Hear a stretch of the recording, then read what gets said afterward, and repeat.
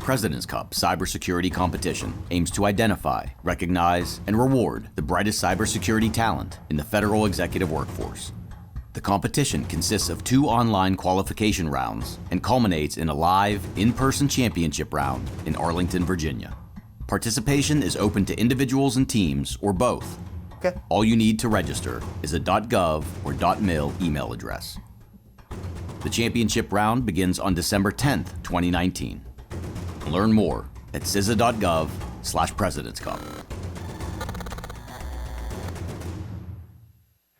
Ladies and gentlemen, good morning once again and welcome to the first annual President's Cup Cybersecurity Challenge, sponsored by the newest member of the DHS family, the Cybersecurity and Infrastructure Security Agency. Your host today will be myself, Bobby Thompson, along with my colleague and all-around great guy, Adam Brown. Will be here to help you navigate through what we hope will be a fun, exciting, and informational day. A day, Adam, is really the kind of the culmination of almost 2 months of cybersecurity challenges commenced on September 16th.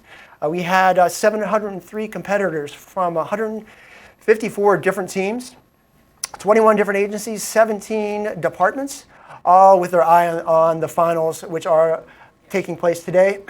We have to give a quick acknowledgement to the finalists.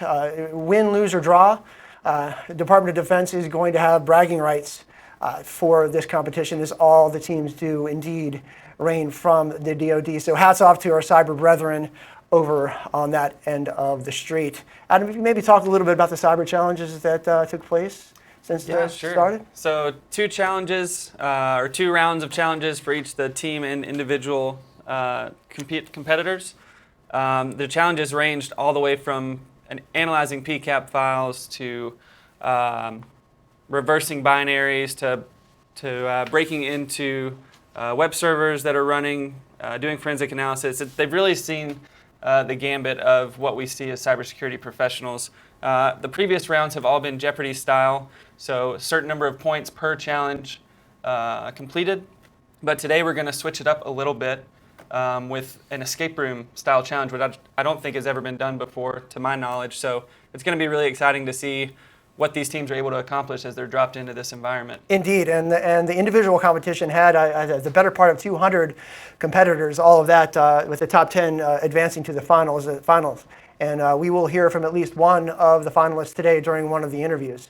And as Adam mentioned, this is the first of its kind, using the escape room concept for a cybersecurity challenge of this nature. So I think you'll really enjoy this. A little more background on the President's Cup. This was created in response to Executive Order 13870 as a way to recognize and identify the top cybersecurity talent across the country. And we'll talk a little bit more about the executive order as we progress through today. So with that, we'd like to have everybody get comfortable with the concepts of this escape room. So we'll cut to a quick break and we'll jump into the competition.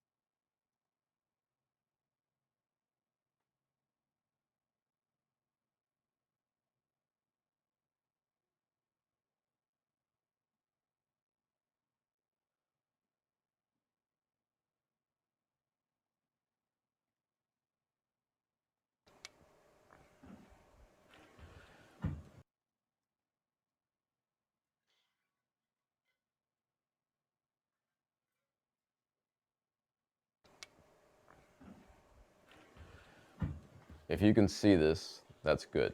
You're still with us. I heard from HQ, and I'll do everything in my power to get you out safely.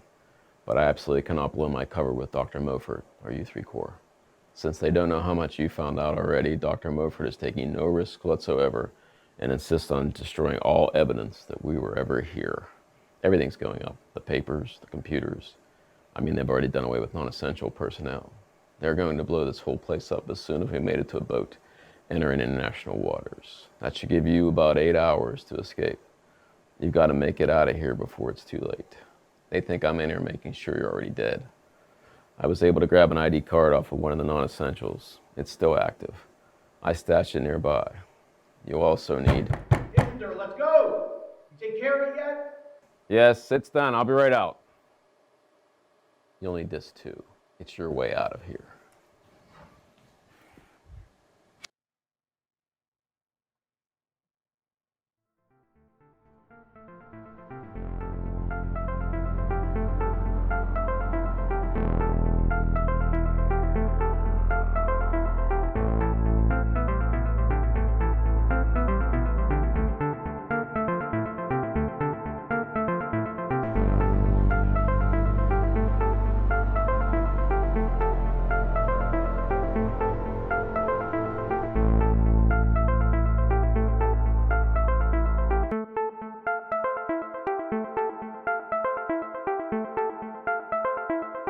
I'm here with Mark Bristow. Thank you for joining us.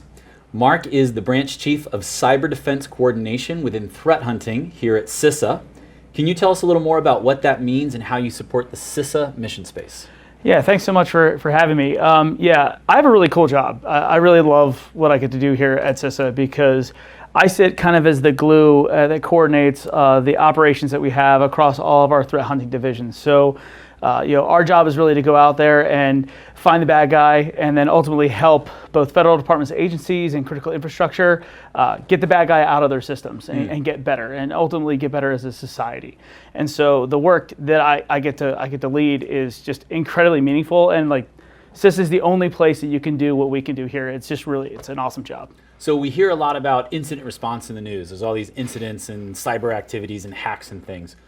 Is it that you guys do this remotely, or do you physically go out to places and do this? So it all depends. We have different modes of operation depending on how severe the issue is, right? So fundamentally, if someone calls up and is asking us for support, we're going to do what we can for them. So not every incident can, CISA can support. We just don't have the capacity. We don't have enough people to do everything that's asked of us.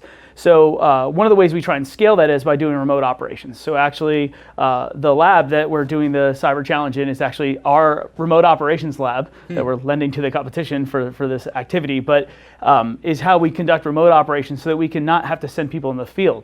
But we also send a lot of people out into the country and sometimes even internationally to support our international partners to do incident response and hunting activity. So we have people that go out literally into the field, especially when it comes to critical infrastructure.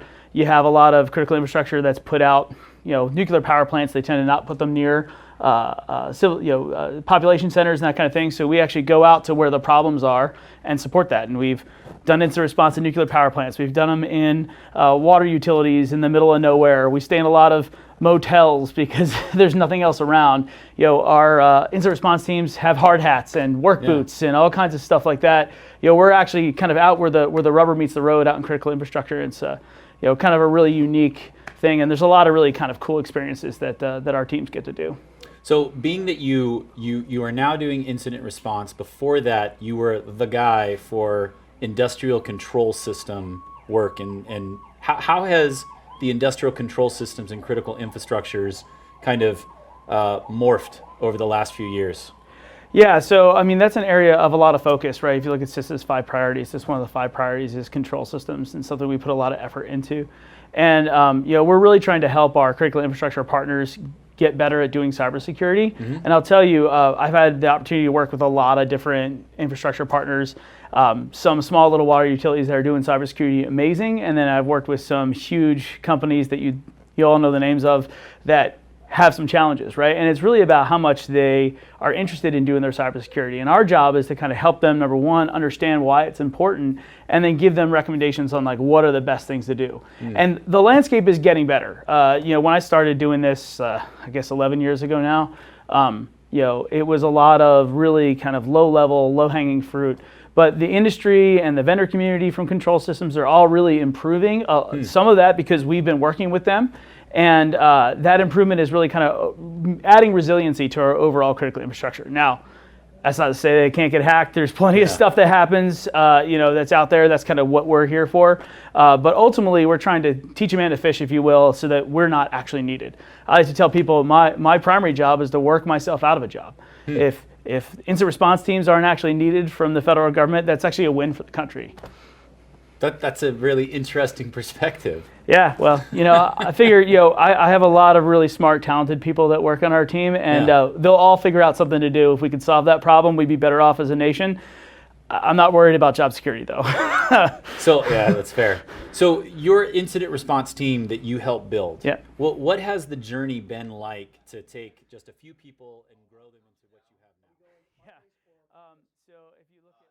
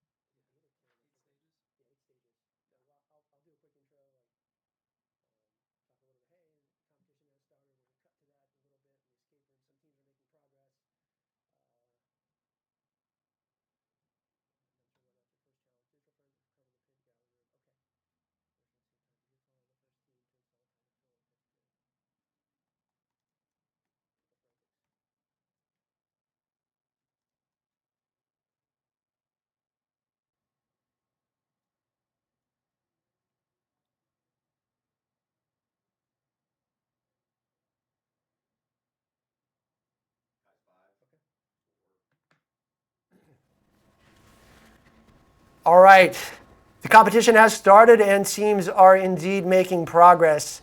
Looks like one of the teams is using some digital forensics here to find a PIN code that's going to allow them to get out of this room. As you follow along here closely, it looks like somebody's in the Shadow Explorer directory, poking around here a little bit. Adam, I don't know if you use Shadow Explorer or not. A little background on that? A little bit, yeah. It allows you to browse the shadow volumes on some of these computers. So I think what we're seeing here is they look like they've opened Outlook in the background, maybe found an email referencing a PIN code that was saved to the desktop, and now they're trying to figure out, based upon a follow-up email, it looks like the janitor was told that he had to delete that file. Okay. So maybe they're looking for a file on the desktop. They look like they've found one here, a docx file. So it looks like they're going to recover that and maybe open it up and see what's inside. Very cool. I'm going to go out on a limb here very early on. I hope you don't mind making a very bold statement.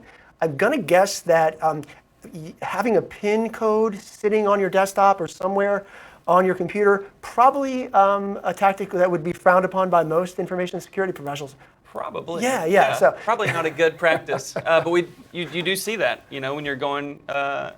Evaluating some of these and that's a really good point, because I think one of the tactics one of the first things to look for is maybe do so, whether it's a user hunter or a file hunter, and look for this very thing. And it's appalling how many times you'll see that type of behavior on networks, which really makes it easier for either an adversary or a pen tester. Yeah.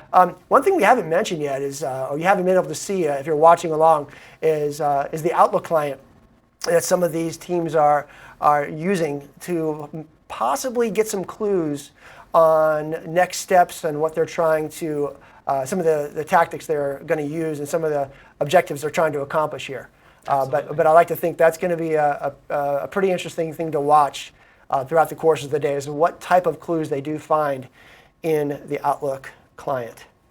Absolutely. So it looks like Team 5 is out of the janitor room. That's a pretty significant event there. Somebody's making progress, so good times. Yeah, and for our viewers, when the team was dropped into the room, they found an ID card. I think they may have found a pair of gloves as well. So they used that ID card on the door, but they realized they had to find a pen. Looks like they found the pen in that recovered Word doc, and now they've moved out into another room inside the environment. Yeah, and it'll be interesting to see why the gloves, right? Yeah. Where's that gonna? How's that gonna play into the game later on? Yeah, absolutely. Yeah. So they didn't put it there on accident. So I'm anxious to see what happens there. So yeah, just an overview of what's going on. Since we're not able to see all of the environment at once, there's 8 stages to this final challenge, and each stage will involve some type of cyber technique to progress through the stages and eventually get out of the building before it explodes. So we're following. A couple of the teams have made it out of that initial room. That opens them up to several other rooms. So at this point, the teams can hopefully fan out, use all of their players, and see what else is out there. Absolutely, and that's something we haven't touched on yet. Is in that opening, kind of that opening dialogue, that opening monologue, just to say by the video grab, is that the team was left as the thumb drive. That thumb drive is going to be a key component to what these teams use for the rest of the day, and I presume there's a lot of tools on that thumb drive that are going to come in handy. Absolutely. Yeah. The thumb drives, the thumb drive they have has everything from Autopsy, the shadow browser that we were just looking at. It's got Wireshark. Who knows if that'll come into play later on in the competition? But there's probably going to be some decryption tools, maybe some reverse engineering tools. Yeah. I don't know, there's the traditional toolkits that a penetration tester would use. Absolutely. As a seasoned penetration tester, can you kind of talk to the audience a little bit about some of the favorite tools you used throughout your career?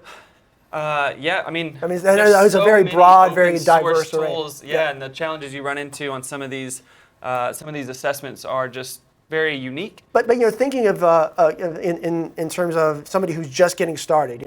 What's going to be in their toolkit? What are some of the things they're going to really look Yeah, to absolutely. Wireshark is a great tool that's been used extensively throughout this competition for a lot of packet capture analysis, also TCP dump in the same vein. Also a lot of work with Ghidra. It looks like one of the teams found a circuit breaker. This is looks exciting. like sparks are flying.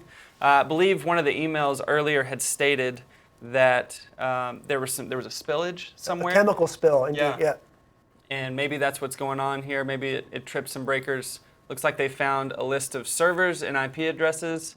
Not sure what that's about yet, but it looks like they may be communicating that information back to their team.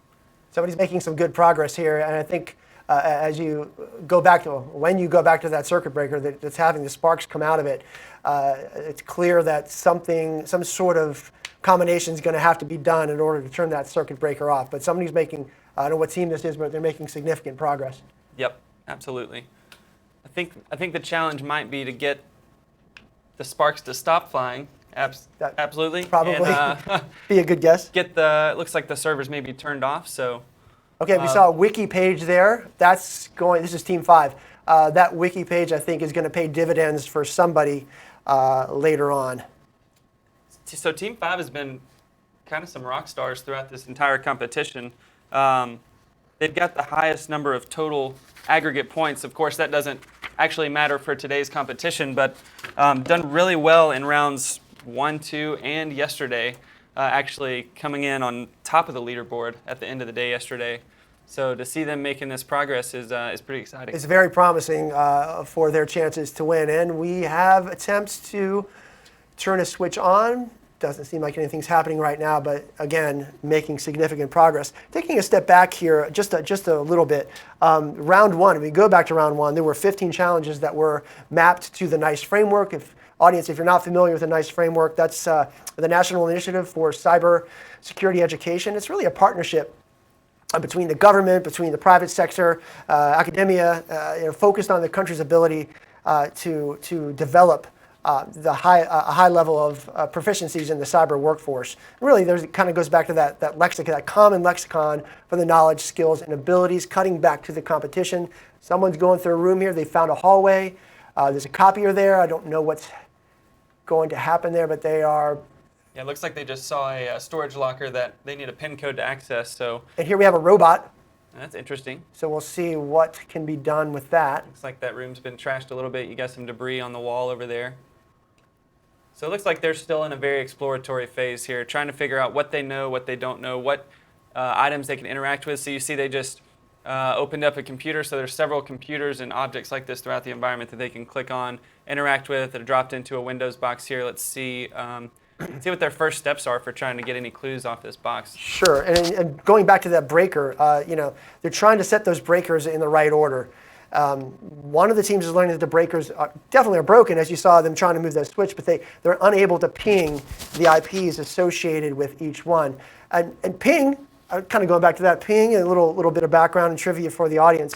Ping does not stand for a packet internet groper, as many people have been led to believe. Ping was created by a guy by the name of Mike Moose, just up the road at the Aberdeen Proving Grounds, the better part of, I think, 35 years ago or so. Mike tragically died in a car wreck on I-95 not long after he created Ping. Mike's primary mission at the Aberdeen Proving Grounds was submarine technology. He called it Ping based on the sonar technology that submarines used. So again, it wasn't an acronym. It was based on that ping that kind of goes back forth from the sonar and back to the submarine itself. He went on later to say that, had he known that this tool was going to be one of the most widely used tools across the world, he would have spent more than a night on writing the code. So good stuff there. This is important. This is important stuff. Interesting. All right, and the team's continuing to navigate here. Yeah, so many different rooms. I think they're opened up to 4 or 5 rooms at this point. So many different things to explore. Lots of terminals to interact with. I just go back to that first box they were able to get on in the janitor's closet. Outlook had some pretty useful information. So we'll see where the information lies on some of these other boxes. You bet. And if you look at the bottom of the screen there of the escape room, there's a little code that shows exactly what they have grabbed as part of the competition. So before long, we are going to be cutting to a interview with Director Chris Krebs, who's been the director since the inception of CISA, a highly respected individual, very much on board with everything Chris is about. So that'll be really interesting to hear his thoughts on this particular challenge and this competition.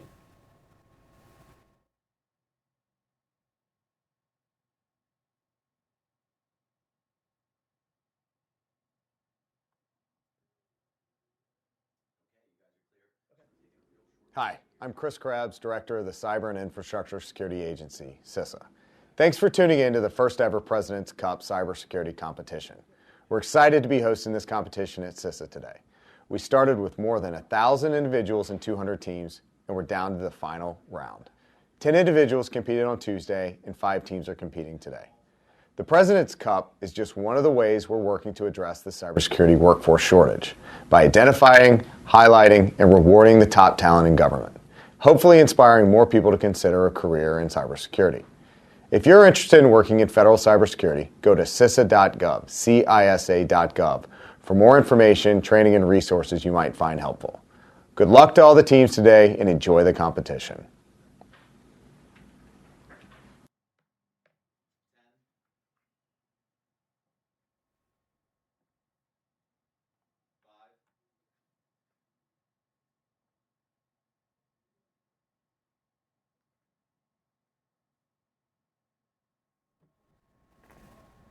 All right, welcome back.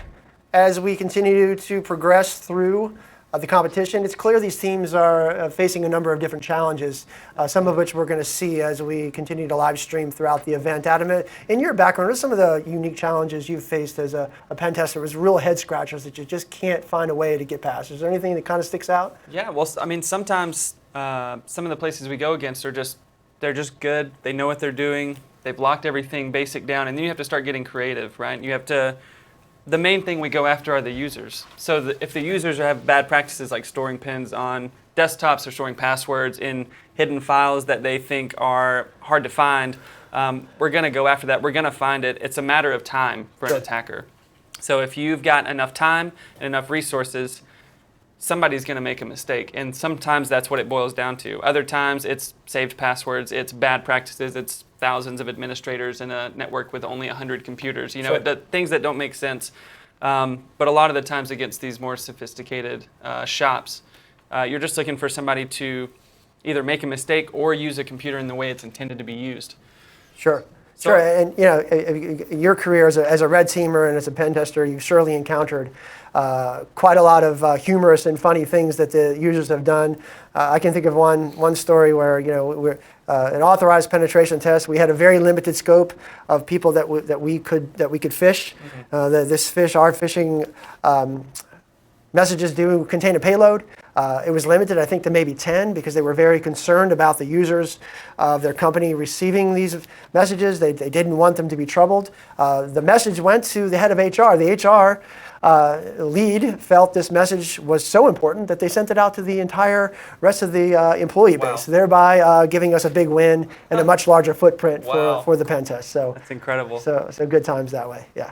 So taking a look at the leaderboard right now, we can see that 2 teams have made it through the first stage, it looks like. So each icon on the right is a different stage in the challenge, and they'll progress all the way to the right until eventually escaping the room. And the way the points are done today, they had 10,000 points that they were starting from, and every couple of seconds the point value goes down. So it's based on time. Yeah, you can see that timer start to drop there on the right of your screen if you're looking at the audience. Now we're down to about the better part of 9,400 here approaching. So that's kind of the clock, the countdown, and the time left. We've only been going for the better part of a half hour. So these teams have plenty of time to continue progressing throughout this challenge. Absolutely. It looks like Team 2 is making some solid progress. They're about to break out of kiosk mode. So yeah, that's what they're attempting to do. We'll see if it pays off for them. There's so many different rabbit holes that you can go down in a competition like this, or even in a live exercise, sure. Right? Hackers tend to, or cybersecurity professionals in general, tend to find something, have an idea, and chase it down. Sometimes it pays off, sometimes not so much. Indeed, and as you look at the leaderboard here, it looks as if Team 4 might be falling a little behind, but that's not a harbinger of things to come for that team. They can surely make a lot of progress here in a very short amount of time to kind of catch up to the rest of the team. Absolutely. Looks like we're back on somebody trying to figure out maybe a PIN code for the storage locker. I'm sure there's some juicy details inside that locker if they can get in. And the circuit breaker's still having sparks fly out of it, so whatever team this is has not yet figured out the fact that those breakers need to be activated in order. Someone just got denied access to the PIN code. Yeah, I'm not sure which room we're looking at here. This may still be the janitor's closet. So what the authorized thing on the right here is. They scan a badge that they found on the ground, and then they have to accompany that badge scan with the correct PIN code. And I believe that they should still be recovering this PIN code from the desktop of the janitor. Right. And the different PIN codes that you're going to find are different authorization codes from the various characters as in this escape room. Again, are going to pay a lot of dividends to the competitors here today. Absolutely. Looks like they're trying to just brute force this pin, trying a lot of random things. Luckily, there's not a lockout threshold on this pin pad.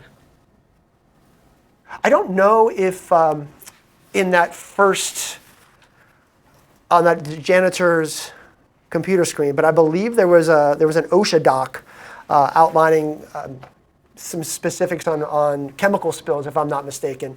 I think that's probably going to be something that may come in handy later on. Very interesting to see how that's going to play out and how that's going to play into the competition. Some of the backfill on some of these teams, the teams have done pretty well in the challengings leading up to this. Obviously, they're the top 5 teams in the competition. Some of the teams are good with PCAP analysis. Some of the teams more reversing, more programming heavy. But it looks like all the teams are pretty well-rounded in terms of what challenges they were able to complete. Yes. I can speak from firsthand experience. These challenges are pretty difficult, and they introduce definitely a lot of rabbit holes. Some of the PCAP analysis challenges I spent way too long on. Looking for all the wrong things. And that's something that they're going to be able to face today is can you identify what you're supposed to do, and is it the right track to chase down? Yeah, And yeah. can you do it in 8 hours? Well, yeah, and you talk about the hours. And we have 8 hours here. The teams have spent almost combined total of almost 5,000 hours on this competition since its inception. It's a lot of hours and a lot of time, and it just proves the kind of the tenacity and the resilience and the commitment that these teams have demonstrated throughout this competition. Because as you mentioned, man, these pen testers are going to have a broad, diverse array and a very of skill sets and background, PCAP analysis, reverse engineering, and each team's specialty is going to help them take the next step throughout this competition. You got these guys that are rock stars in secure coding with Python. There's teams that have probably never used Python before or have very limited experience and skill set with Python. Then that's going to be a challenge for them here to see if they can kind of take the next steps. Yeah, absolutely. The challenges are designed in a way to not highlight one specific cybersecurity profession, but to come across the entire spectrum of cybersecurity. Looks like somebody's found a Kali box. And let's see what they're doing here. It looks like they're trying to do some network discovery here on the right. Not sure what they're trying to discover. Maybe they're looking for boxes to laterally move to. It's one of those things, where you find a machine. So the difference in this part of the challenge from the rest of the competition is the fact that in the rest of the competition, you're given some kind of prompt, something to achieve, something to accomplish. This was pretty open-ended. You're given a video on a thumb drive, said to escape. Sure. And there's some computers laying around, try to escape. Figure it out and good luck. Here's a thumb drive. Hope these tools are gonna help you. We kind of go back to the Kali box here, and for users and the audience members who may be kind of on the novice side of things or at the beginning, or very interested in breaking into this industry. This is definitely one of the tools I think you'd recommend is you really familiarize yourself with something like Kali. Yeah, and specifically this Nmap tool that they're using. So Nmap, one of the most common network discovery and enumeration assets out there. Every cybersecurity professional probably knows what Nmap is, and that's another tool if you're interested in getting into the field. Check out Nmap. Yeah, Nmap and that's usually one of the first tools, as you mentioned, that someone's going to use for scanning, for identifying open ports, for potentially identifying vulnerabilities. And I love to share, my favorite story about Nmap. The creator of Nmap, Fyodor, had put this tool out open source, and I think that in and of itself, people spend hours. It's not hours, days, weeks, months, sometimes years creating this tool. And they don't want anything for it. They put it out open source. They want the community to have it for the greater good. Well, if anybody remembers the movie The Matrix, and if you remember The Matrix, Trinity in the movie uses Nmap to do an SSH. I think it was maybe some SSH scan of some sort. Well, Fyodor, being the super excited, happy dude that he is, and hey, my tool is being used in arguably the most popular movie in the world, he took a screen grab of it and put it on his website. Incredible. Very cool. So the next night, the next day or 2 days later, he gets an overnight express package on his doorstep from the lawyers of Warner Brothers Studios telling him to cease and desist. Oh, wow. You used a screenshot of our movie without our permission. Wow. So Fyodor goes, all right, guys want to dance? You want to play hardball? Let's do it. Sends an overnight express letter back to Warner Brothers Studios telling, hey, you used my tool in your movie without my permission. So guess what? You have to take down every movie you've released and you have to pay me royalties. How about we start with $100,000 per movie? You got an overnight letter the next day. You can keep the screenshot. That's incredible. Yeah, good stuff. Wow. All right, so where it looks like still doing that network someone's doing enumeration, another network discovery. Yeah, another Looks like they're finding some. So typically, when you see a lot of port 445s, port 135s, 139s, that's starting to look like some Windows hosts. So it looks like they're finding other Windows hosts on the 192.168.28 subnet. Looks like some other random ports there as well. So we'll see what comes up. Maybe the Windows hosts are vulnerable to something. Maybe they're not. Maybe they're going to chase that hole down. Maybe they're not. I think the competitors would do well to really focus on the clues in the environment. Mix that escape room feel with the CTF feel and see what can be accomplished that way. Absolutely, yeah. And just kind of segue a little bit off topic. I just want to show the audience a picture or just a little idea of what the trophy looks like. This is the President's Cup Eagle. This is the trophy that will be awarded to the winning team. They get to keep that trophy, not permanently. They get to hold on to it. It's something proud, something that they can show to their colleagues, and hey, their commitment really paid off in order to win this competition. Absolutely, and shout out to ICE for printing that trophy for us. It was incredible that they were able to do that in such a short amount of time. So kudos. Yeah, absolutely. So kind of going back to the competition, and some of these teams are definitely making progress. They're collecting packets. They're using Wireshark. Wireshark's, I think, another tool that you recommend to some of the beginning users out there. Familiarize yourself with packet capture. Understand how you can analyze traffic through that tool. And this tool goes back a long time. I think it used to be called Ethereal way back in the 90s. Gerald Combs kind of, I guess, took it over and made it his passion to create Wireshark and to put it out to the community. Again, committed to keeping Wireshark free and open source. There's a lot of great books, a lot of tutorials out there. You can do some pretty cool stuff. Yeah. You can carve files. You can really, a lot of system administrators use Wireshark for troubleshooting, and it makes everybody's life a lot easier. Absolutely. Looks like one of the teams has found a second video, and let's cut to that if we can. Yeah. All right.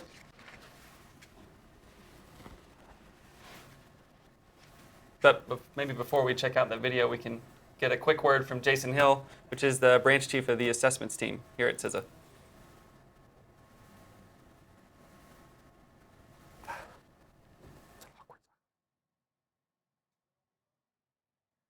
So thank you, Jason Hill, for joining us today.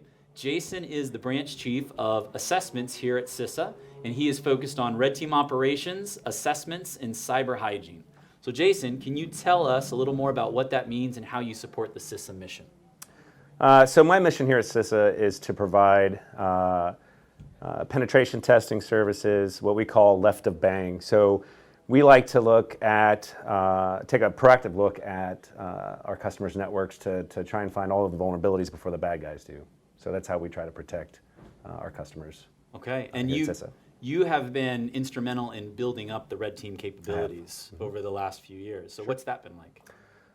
It's been great. So I've got an extensive background in cyber coming from the military, and I use some of that background to help build out our red team capabilities here at CISA. It's been a struggle, but it's been a lot of fun. Okay. So being that you learned your trade in the military, what advice would you give to some currently technical military folks that are considering, or maybe they're nervous about, joining a different workforce? Sure. The first thing I would say is don't be afraid. So I remember trying to transition some of those skill sets and not understanding where they actually fit in the civilian world. Mm-hmm. You spend a lot of time in the military doing military things the military way, and not really knowing where you would fit in the civilian world. I would say everything that you do in the military translates well to civilian life. Including some of those leadership skills that people learn early on as lower and mid-level enlisted and officer ranks. So don't be scared of just trying to jump in with both feet. A lot of places love to have military in because they understand how the military mindset goes. So I would look forward to having any military apply with us and come to work with us once they're finished with their mission. So, okay. Yeah. Now, has there been a difference in being a military person and a leader? And as you've transitioned over, is the leadership styles very different? I would say they're a little bit different. I think some of the tools that you have at your disposal in the military are different from civilian life. It's been an interesting transition to learn that myself. So you can't different ways to motivate. Can't get the analysts to do push-ups. Right. Yeah. Exactly. Yeah. That's exactly right. There's a few more tools that we have that you don't have here. Yeah. But there's a lot more leeway that we have here on what I call the outside, I guess, to help motivate some of the folks that work here. Our mission's great, so that helps with motivation. And there's no 4:30 wake-ups, so that also helps. Well, I don't miss those. Yeah. So you competed in You competed in this year's President's Cup. I did.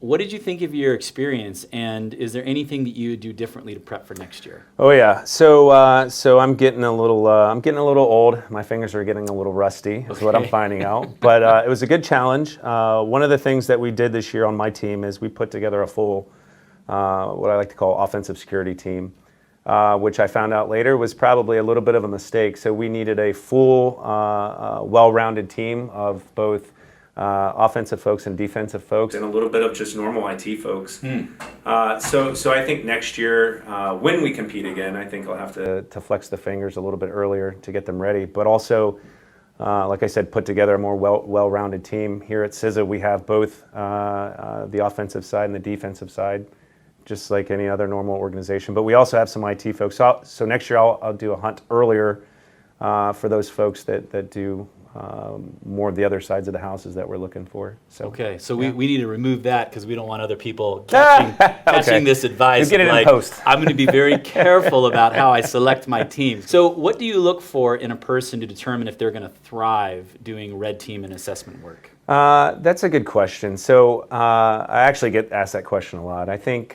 first and foremost would be passion is one of the first things that I want to look for, which is a little bit different than a normal job where you're looking for whether the person has the right skill set or not.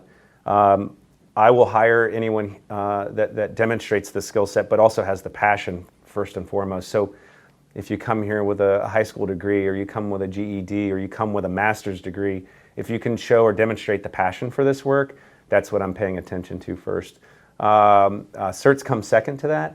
Work experience I'm also looking at, and then finally whether or not you fit the culture here. I like people who can work well together and lean on their teammates, just like in the military. They've got that camaraderie there, and I'd like to bring that over here and have that camaraderie here. So I'm looking for teammates to kind of round out what I'm looking for, people who can work as a team. Okay. Yeah. So passion is always that. How do you screen for passion? That's another good question. So so when we talk to folks who are interested in working here at CISA, we ask them what they do on their off time. Those folks, the people who demonstrate the passion for it, usually are working off time, off hours. They've probably have projects that they're working on themselves, trying to learn, trying to advance their own knowledge set.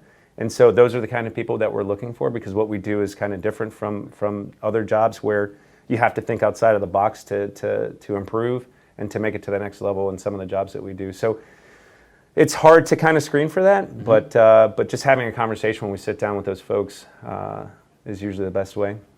That's pretty cool. Yeah. Now, being that you have these adaptive people that are just tinkerers, right, and they're constantly pushing themselves, how do you see your team shifting to address the ever-changing cyber landscape?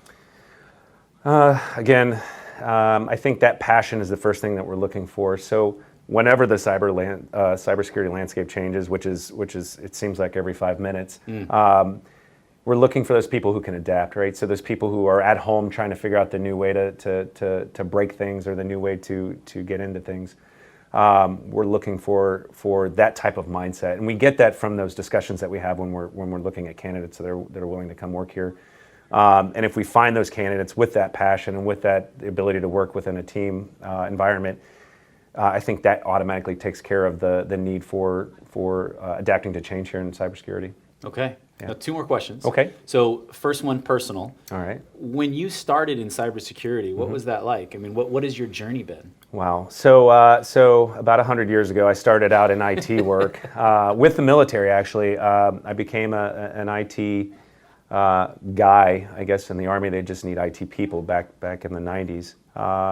I was always tinkering with cybersecurity back in the 90s before it was cybersecurity. Okay. And then midway through my military career and civilian career, I made the change. I'd always had my hands in different things. I have that passion that I'm looking for, that's always trying to tinker with things. But midway through, the cybersecurity thing became a job that you could get paid for.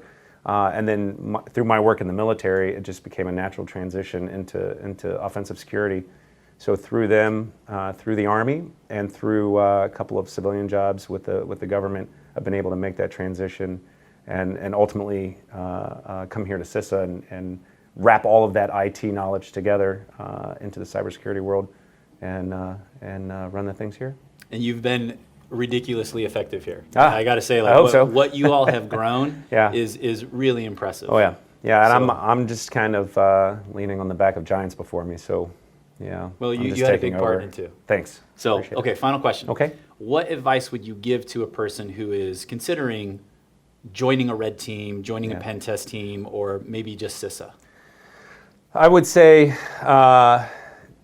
don't be afraid and to kind of jump in with both feet. I know a lot of individuals in the community who won't take that next step because they don't think that they have what it takes to join any of those teams. And I would say here at CISA especially, we have positions that start at beginner and go all the way up to expert. So I would say don't be afraid. Submit your resume and see where you land. I think failure helps you move forward. So even if you don't make it here, you'll make it somewhere else. And I would always say, I would also say that keep pushing that passion forward. You know, be striving to make your skill set better. And that way, when you go to get a job anywhere, not only CISA, that you're ready for it. Excellent advice. Sure. Thanks. So thank you for your time. Absolutely. Okay. Great.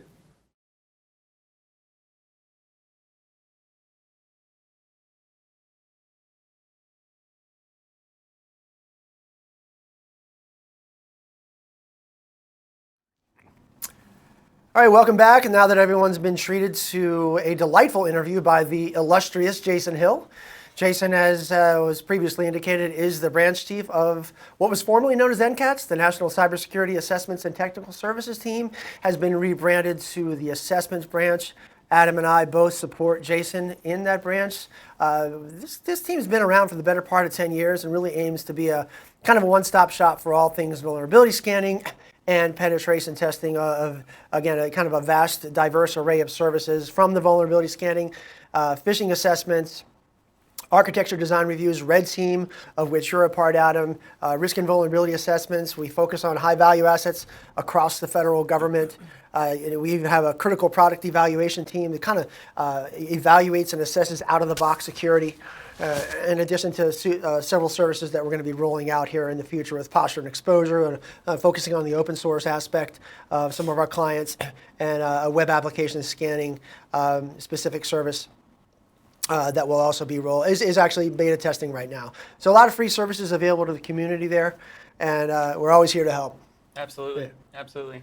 So what do we have here? We have somebody still working on the breaker. Yeah, Team 5's working on the breakers. Looks like they've found a packet capture file, and they've installed Wireshark on one of the workstations there to take a look at that packet capture and see if they can glean any more clues about maybe what's going on with the breakers, maybe the servers involved with that. Looks like they've got a team member looking at the breakers and then also the IP diagram, and then they've got another user digging into Wireshark and seeing what they can figure out.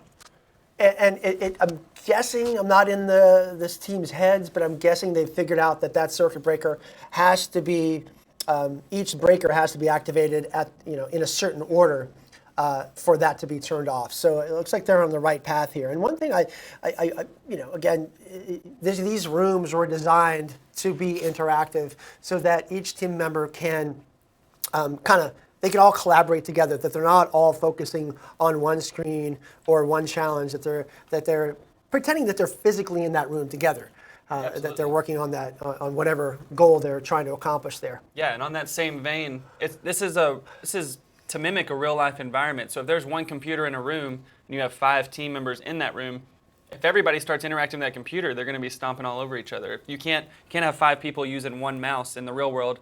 The same in this escape room. So I think we're seeing some of the teams learning that process as they go, that you can't have 5 team members all operating on one box. Like in the janitor's room, there's only one computer. So if you've got your whole team operating on that, you're going to cause some issues. Sure. And I think one step they may or may not be missing here. Looks like you've gone back to the Outlook file here for additional clues. You've got Julie going back and forth about, hey, what part of this do you not understand? What part do you not understand about not bothering me anymore? They may want to, think about something in terms of how the machines were turned off and on. That may give them a clue as to how this circuit breaker is supposed to be activated. Yeah, it looks like if we reference the janitor's emails, those emails they saw from the janitor, It looks like somebody sent him an email saying, hey, there was some spillage. I think some breakers tripped. And then they get to this other computer and they see this other person in the environment emailing his boss saying, hey, something messed up. I need to fix it. And she's like, don't bother me, just deal with it. And he's trying to figure out how to get these servers turned back on. And he says, there's some order that they need to be turned on in. And she says to just reference the logs for how to turn them back off and on. So I think that's what the Team 5 is trying to do right now. Yeah, and maybe this is where the gloves would have come in handy. Oh, yeah. I'm not sure if they would have put the gloves on or if they've tried to use those gloves to turn on those breakers. I don't think it would really matter. But these breakers, this breaker scenario here is a key component to the rest of the challenges, because when they turn this on, or when they get that breaker, there's sparks to stop flying and everything activated, that's going to turn on a lot of other hosts within the challenge. It's going to help the teams get more hints and make additional progress. Absolutely. Who knows what's on the rest of those servers that have yet to be turned on. But looking forward to finding out. Looking forward to these teams getting their hands in some of the other computers in the environment. And the skill here, clearly, if they kind of go back to the team, they're in Wireshark. Packet analysis is going to be their best friend here. How, what type of tactics are they going to use as they go through Wireshark? Are they doing the right thing there? In your opinion, are they in the right area? Wireshark could be used, if they know that systems are turning on and off, Wireshark could be used to determine when a computer was turned on and how, how it got onto the network. Right, and traditionally, when a computer is turned on, the first thing it's going to do is it's going to get a DHCP lease, right? It's going to do what's referred to as a DORA, discover, offer, renew, accept, I think is the acronym for DHCP. So when a computer turns on, they get that DHCP lease. When it goes down, I don't know if it releases it, probably might release it, but if it's going up and down, you're going to see that lease renew. In this case, it may be a static. Yeah, maybe something that's statically just be reserved. receiving those offers, absolutely. Yeah. And this is this is like a linchpin for the rest of the challenges too, because if once you get this, so many other doors and possibilities can open up. So until they get this, they're going to be stuck for a few minutes. Looks like one of the teams has found the janitor pin, and they're going to get out of the room. It's Team 3 we're looking at. I'm banking that Team 3 is going to actually get out. There it is, the correct sequence, and they're out of the janitor's room and into the main area of the environment. They're feeling good right now. Yeah. They're happy. Yep. And it takes, getting dropped in an environment like this, first of its kind, if you're in that CTF mindset of I've got to accomplish some cyber task and you're not thinking about, how to mix this escape room environment with the computer environment, it's a little bit of a mind shift. Sure. How many Red Bulls do you think these guys have consumed? What is it? It's about 9 o'clock now, so they're at least 3 deep now. Each contestant has consumed a minimum of 3 Red Bulls. 500 milligrams of caffeine, not recommended, but probably what some of these teams are doing. Yeah. Now, do these guys, are they all wearing hoods? Black hoodies is standard hacker attire, but we've got a mix of cybersecurity professionals here. A lot of, not just offensive people, but defense as well. Right, and I think when you mention the word hacker, what's the first thing that comes to people's mind? So someone wearing a hood, someone wearing one of those masks that you see the anonymous group wearing, or maybe my favorite is the picture of the guy. If you do a Google search for hacker, you got the guy pointing the gun at the computer screen and wearing a mask. Tell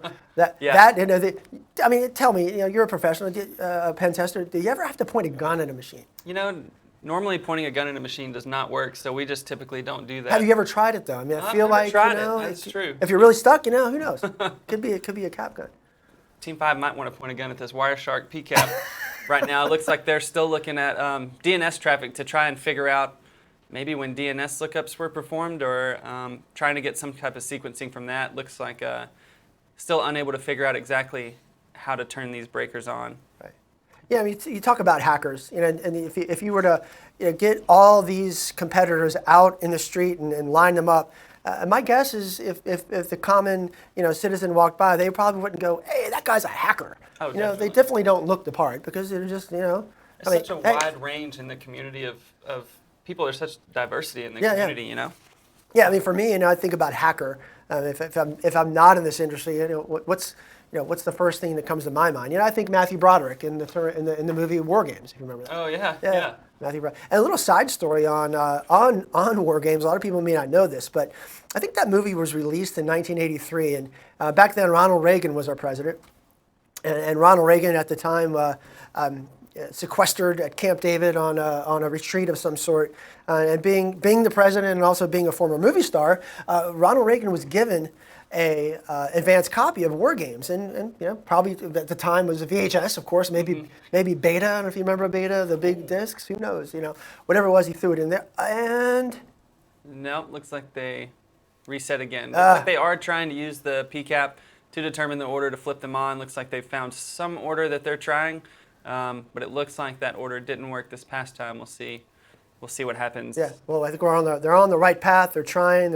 Hopefully, we'll see these sparks stop flying here shortly. Anyway, Ronald Reagan, watches War Games at Camp David and is so awestruck, so disturbed, so troubled by the fact that a hacker could actually do this type of thing. He went back to the White House the next day, called his constituents in, the Secretary of Defense, and said, "Listen, guys. Is this reality? Can this actually happen?"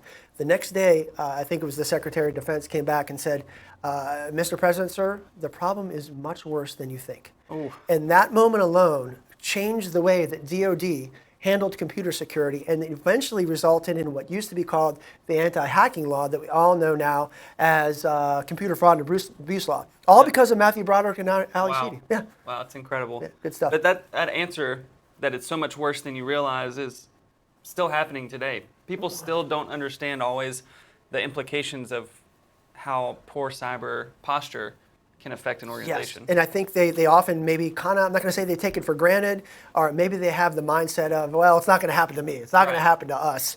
Where oftentimes I'll talk to customers and stakeholders, and I'm not saying any of ours, but people in the industry. Well, I'm running antivirus. That should be good. Yeah. Is antivirus enough? We'll come back to that. Looks like we have somebody looking at the photocopier here. Yeah. So we just cut away from Team 5 looking up Greek god birth orders to try and figure out if this is an Easter egg type of challenge or if the PCAP maybe actually be indicative. Looks like somebody's found a poster with a QR code on it. So keep calm and consult the employee guide. That QR code does actually work. So if you're watching the stream and you want to scan it, feel free to see where it takes you. It's pretty interesting stuff. The team obviously does not have phones in the room, but they do have a phone that they found in one of the escape room environments that they could potentially use to scan that QR code if they see fit. Looks like they're gonna they're trying to QR decode it, so they're thinking maybe it's needs to be decrypted. Yeah, maybe they're not thinking of that phone in their inventory as something they could use with that QR code. But that's one of the elements of this escape room is being able to put together what you can use the different items with and how you can interact with the environment. I'm kind of getting back to what we were referencing before. A lot of customers kind of, they think they're safe, they think they're not susceptible, they think it's not going to happen to them. I often get the argument, we do our annual information security awareness training. We sometimes have, quarterly, sometimes biannually phishing exercises. We did a vulnerability scan last year. That's not quite enough. Right. Yeah. And it's not until after some travesty, some catastrophe happens on the network that then they decide to kind of go back and do something about their security. Yeah. One of the problems is if you have security in place and you think that it's working, there's no way to really know until someone tries to attack you and tries to compromise it. Until it actually happens. And that's something that we here at CISA, we at Vulnerability Management and our team in the assessment branch, we try to help our customers understand where those risks are. We are not military, law enforcement, legal, or governance, so we cannot tell anyone, hey, you have to do this. But we can show our customers, where their risk resides, where their deficiencies, their weaknesses are. We can show them, hey, here are the attack paths that could potentially get exploited if you don't actually do something about it. Here are some recommendations that we base on NIST, CIS controls. We use the MITRE attack framework to help everybody understand kind of how those those weaknesses and those deficiencies Yeah. map to certain threat actors, to certain other weaknesses. And hey, how can we eliminate attack paths before they're actually exploited by real world adversaries? Absolutely. Yeah, one of the things that we get to provide some of these organizations is an attacker's perspective or an attacker's mindset. You've got a room full of people who have spent their whole life trying to figure out how to protect something, but only from half of the story, right? When you get the attacker's perspective, you get attackers talking to defenders about how they would compromise this, and if they made a change, what would the attacker do then? Right. And that allows the defenders a broader aspect into something that they may not have thought about before, they may not know anything about. Sure, and it's really, it's fun, it's exciting to actually see our customers take the recommendations, do something about it, and how it's making an impact, and a positive impact across the community, across the government landscape, that the work we're doing is actually paying dividends. Absolutely. So it looks like we've got a map of the control room or the escape room up on the screen here. So you can see there's several different rooms. Everybody started off in the facility storage room in the top left here. Once they broke out of that room, they've got access to that west hallway employee lounge. Developers' offices might be where that circuit breaker is, or maybe that was the network operations center. Yeah. So we started in the janitor's office. I'm not seeing that here. Facility storage. Facility up at that storage, top okay. left, yeah. Made it to, I think we saw some teams in the employee lounge. Made it to the west hallway. I'm not sure where the robot resides. My guess is somebody at some point is going to have to manipulate that robot in some capacity. Absolutely. Looks like we've got Team 3 up here on a Windows box. Maybe they're going to open Outlook and find some additional clues as to what their next steps might be. Sure, and I'm guessing as a seasoned pen tester, that's probably something that you're going to be doing right now, is looking at Outlook, trying to get some additional clues. Absolutely. It's not always about attacking a system, right? It's about observing the users in the environment, observing what they're doing, how they use the system, what their job roles are, and then being able to take advantage of that information. Attackers think about how they can take advantage of things that aren't necessarily nefarious, they're just used not as intended. Right, and I wonder if it would help, not that we can give hints or tips or that it would, but if you're in this competition, do you go back to the janitor's office, kind of start fresh? If you're really struggling with a challenge, do you go back and kind of see, have I missed anything, and do I need to follow a different path?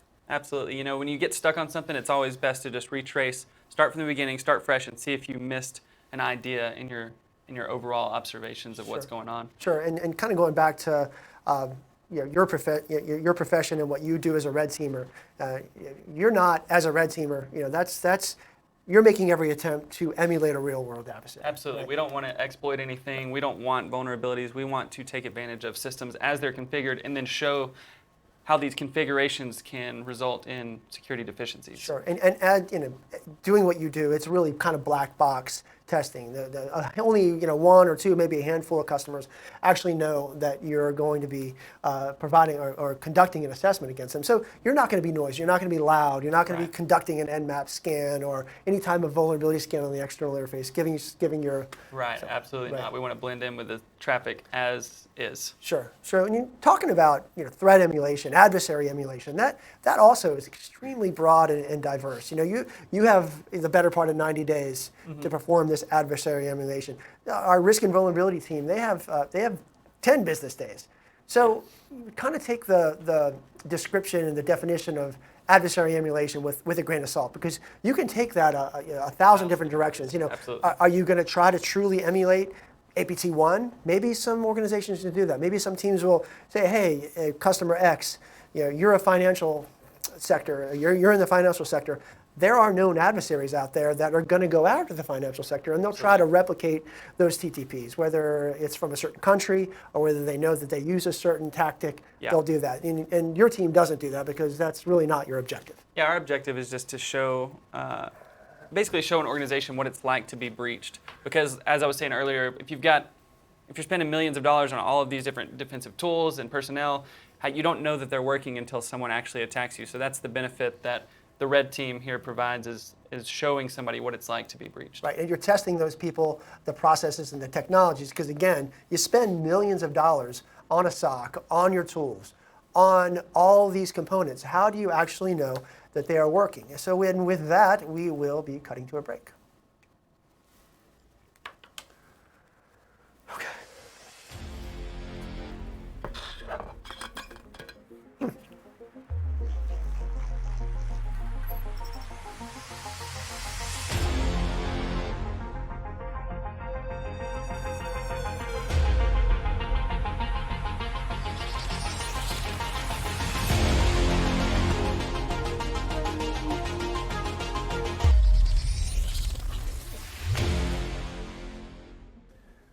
Hi, I'm Austin Cusack, and today we finished the individual competition of the President's Cup Cybersecurity Challenge. We started with over 1,000 contestants, and today we had the 10 finalists here on site. Of the finalists, we had the third place going to an Army captain, second place going to an Air Force captain, and first place went to Cadet Sears Schultz from the Air Force Academy. What were some of the hardest parts of this competition that you found? I think one of the things is that it was radically different in a good way than most CTFs. Most CTFs are very offensive focused, and they're very narrow in scope. So you might download a challenge file or have a running service that's vulnerable, and that's the scope. That's all you do. But for these challenges, a lot of them were very broad. There were multiple tasks that you'd have to achieve, or there would be configuration you'd have to set up, a defensive configuration in order to successfully complete the challenge. So the scope was a lot broader, and I think that made for a lot more interesting challenge types.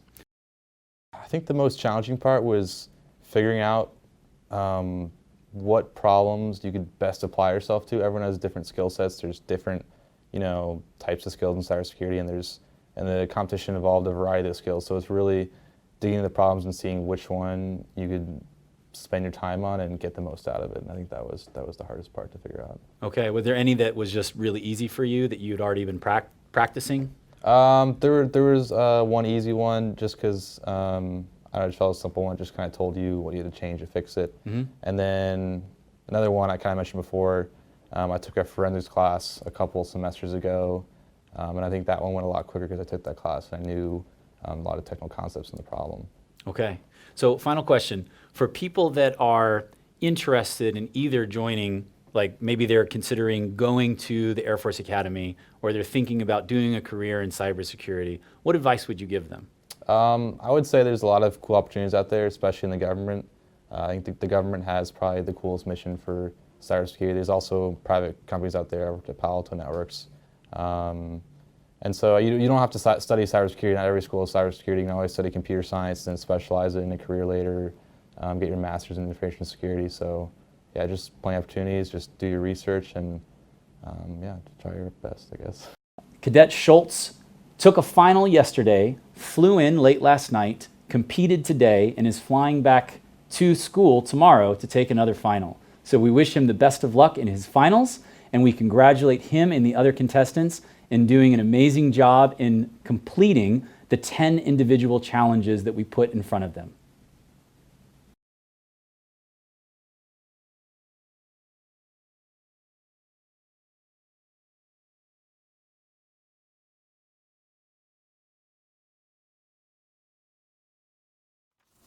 All right, welcome back.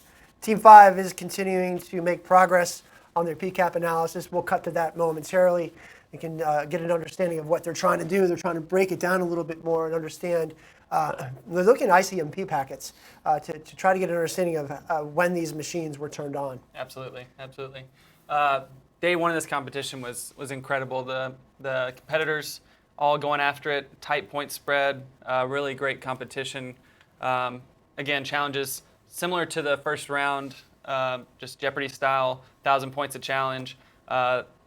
Teams were very close, competitors were very close. So, well, as a competitor in this challenge, can you give the audience just a little idea of one of the challenges you encountered early on in the competition? Something that may have been easy, something that may have been hard? Sure. Yeah, there were some reversing challenges that required us to dig into a binary and then try to find some kind of hidden key, or the binary.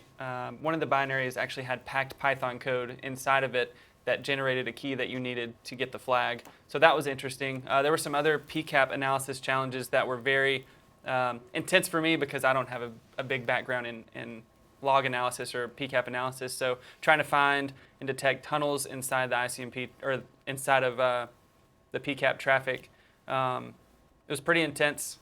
So again, a wide range of trying to attack web servers, trying to reverse binaries, trying to do log analysis. But one of the strategies I saw people were taking in some of these individual rounds were, let's find the nice categories that we know the most, and let's go for the high point values first, and then let's work backwards from there, right? So if I'm most comfortable with the operate category, I might go for the highest point challenges there, work down that list, and then spread out from there. And that seemed to be working out well for some of the competitors. Sure, and we talk about some of the competitors here. It looks like Team 5, they're not really making a lot of progress with the ICMP analysis. They moved on to ARP.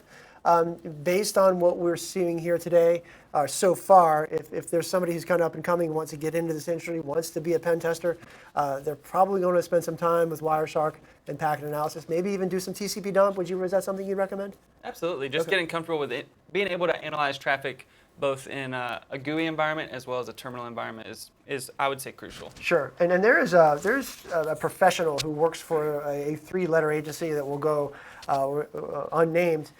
He's blind, but he can read packets. I don't know how he does it. He's got some sort of something that allows him to read the packets. This guy's a rock star. He's a packet ninja, and he's blind. So I think it goes to show if you really are dedicated and committed to your skill, to your profession, nothing will prevent you from accomplishing your goals. Absolutely.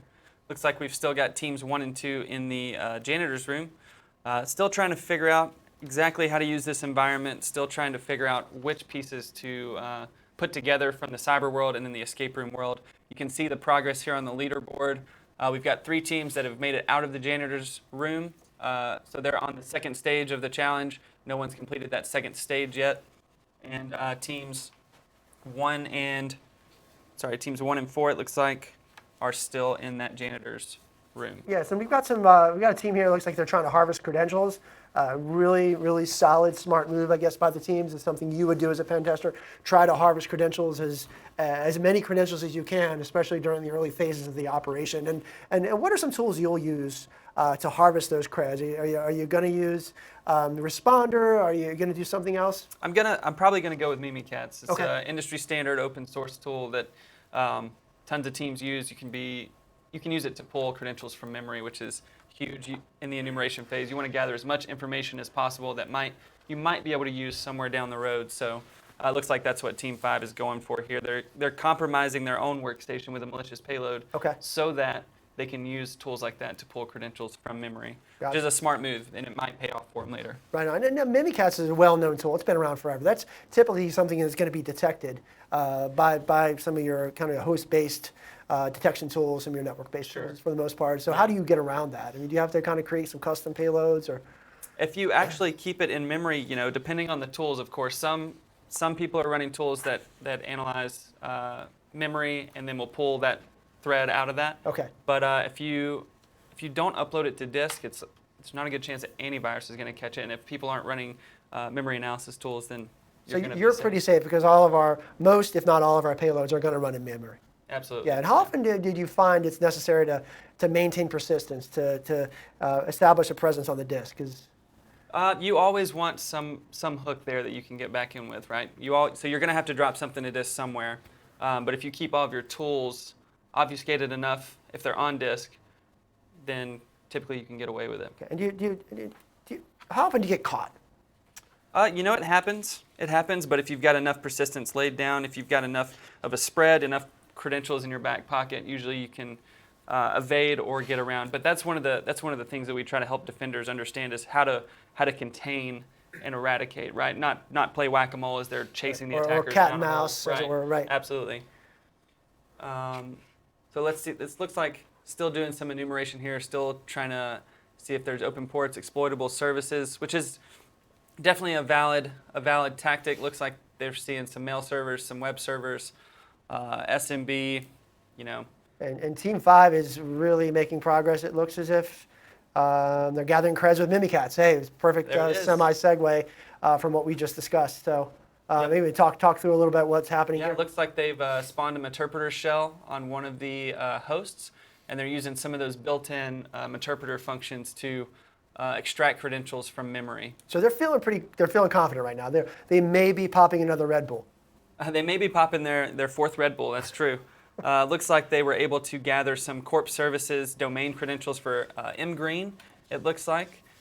Some local administrator credentials as well, local administrator hashes as well. And you saw him run was it DC Sync there?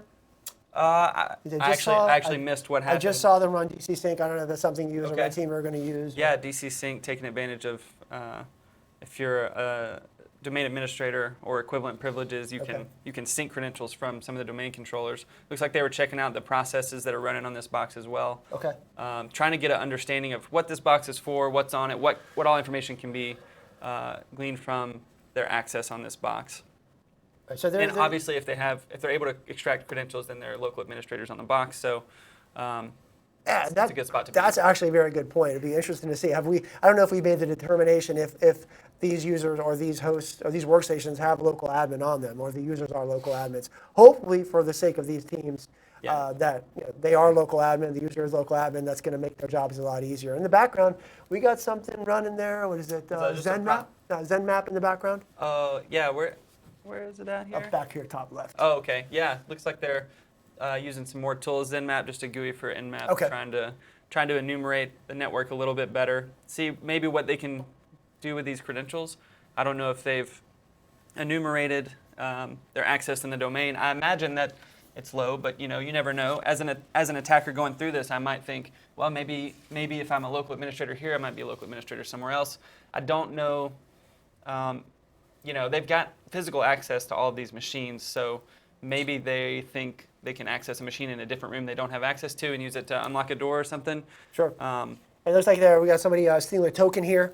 They're going to impersonate a user. Now, I do kind of wonder, is this going to help them, kind of crack the code on those circuit breakers? I'm not sure. I think with the circuit breakers specifically, it's some type of physical thing. So credentials and things running on a machine that's already powered on, probably not going to help you there because there's some type of electrical issue. Here we are back to the circuit breaker. This is Team 3. Okay. So this is Team 3's interactions with the circuit breaker for the first time. You can see the gloves on the bottom. And they've done some packet sequencing here through Wireshark. Absolutely. So that's helping. I desperately want them to go back to the circuit breaker. I really want them to be successful here. Yeah. And looks like they're analyzing TCP sequence or the stream. Yep, looks like they've keyed in on some type of stream. Looks like LDAP traffic potentially. I don't know, maybe looks like an AS request. So AS request is part of the authentication service request for Kerberos.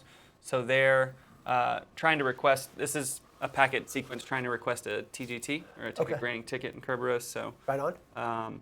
Not sure if that's going to help them out that much, but they're just trying to get a little bit of a feel for what's going on in the network traffic, see if there's anything useful in there.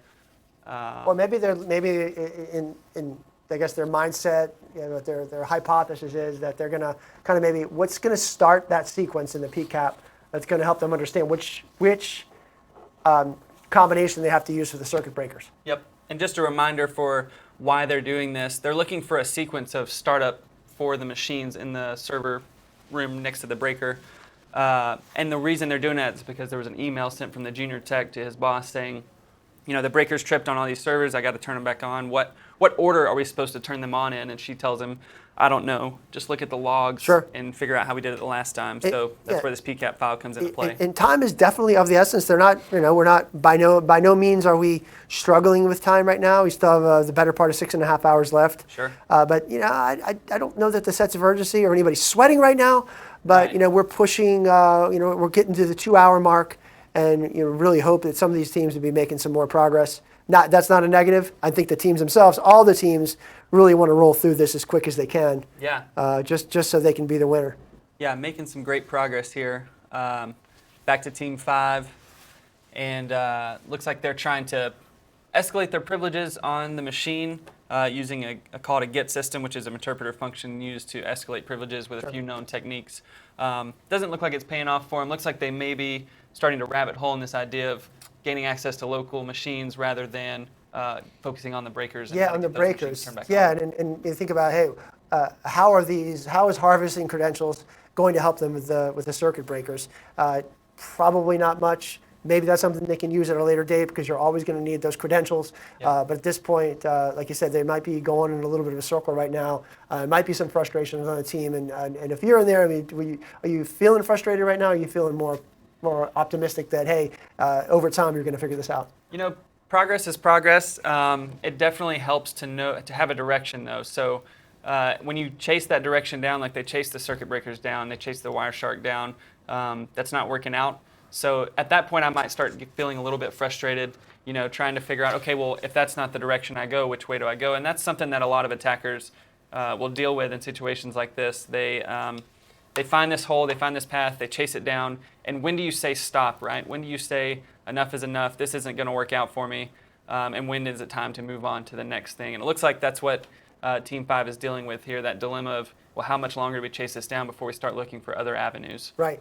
And I think, you know, going back to what these teams are facing, granted, the challenges that they're encountering have nothing to do with the tools that are on these. They're not getting stopped by some host-based or sandboxing or some other incident response tool. They're just struggling a little bit finding it out. But now, one thing we try to preach to our customers, or as best we can, is, look, in your opinion, can you really, really, truly stop a motivated adversary? Right. You know, it's a great question, and it's something we all want the answer to be true Sure. of, right? But, you know, you never know. If given enough time and enough resources, technology evolves so quickly that there's likely to appear some window in time where you're vulnerable to something. Right. Somebody somewhere is vulnerable to something. So you kind of have to take the mindset that, you know, assume breach. Assume that at some point you're going to get, you're going to have some sort of incident that may either be minor, moderate, major. You have to prepare for that. Yeah. So because, you know, going under the assumption that a motivated adversary is going to get in, you have to prepare accordingly. Absolutely. It looks like this is Team 5, potentially with that QR code again, trying to use the phone to scan the QR code. It looks like that works, but when actually visiting that URL, the URL is going to be down until those breakers come up, until those servers power on. It looks like that web server is backed by one of those. Right. So yeah, that wiki page they're trying to get to there, that QR code, clearly has something to do with the breakers turning on. Once those breakers turn on, I'm guessing that QR code is going to work. Absolutely. Absolutely. Looks like we've got Team 2 here. Looks like they've potentially broken out of kiosk mode, and they're doing a little enumeration on this box to see what all they have access to. Looks like just using a little bit of PowerShell to browse the file system, see what they can find. They've got some kind of weird folder name there that they might be interested in based on some of those mouse clicks that just rolled through. PowerShell, you know, a favorite tool of pen testers, of red teamers. That's something you find that you're going to use on a regular basis. Oh, absolutely. Yeah. You know, in the industry used to be keyed in on PowerShell just a couple of years ago with a bunch of tools being written that many penetration testers and red teamers use. Now, Windows and Microsoft has introduced a lot of features that allow very minute logging of PowerShell. Okay. So a lot of the red space is switching over to C# and the .NET framework to get around that. But we'll see how long that lasts. We'll see how long it takes before Microsoft implements the same logging there as they did in PowerShell. And talking about Microsoft, you know, they've really kind of feel like they've come a long way since the days of NT4.0, since, you know, 98. I don't know if anybody remembers Windows ME, for crying out loud. Windows 2000 had a lot of deficiencies. You know, in the industry, I'm not saying people made fun of them, but they've really come a long way with some of their tools. You know, what are you seeing some that maybe like a Microsoft has used? Maybe their Advanced Threat Protect, maybe some of the other. Absolutely, yeah. Microsoft is making huge strides with their with understanding that security is an issue, and they're addressing it. And you know, so many people use Microsoft products in their environments that, you know, security is a huge issue globally. Sure. I would say. But some of their new products that are putting out are very tough. We've gone against some of them, and some typical things that we do on an assessment that normally goes under the radar got picked up immediately. It was pretty. It was a stop and sit moment. Like we gotta wait before we can do anything because this new Microsoft tool has really stepped up its game. Well, and as a pen tester, as a red teamer, as someone who actually does have the passion for this and does want the customers and your stakeholders to be successful, to be secure, even though it might be frustrating, you kind of might feel, hey, these guys got to figure it out. And, you got to tip your hat to them and give credit where credit's due. It's definitely good to see the progress being made, and that red-blue cycle that has gone into it. Many security researchers putting out great security articles and working with the Microsoft incident response team to let them know about these holes they find, and then Microsoft receiving that well and going back and fixing and putting things in place to prevent such things. Sure. It's been incredible. Yeah, you talk about the security researchers. There's so much information out there compared to how it used to be 10, 15, 20 years ago. You're really on your own in terms of security, or you had to read a book, or actually had to read a book. There's so much information out there of community members who genuinely want to help others. If you have a question, you throw it out there. You're going to get 25, 30 different answers of people who really want to kind of help you take the next step on your security posture. Absolutely. Looks like they're trying to pull out some objects from the PCAP file potentially. And Team 3 is still working on the breakers. And it's definitely a good route to go, is to try and figure out as much as you can, right? That's the first step in really understanding how to break something, is understanding as much as you can about it. Somebody did bring up the analogy that sometimes you can't see the forest for the trees, right? And I think that a couple of the teams are getting stuck in that here, where they're looking at very small details and not stepping back and thinking, what do I want to accomplish, and what ways can I accomplish that using a PCAP file? Sure. Right. And what kind of file are you looking to open here right now? I didn't see exactly what it was. I think it's unknown to Windows right now, and I'm not sure what it is. That's why they're like, hey, how do we open this thing? Yeah, I think this looks like potentially one of the rabbit holes that we can. I think it might seem as if they're looking at netlogon packets here. So they're trying to figure out the best way to open that. Yeah, I see the netlogon back there on the Wireshark console. So we'll see. They may be trying to figure out when these accounts, if they're set to auto log on, when these logons took place. Maybe determining some sequencing from that. Sure. And these guys have been here since early morning. They've been committed. They've been focused. They got to be getting hungry at this. What's the favorite food of the hack? Is it the Funyun? Is it the Pringle? Do they got to go for the candy bar? I think you go for the pizza. You go straight pizza, even at this hour of the morning. Oh yeah, pizza's good any time for a hacker. That's why they made bagel bites. Anything to keep the energy source going. Yeah. All right, back to the breaker. Come on, Team 5, let's get this done. You have looks like you have a host named Artemis.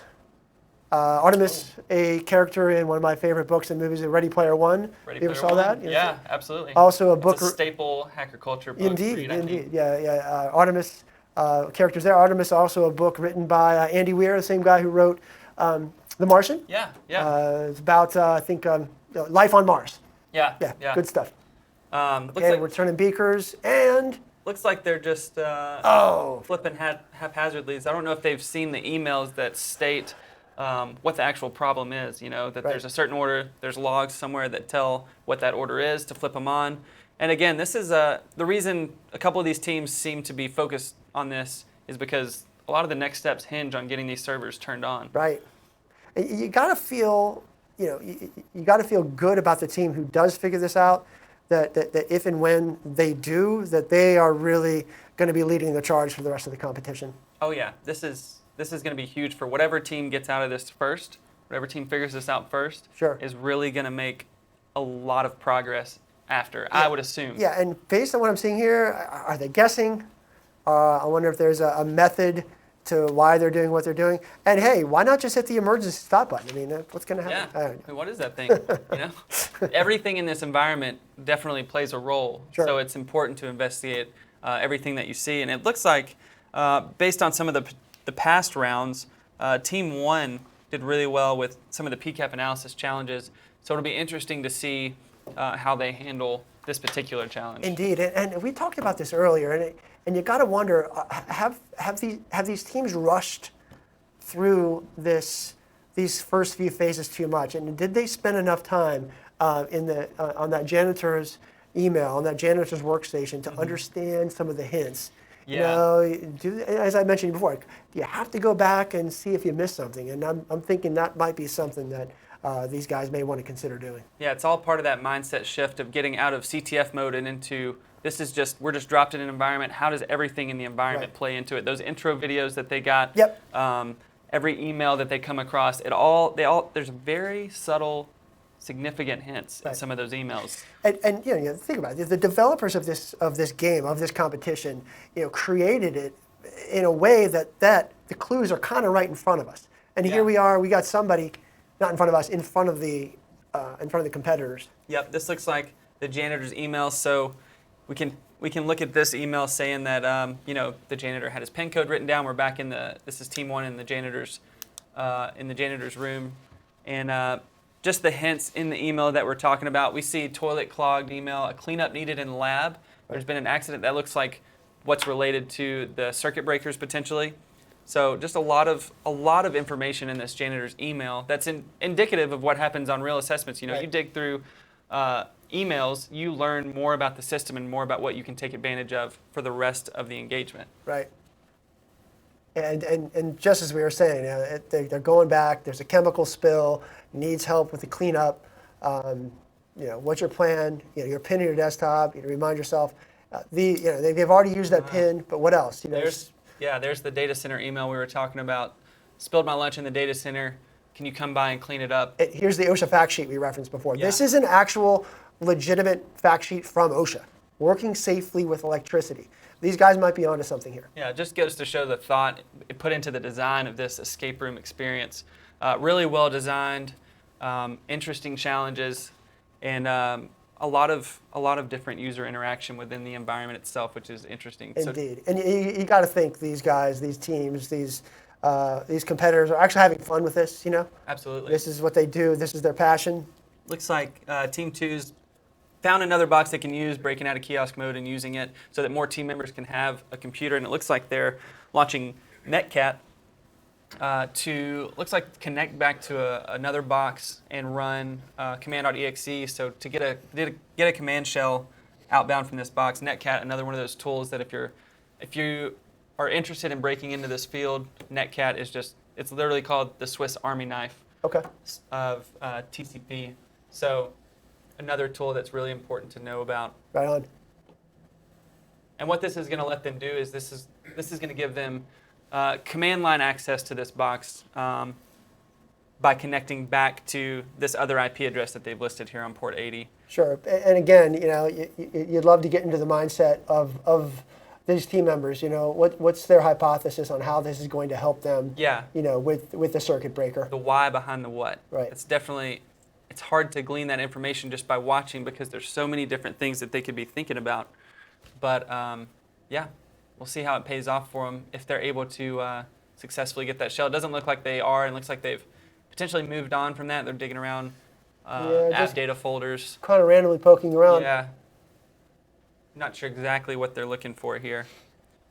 This is where, enumeration is key, right? Enumeration about a system and about an environment is going to tell you, it's going to point you in the right direction. Yeah, and you talk about enumeration. There's traditionally with each penetration testing team, authorized pen testing, you have a methodology. Right. And now, granted, there is no specific methodology. You can't say for each customer I'm going to do these 10 things because each customer is different. Right. But talk a little bit about what's the first thing that a pen tester is going to do when they begin conducting an assessment. They're going to perform some sort of recon, right? Yeah, absolutely. They're going to research their target. They're going to try and understand as much about their target as they can so that they know exactly what they're going against as much as they can, right? Sure. So if you're going against somebody and they've listed what antivirus vendors that they have partnerships with, then you're going to know, okay, whatever I run on these computers is going to be subject to this antivirus program. Sure. Or maybe you find somebody that has a LinkedIn profile that's listed, I'm the Windows administrator of a 2000 node Windows 7 host. Then bang, there goes your fingerprinting. Yep, absolutely. Also use it. LinkedIn is one of those tools that you have to be careful what you put on there. Sure. Because if people know that you're a Cisco expert and you work at XYZ company, then okay, now I know that that company probably uses Cisco products internally. Right. Maybe there's a vulnerability for Cisco out that I can take advantage of. And the ease of which both good and bad people out there can find information on companies is appalling. I mean, there's a tool with a click of a button. You can pull every email address, open source, within seconds. Absolutely, absolutely. Looks like we're going to take a break and hear from Boyden Rohner. She is the Associate Director of Vulnerability Management here at CISA.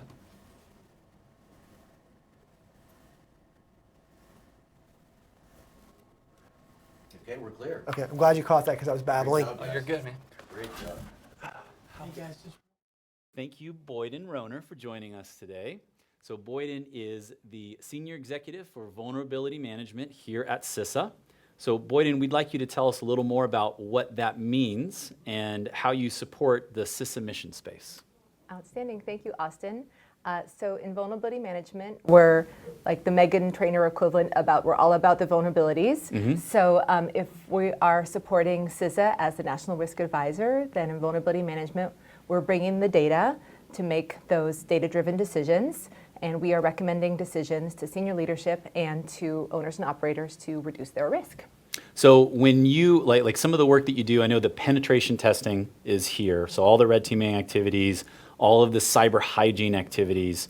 What are some of the other things that you do in vulnerability management? Absolutely. Well, one of the most underappreciated but impactful activities that we do is sponsor the Common Vulnerability Enumeration program. So we fund all CVEs that happen worldwide.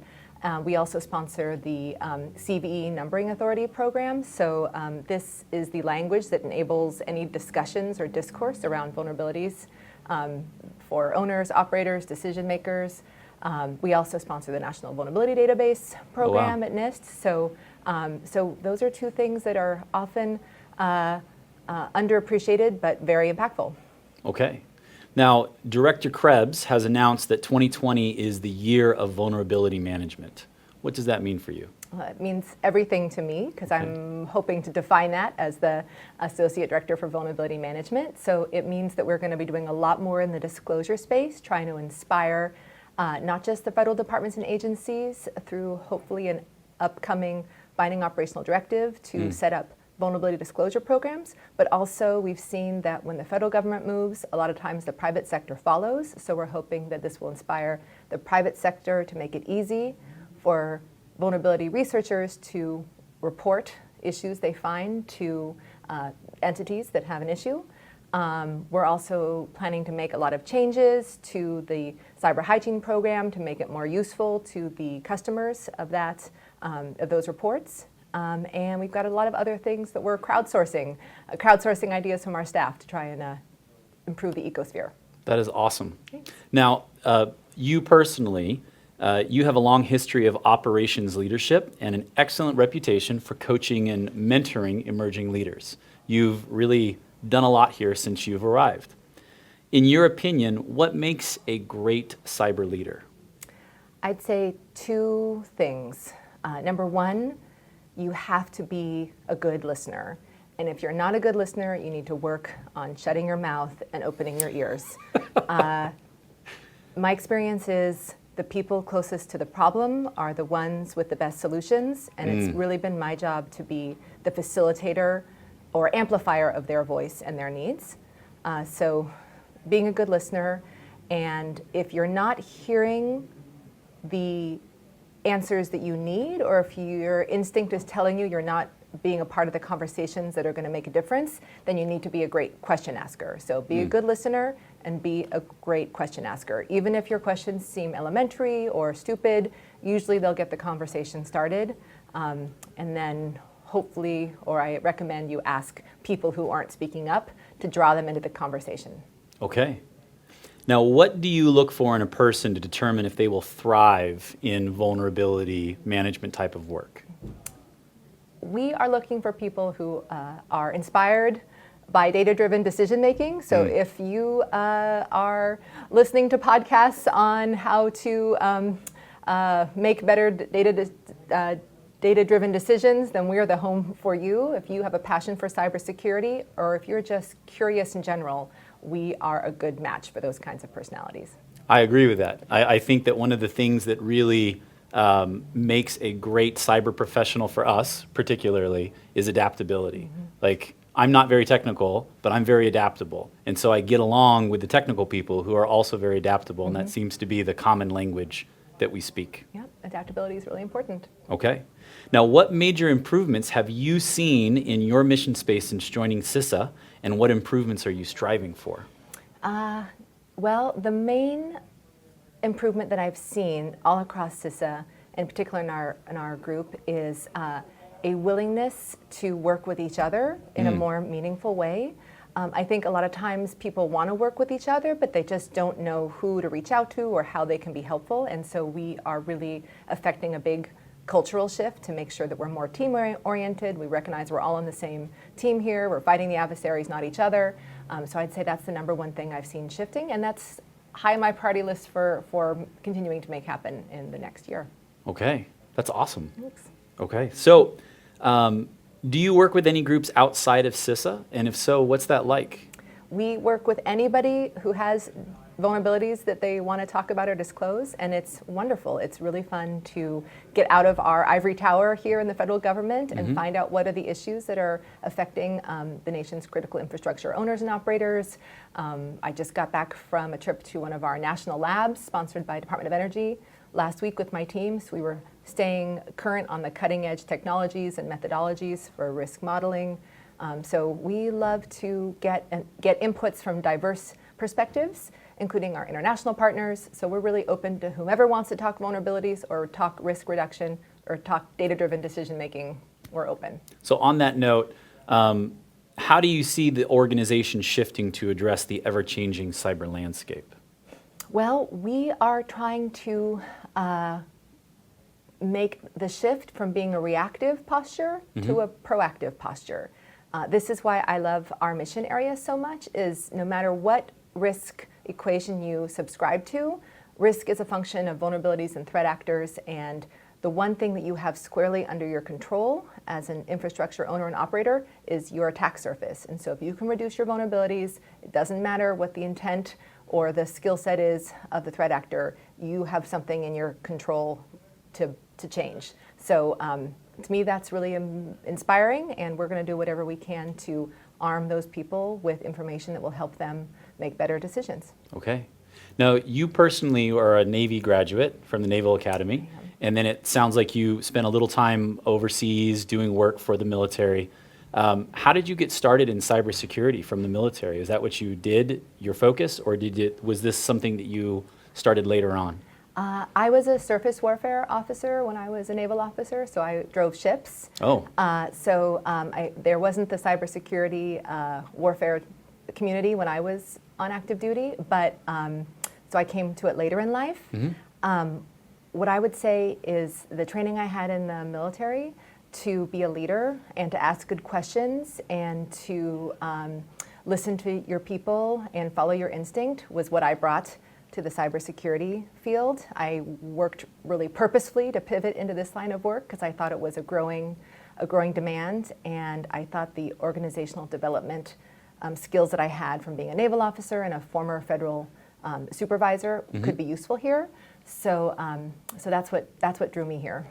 So for other people, being that you do have a long military service, do you have any advice for transitioning military personnel that are thinking, maybe I should join cybersecurity, maybe I should join a place like CISA? I highly recommend going into the cybersecurity field or trying your hand in the federal sphere or in the private sector.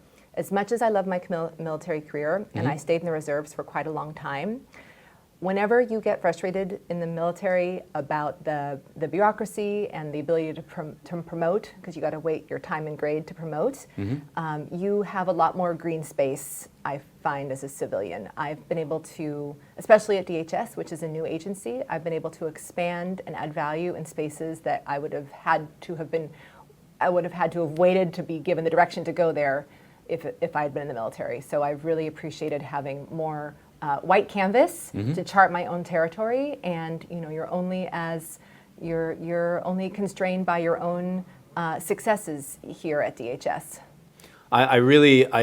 I put that into context of what you said earlier about like the two pieces of advice you give to young leaders is learning how to listen and learning how to ask questions. And I'm thinking those are so simple, yet they're so hard, right?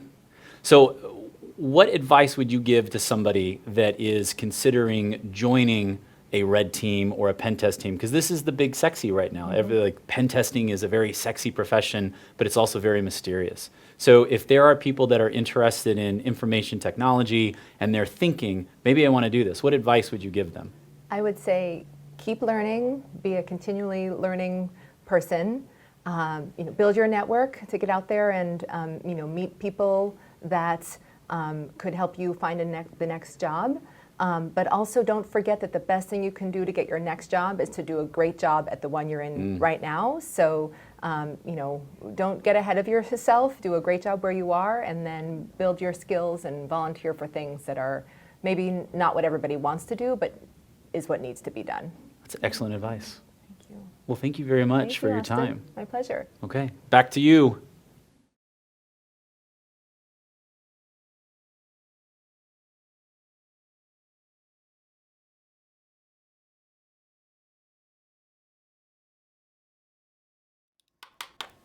All right, welcome back.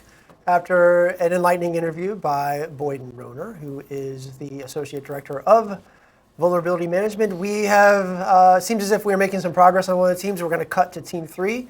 It's making, looks like they're making strides to get that circuit breaker. Still looking at the PCAP files here, but so interesting to note, I don't think we've mentioned a little bit, but if they can take a look at, when a computer comes online and if it joins a network, one of the things that it's going to do is receive that DHCP offer for an IP address. So if the teams can look at that and determine which computers got an offer in which order, right, they can probably determine what order they came online in. Bingo. They're looking at that kind of the right sequence there. So they're kind of reaching that point where they're going to figure it out. They're probably scratching their heads a little bit, so they're getting close. It's not sure if they're quite sure yet how to find it, but that right sequence is in there somewhere. So I got my fingers crossed for looks like Team 3 doing well. And one of the things that can be confusing about that is, you flip the breakers on and in the wrong order, and then all the breakers come back off. But essentially, those breakers power on machines. Right. So if you flip them on in the wrong order, potentially there's machines coming up and down and up and down. So in this PCAP, there may be machines that came online in the wrong order, but then all came back off. So you're going to have multiple sequences of things happening, and it's up to teams to find the right and correct sequence that's completely, the full sequence. And so maybe it's a specific filter they should be using in Wireshark. Yeah. That's going to kind of help them kind of figure out that right sequence. And there's a multitude, probably hundreds if not thousands of filters that you can use with Wireshark that probably the teams could use. So I think they're on the right path. They just haven't quite gotten there just yet. Absolutely. Yeah, Wireshark makes it easy to filter network traffic based on different protocols, or you can filter all TCP traffic, you can filter all DHCP traffic, you can filter down to TCP traffic from this IP address to this IP address. You can get as granular as you want with it. As a tester, and knowing what you know now about this, what would you be doing to kind of understand the sequence? Is there a certain filter you would use, or? Once I backed out and looked at, how can I determine in what order machines come online, and if I found that it was DHCP, I would just filter out all DHCP traffic and look at what's going on with that. Maybe scroll to the end of the file to see, this is the most recent thing that's happened in this PCAP file. Right. And I think that's what we're going to be looking out for. If and when one of these teams decides, hey, let's check out let's do a DHCP filter in Wireshark. Once that happens, you got to be feeling good about what the next steps. Yeah, I think that's really going to start to be the point where a team busts this thing wide open. Yep. But Wireshark, again, there's so many different things that you can do with it. All the statistical filtering, some of the challenges in the past of this competition had you filtering out, out of 400, 500 megabyte PCAP file, which is just, it's massive. It's a lot of data to mine through. So if you're not really familiar with what Wireshark is or how to mine through large sets of data, it can be a little bit daunting to just look at that for the first time. Sure, and it's been a while since I've used Wireshark, but if I'm not mistaken, they have an expert mode there. There's a little option you can click, and it kind of spells everything out for you in a graphical mode, and gives you an idea of what's happening on your network. And a lot of troubleshooting can be done that way. And in this particular case, they're really trying to dig in to that sequencing, and so hopefully they'll find a way. And I wonder if TCP dump would really work here, or is that's just the CL makes it much more challenging? Yeah, I think the GUI here is going to be really beneficial for the teams because based on some of the past challenges in this competition, it looks like some of the teams tried to stay away from PCAP. It looks like PCAP maybe wasn't their thing, maybe more offensive-based challenges. So for those teams that don't do PCAP analysis every day, they're going to really want to focus on what can the GUI offer me, and how can this be as easy as possible for me to ingest? Sure. So anything that's going to take a lot of the grunt work out for these guys is going to, and girls, and ladies, women, is going to really make a big difference. Because TCP dumps, depending on the parameter you use, when TCP dump was first deployed by the Berkeley Labs out in California, Really? they never really had the, they didn't have the, I don't know if it's the wherewithal, the desire, whatever. The first was just came out in hex. So you had to read your packets in hex without ASCII. So it's really, if you've ever read hex before, it's a bunch of letters, it's a bunch of numbers. It's a different language in and of itself. Awesome. And a little background story on that. When I think hex, when I think ASCII, and I think TCP dump, there was a developer, a software programmer by the name of Marty Resch. Right? You've probably heard of Marty Resch. Yeah. Years and years ago, he was trying to figure out who was hacking his cable modem. And this is back when cable modems were a thing, and the tool he had to use then, only available, was TCP dumps. Again, back then, all you had to do, all they had was the option to read in hex. So he got tired of manually converting hex to ASCII, and because of this deficiency in TCP dump, Marty then created what we all know now and love as SourceFire. Wow. Yeah. It wasn't SourceFire then, it was Snort. Okay. So had TCP dump actually had the ASCII option at that time, who knows if Snort would have ever been created. That's incredible. So, A lot of these tools that everyone know and love came out of scenarios very similar to that, where there was a need, somebody was annoyed with having to do the grunt work, the manual work, right. And then out births a new tool that everyone knows Sure. and loves. And again, here's this great tool called, an open source tool that he gave away to the community free of charge that has really become common, throughout the industry. Yeah, absolutely. So we'll see if some of these teams will continue to make progress. That Reich sequence seems to be really the big challenge here for everybody, is getting those breakers committed in the right format. Yep. Looks like still got 3 teams in the first stage, and then 2 teams still stuck in the janitor's room. Looks like this is team 1. Looks like they're looking at some computer management information, looking at some logs potentially. Not sure that's going to help them, but it looks like they are potentially not paying as close attention to the emails as they think, or maybe they think the email is a red herring or a false clue, which in this case we've learned that it's not. It's actually very helpful to focus on what the emails are saying. Sure, so. and the event viewer is certainly a great tool for system administrators. In this case, again, tough to get into the mindset of the teams here, but how is this going to help them figure out what the sequence is? Right. And hey, maybe you can find some DHCP information in the event viewer. You probably can. It's going to be a bit more arduous in terms of the analysis for these guys and the teams to break this down cohesively. Yeah, absolutely. Going back to those emails, sometimes in these challenges, in these capture the flags, there are these things that look promising and then wind up not actually being what they need. So in the CTF mindset, they may be thinking, well, we found this email. It said there's something about a file on the desktop. The file's not there, so obviously that was just there to get our hopes up. And maybe they dug on it for a little bit, but it's one of those situations where there's a rabbit hole to follow. and how far down the rabbit hole do you go before you back out and say, okay, we're wasting time. We need to really start to shift what we're going after. Shift, or again, go back to the beginning. Yeah. Let's look at some of the tools on the thumb drive. Is that something that could possibly give a hint? What else is in that janitor's email? Maybe it's the chemical spill. Maybe it's the gloves. Maybe there's some other information in there that they've missed. Absolutely. But one thing is that teams 1 and 4, what they should be doing is taking an inventory of everything that they've seen so far, and I'm not sure that's what they've done. So that's something that potentially these guys will think of. Going back to the beginning here, if they went back to the email, went back to the thumb drive, they're going to see there was a file that used to exist. It's deleted now. On the thumb drive, they have tools such as Autopsy and Shadow Browser to browse deleted files potentially. So that could be what they actually need to get through this part of the challenge. Remember, this phase of the challenge was designed to teach them how to interact with the environment and teach them that the interactions in the environment link to cyber challenges, and that's how you're going to progress through the environment. So, right. Yeah, and then we are slowly approaching or just getting past the second hour, so there's the better part of 6 hours left, so still plenty of time. Yeah. Just I think once you get that, once they hit the three hour mark, maybe the 3.5 hour mark, you gotta think that the sense of urgency is going to be escalated a bit by the respective teams. And now it looks like we are. Someone's using Autopsy here.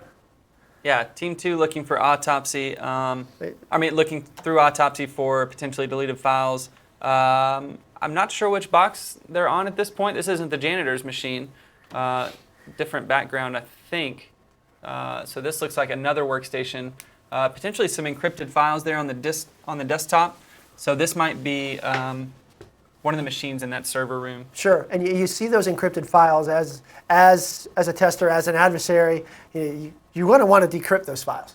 So that's got to be somewhere, in their list of objectives. If they're writing these things down, let's get these files decrypted at some point. Granted, decrypting those files isn't going to help them with the breakers, which is obviously everyone's goal right now. Absolutely. But it's something they're going to want to come back to later on. Absolutely.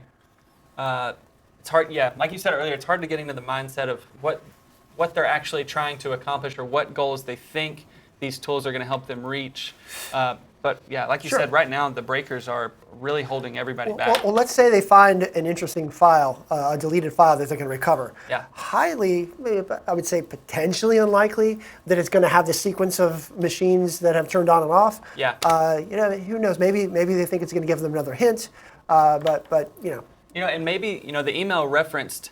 Looks like they found a QR code there. The email referenced the fact that go look in the logs of how we did it last time. So maybe they're thinking.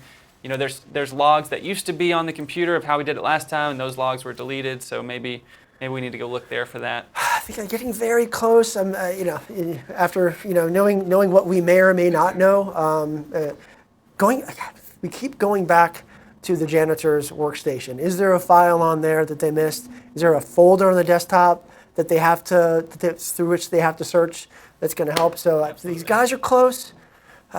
It's interesting what a time crunch will do to the attacker methodology and mindset, right? Or the defender methodology and mindset as well. Sure. Well, you talk about that time crunch. You're not an adversary. You take the place of an adversary, but you're not a real world adversary. If you were, if you can kind of take the stance of that kind of the bad guy mentality.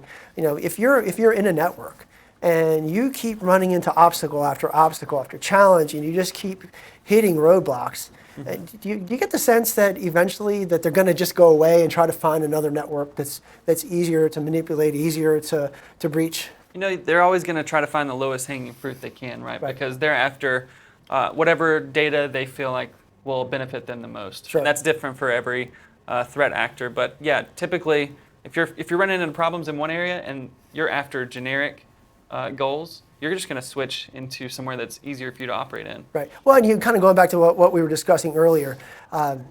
what can you do to keep the adversary out besides having a robust external security posture, which let's face it, most organizations are kind of have the bug model, hard on the outside, soft on the inside. Most organizations, I think, do have, a very robust, a very strong, secure external perimeter, maybe not spend as much effort, time and money on the inside, which makes it easier for the adversary. But what can you do if you have the right tools, if you have the SOC, if you're following the right guidelines, have good, strong policies and procedures? You really have, like I said, I think you really have to take that stance that you're not going to stop a motivated adversary. But if you can make it harder on them, if you can make them spend more time, even and more money, that maybe that'll give your incident response teams more time to detect what's taking place. And if you get lucky, maybe the adversary, if it's somebody that isn't that motivated, just kind of moves on. It reminds me of a story from years ago. There was a company that went on record, made it very clear that we cannot and will not be breached. We will raise our hand. It's not going to happen. Target on their And back. so that puts the target on the back, right? So people they try to get through the external perimeter, they try to fish, they try to do everything, weren't successful. Somebody had decided to use the tactic that they, through LinkedIn, through something they saw, that this company liked to work with this certain other company. Okay. So bad guys or motivated person packaged up a mouse in from other companies, address, made it look like it was some other company. Well, the mouse had a malware on it. Administrator plugged it in, malware on the network, game over. Wow. Yeah. That taking advantage of that open source information and demonstrating the fact that if one place is too hard, just pivot to somewhere else that might potentially have access, use that access to move over. Sure. And then it's all about what you interact with. You can be as hard as you want, but if you have to work with other things and other people, and that's pretty important. And sometimes it is that third party, right? Maybe it isn't the organization itself. Yeah. Maybe the organization itself is super strong and is very robust and has everything in place that's going to prevent an attack, but maybe they do business with a third party that isn't. And then if an adversary or somebody else can get through that third party to eventually get to their target, that's what they're going to do. Absolutely. Looks like a few minutes ago we saw some emails pop up on Team 3's boxes that they had discovered that Corp Services is developing some malware, and there was some information about how that malware was being tested using one of the insiders' pin codes, door pin codes, to use as the decryption key. Okay. So maybe an interesting find for one of the many pin codes that they still need to find. Sure, and this guy kind of goes back to the backstory that's taking place here. There's malware being developed. What do these characters have in mind in the grand scheme of things? Absolutely. Looks like we're back on that screen now, and they're seeing some AES encrypted files potentially. There's a PowerShell file there on the desktop. They're looking at it in hex right now to see what they can glean from it. There's the interesting emails behind the PowerShell screen there. Basically, there's this guy, Dr. Isender, right, which is looks like an anagram for insider. Right. That's the guy that left the video for the team to escape. And then Marge, which seems to be some type of malware developer. And Marge, I don't get the sense that she is really on board with what's happening here. Yeah, it looks like she's got some ideas of maybe some better ways to code this malware, and it looks like Dr. Isender is trying to leave some breadcrumbs or leave some holes that the team can hopefully stop as they escape. Sure. And clearly, Marge, or Marjorie as her first name is, she's following direction. She's making it clear, hey, I'll do what you say, but this isn't really the path I would take. Absolutely. And I think that's obviously the goal for this nefarious, I guess you could call them actor in this case. Absolutely. It's interesting. I feel like they have access to this PowerShell file somewhere, potentially. Sure. Interesting to see if they open that or not. Looks like they're just looking at the encrypted files at this point. But maybe if they can find that original PowerShell source file called Encrypt3, maybe get some insight into what's going on and how it's encrypted, and maybe potentially figure out how to decrypt these files as well. And here shortly we will be cutting to yet another break. We're interviewing Rob Karras, who is the leader of the educational training team at CISA.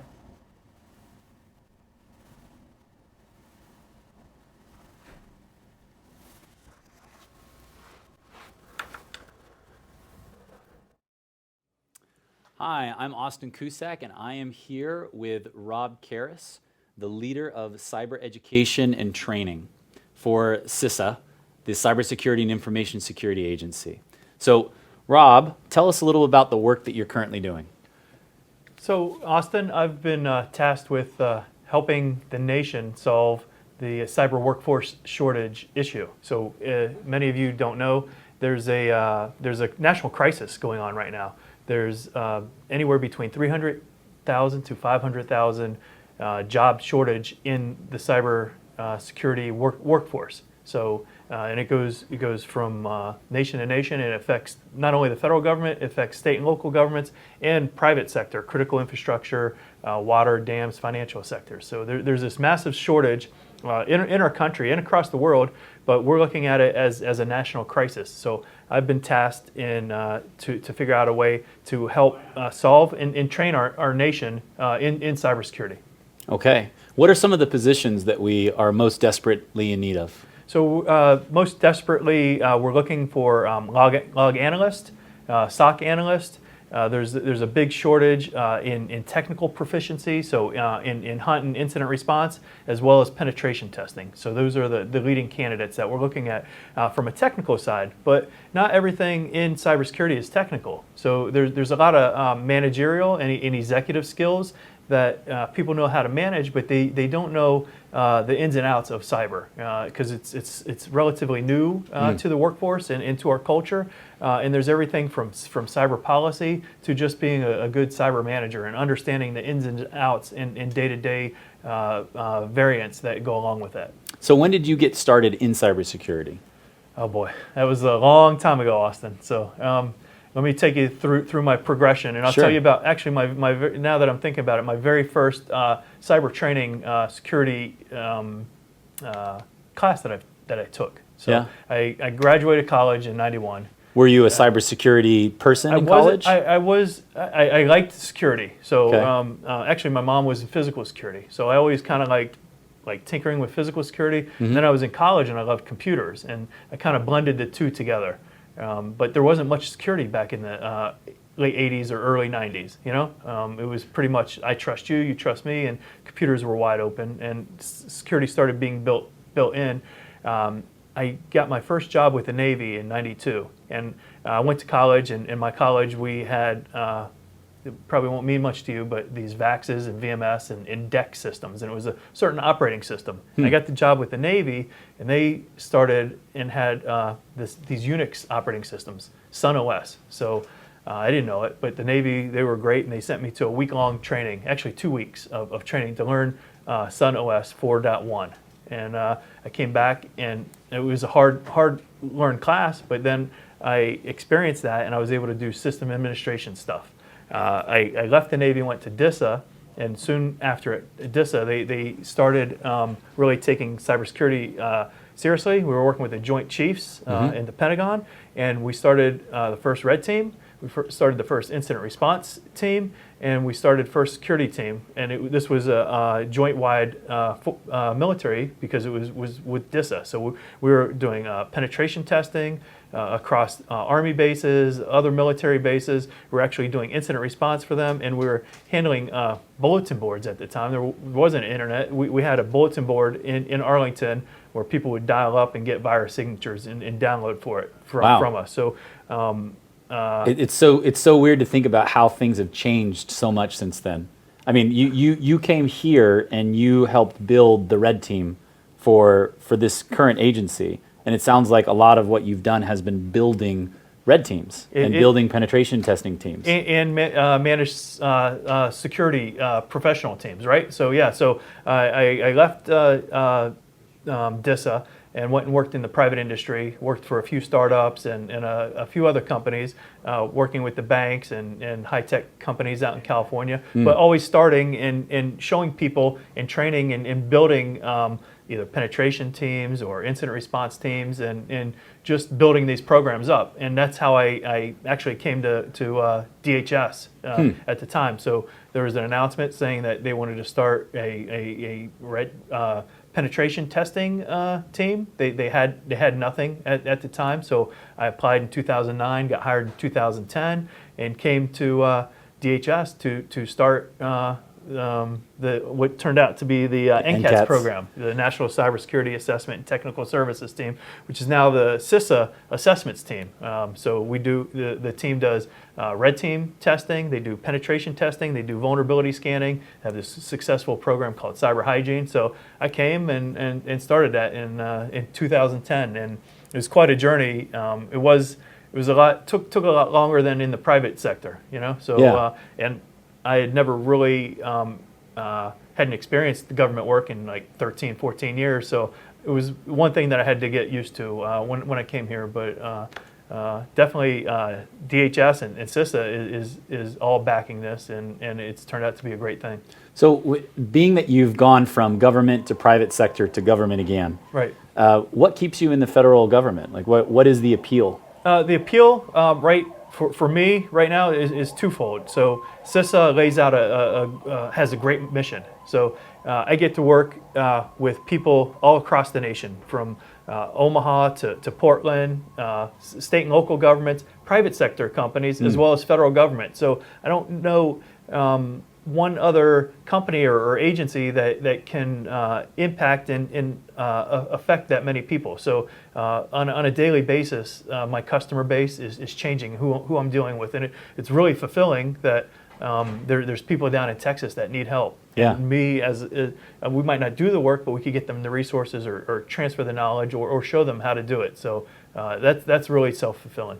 Is there anything that has occurred in the media or like a big incident that your team was able to participate in and help mitigate over the years that you've been here? Yeah, so early in the program, I don't remember quite the year, but Heartbleed happened, right? And so at the time, we had this program called Cyber Hygiene. And Cyber Hygiene scans external IP addresses for various vulnerabilities. So we had about 37, we call them stakeholders, signed up. Well, anybody and everybody was impacted by this. So within 2 weeks, we worked with the Obama administration, and we signed up every single federal agency. So overnight, we went from 37 customers to over 115 customers. Wow. We found, I think the stats are 287 Heartbleed vulnerabilities within the first week. Within 10 days, we fixed all but 2 of those. So how many people were working on this? 3. 3 people? Mark Feldhausen, who I think you're going to interview later. Yeah. Sean McAfee, who's over in England right now. My old boss, yeah. And myself. And there were some other people doing some back-end work, but you could count them all on like one hand or 2 hands. So I had no idea that it was such a small team that had done that. It was a small team, and Mark automated the heck out of everything, so which made it easier. And then Sean did all the logistics, and then it was a great team effort. But yeah, it's amazing. Yeah. So what makes a good, what makes someone good for the work of vulnerability management? So I think I wouldn't just say just good for vulnerability management. Okay. I would say for CISA. Okay. Somebody that has a passion for cyber or infrastructure security, and that really has a passion for helping their country out. So, you know, we get to set policy and work with almost every kind of company across America. We're working with rail, we're working with financial, we're working with dams, which is amazing, and we're helping them and set policy and set security for that, because if we don't, who's gonna, right? Yeah. There's going to be there's lots of individual pockets of excellence, but we as CISA can take these pockets of excellence and then transfer it across the nation, so we can level set. So somebody in Florida has the same experience that is somebody that's in Oregon. So 2 more questions. Sure. So first question, what has it been like making the President's Cup and running this thing? Because this is the first ever President's Cup. It is. So what's it been like? It's been hectic. So and I hope you get to interview Harry Mortos later on and get to show him on screen. But he's been the backbone behind this. But the executive order came out in May that CISA will have a cyber competition and identify the top talent in the federal government by the end of this calendar year. So that came out in May. We had to put together a plan which went to the White House and National Security Council. And the plan had to be ready by, I believe, early July.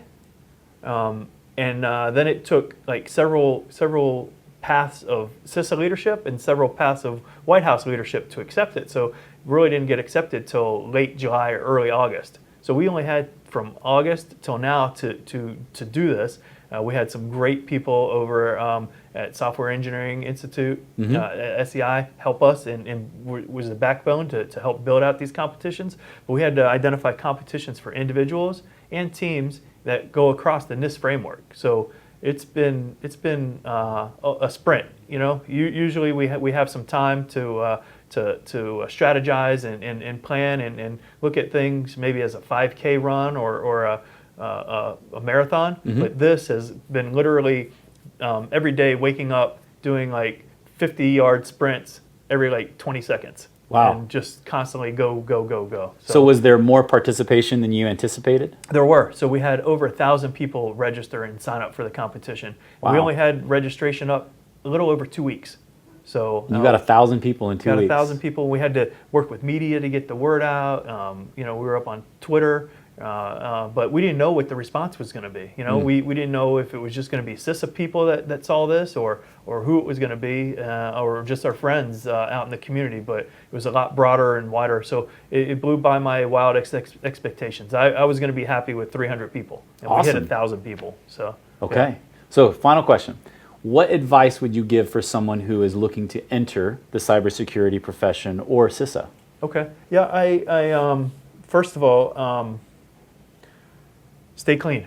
So Okay, ethics. I mean, I can't say it more than that. You know, Yeah. even in the private world, when I was, if you had a questionable record, I didn't want you. You know, we can build a great organization without some less than reputable personnel. You know, they're not saying that they're not smart, but we have to have ethics first and above everything, right? And then we have to be transparent above everything else.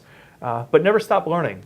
The beauty of where we're at today versus when I first started in the 90s, I used to have to go to these obscure bookstores, and you would know them from like talking to your friends on bulletin boards or meeting them, or reading certain magazines like Alt 2600. But you'd go to these bookstores, and then you'd have to search through the bookstores and find the information you need. Well, now all the information's on the internet. Right? So if you're really interested in it, I mean, you can do a lot of research and find a lot of free things out on the internet and fix your curiosity that way, and you could learn. But I don't think we ever stop learning, and that's one thing about this field. It changes a lot, and it changes quickly. So you have to be talking with people and looking online and identifying new ways and new methodologies and be open to that, right? Because if you're not open to it, the world's going to pass you by really quick. Yeah. And then you're going to be running, like Windows XP, and then everybody's going to be laughing at you. Not that XP was bad, but running it today in this world in 2019 is a bad thing. So.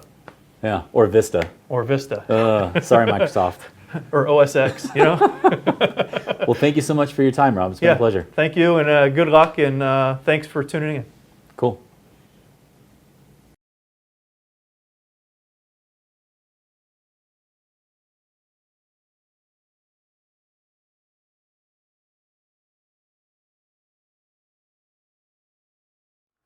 All right, welcome back. Thanks to Austin for that great interview with Rob Karras. Rob's been around for quite a while. Highly respected individual on our team. Actually started our team back in 2010.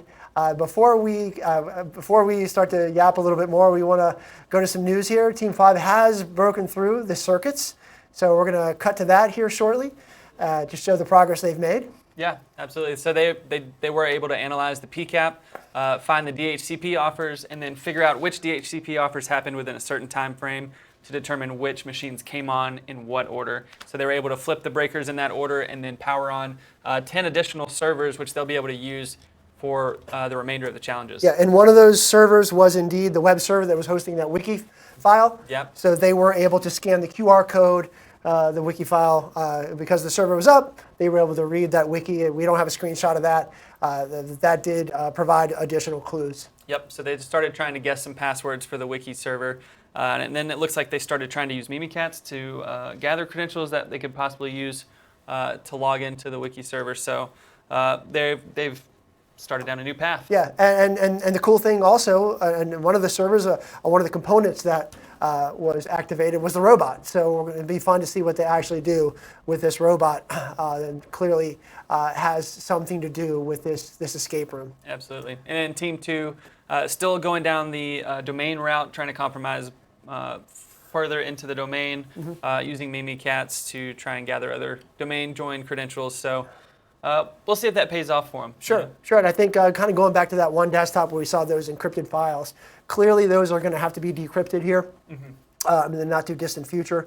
So my guess is Team 5 is going to be looking for some sort of decryption key. It's possible they will leverage TrueCrypt. Or VeraCrypt as it's called now. TrueCrypt was deprecated a long time ago. So they'll use VeraCrypt to probably break into a TC file. They'll get more information. So I suspect as we forecast what's going to take place here in the next couple hours, that we'll more than likely see that come to fruition. Absolutely. Looks like several of the teams are starting to go down the credential harvesting route. So maybe starting to think, this is a large environment, a lot of moving pieces. Maybe credentials can help us later on. Right. Should be easy access to the credentials since they've got local access to all of these boxes. Hopping back to the Kali image now, looking like we're trying out some RDP. It looks like that specific command is not installed on this workstation. Looks like they've further enumerated some of the machines on the network to figure out what services are running. Still going down this route, after a couple of hours, you have to start asking those questions. Is this a good path, or should I back out? And remember, none of these machines are connected to the internet.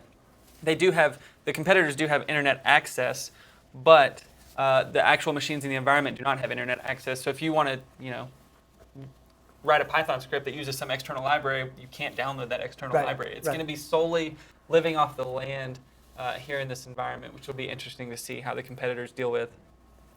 We've emphasized what Team 5 is doing. There's a couple other teams, still kind of poking around on that janitor's machine. Haven't quite leveraged Shadow Explorer just yet. Team 5 used that a while back. I don't think they've leveraged Autopsy to help them out. Perhaps one of the teams is still, combing through log analysis using Wireshark, trying to, better understand the sequencing of those workstations. Absolutely. Looks like this team is doing some credential harvesting. Looks like they've got some hashes, and they've been able to recover those. We'll see what they do with them if they decide to crack them or try to pass them to gain a little bit more access and see what's out there. Any other tools that out there outside of Mimikatz that you'd use to harvest credentials? Some unknown tools that are just as effective. There's a lot of tools out there that kind of do the same thing, maybe not as robust, but Sure, you've got tools like Hashdump and WCE out there, but Mimikatz has so many different modules built into it. It's kind of like the Swiss Army knife of credential harvesting or secret harvesting in general. There's also the DP API modules that will allow you to enumerate even further encrypted secrets on a Windows box. So it's basically the standard for everything we do now. Sure. Sounds like that's one of the ones in your toolkit. Again, you talk about maybe some people out there who want to break into this field. You tell them, hey, look, log analysis is obviously a thing on which you're going to want to have some expertise. You're going to want to understand everything that's most would be very comfortable with Kali. You're going to want to be comfortable with Mimikatz. Yeah, you're going to want to be comfortable with authentication as well, especially in Windows environments.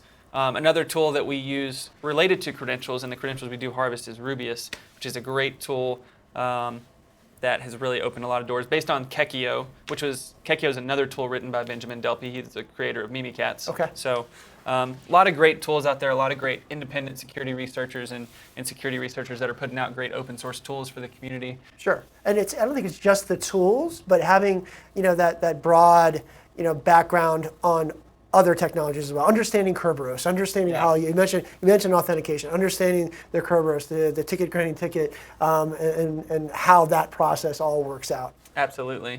It looks like maybe trying to go the route of cracking some of these hashes to see what they're going to able to use them for. And what are they using to? They're using John.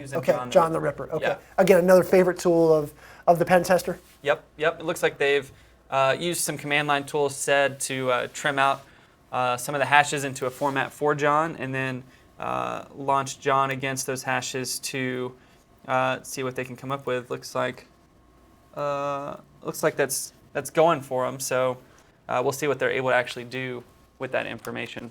Now, are you when you're trying to crack this password, are you going against some sort of a word list, a rainbow table, something like that? Yeah. So typically, the best way that we've found to crack passwords is to use word lists. Sometimes those word lists are custom to the organization.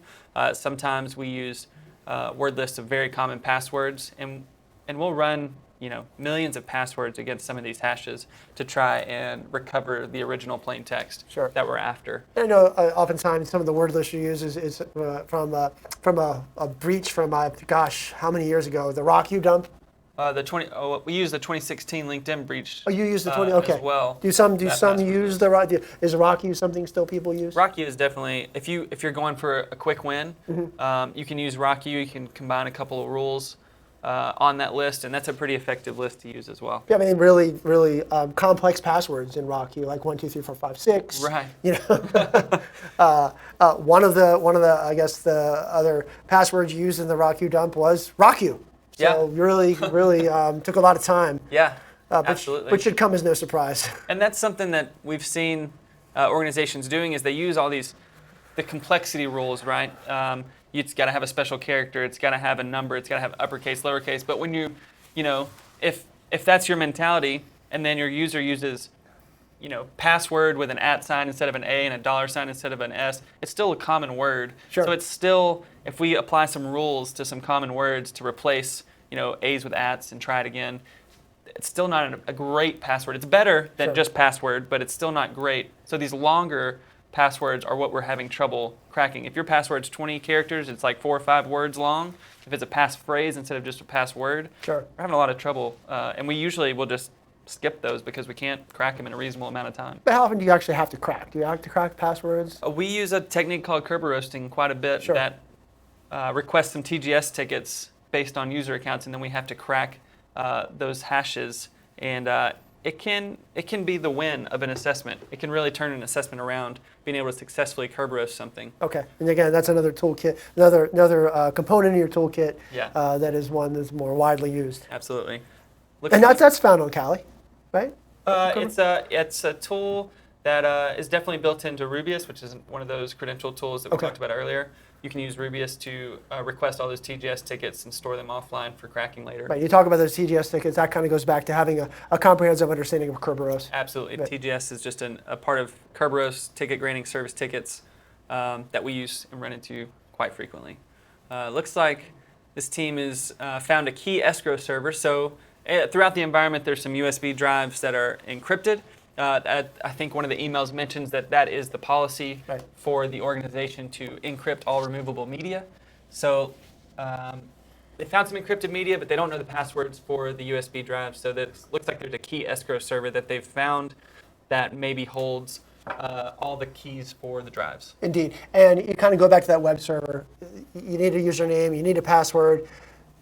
As a pen tester, what's something you're going to do? You're going to try to circumvent that, which is something these teams might be wanting to consider. Absolutely. And it looks like somebody from Team 5 is using the Metasploit framework, Metasploit console, to try and launch an exploit against an FTP server in the environment. Looks like they're searching for BS-FTPD exploits, and they found one.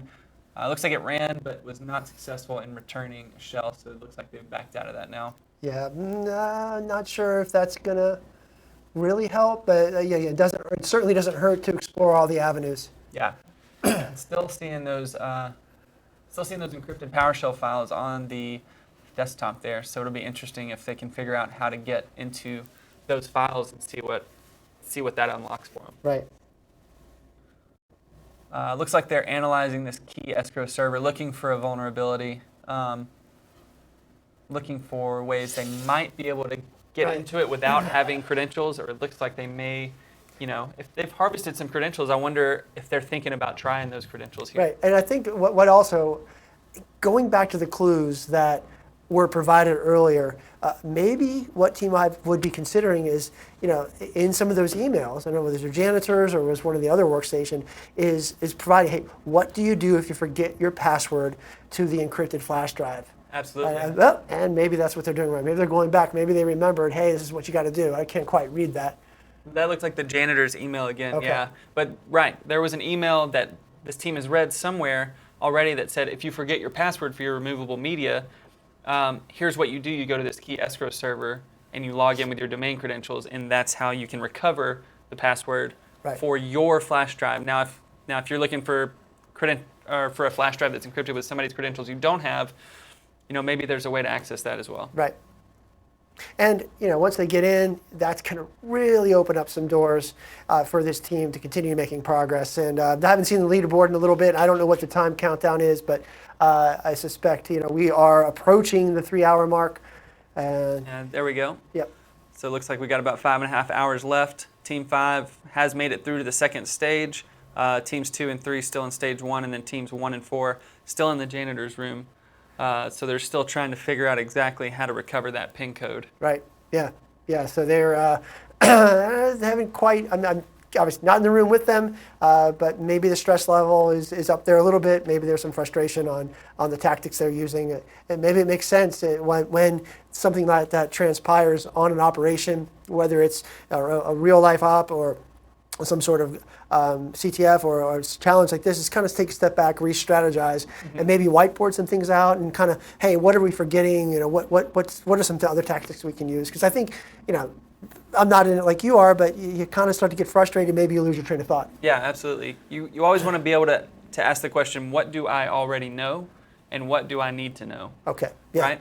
And it looks like Team 5 has stepped back a little bit, and they're starting to remap some of this network using Nmap, and that might be a good idea for them to see what else is out there. Maybe remind them of something that they've seen that they forgot about. Sure. And it also maybe looks like they're trying to exploit that password reset server, which not a bad idea.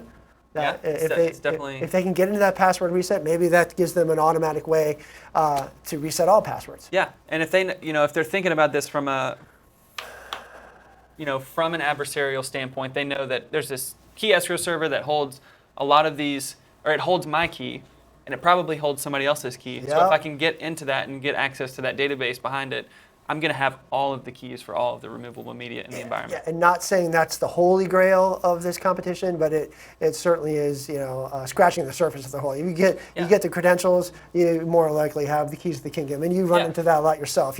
Once you're able to escalate privileges on a network, once you get to those, here we got a movement on the robot. Well, it looks like somebody has discovered that there's a control room. So next to the breakers, I believe, there's a control pad for this robot that's in another room that the team can't get into the room, but it looks like they just removed an obstacle by running the robot into some obstacles. Maybe they've cleared a way to get into that room. Yeah, huge for them. They're going to go to the left. They're going to look around. Looks like they still need one PIN code to get through that door behind them right now. Right. Before they can access that control room where the robot sits. So, again, good progress. They've removed an obstacle. I'm not sure if they know what that means yet. Right. But for the viewers, it looks like there was some debris cluttering the doorway, and now they will probably be able to access it once they get into that room. Yeah, and just as a reminder, that robot was not available until the team turned on the breakers. So yet another good reason and another good example of why those circuit breakers being activated has helped the progress of Team 5. Absolutely. But back on... what were we talking about before? Talking about that escrow server and keys to the kingdom and how that's right, keys to the kingdom. Compromise... escalating privileges. Yeah, there's certain things in an environment that if you compromise that one thing, you've got access to everything else. Sure. So it's important to lock down some of those key assets in a network and really monitor who's talking to them and what they're doing. Right, and we go through our kind of some of our history. We do keep very robust statistics on everything we do. Time to click, time to send, time to that incident response take place.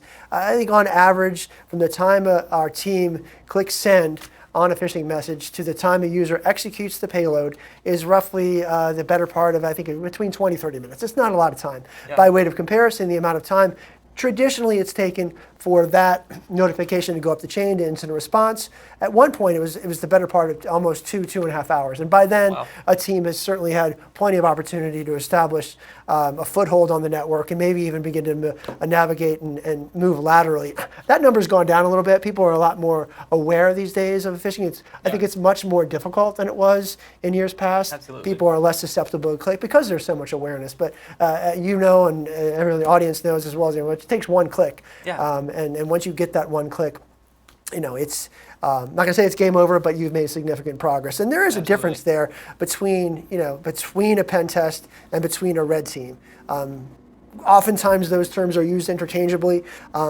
Hey, there's, you know, to my knowledge, there's no set standard. You must have this definition. I get it. I've met people who said, yes, I'm a red teamer. I've been doing red team for 5-10 years now. I'm like, awesome. What tools do you use? And yeah, I use Nessus. Okay.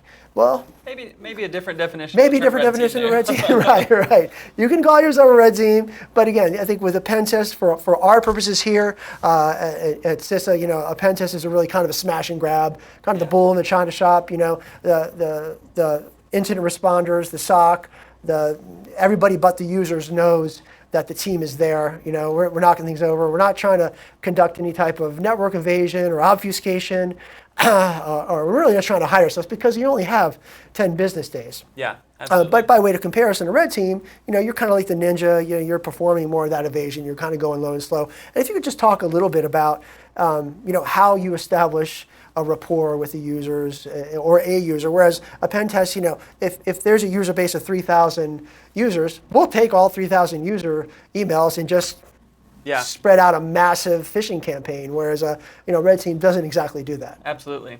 Before I touch on that, I do want to point out that Team 5 here on the leaderboard has another challenge highlighted down there on the right. It's the robot challenge. So one of the challenges was actually to remove an obstacle from that doorway. So they've now got 3 challenges of the 8 to complete for this escape room sequence. So still on track, still doing well. They have done extremely well throughout all the rounds of the competition, and they are proving that they do deserve to be here right now. Indeed, yeah, they're really showing their mettle, and again, that tenacity and that resilience we referenced earlier. Absolutely, but back to your question. So on red teams, if we get 3,000 emails, or if we go against an organization that has 3,000 people, right, 3,000 employees, we're going to look at 1 or 2 of those employees. We're going to try to find people that externally interface with third parties and partners and as part of their normal jobs. And we're going to start building a dialogue with them and building some trust with that person, saying,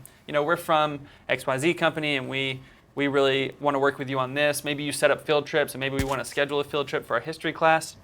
So we're going to start building that dialogue, building that trust, and getting you to the point where you feel like we're just a normal person.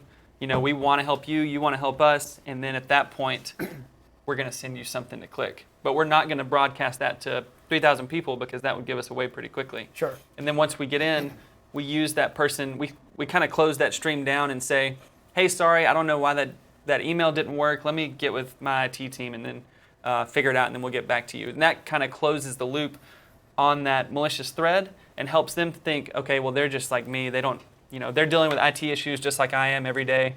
And if we need access again later, let's say we get kicked out, we're just going to email that person back and say, hey, by the way, remember that field trip I wanted to set up? Well, I got my calendar fixed. Here's my calendar. Hopefully it works this time. And we'll ask them to let us back into the network.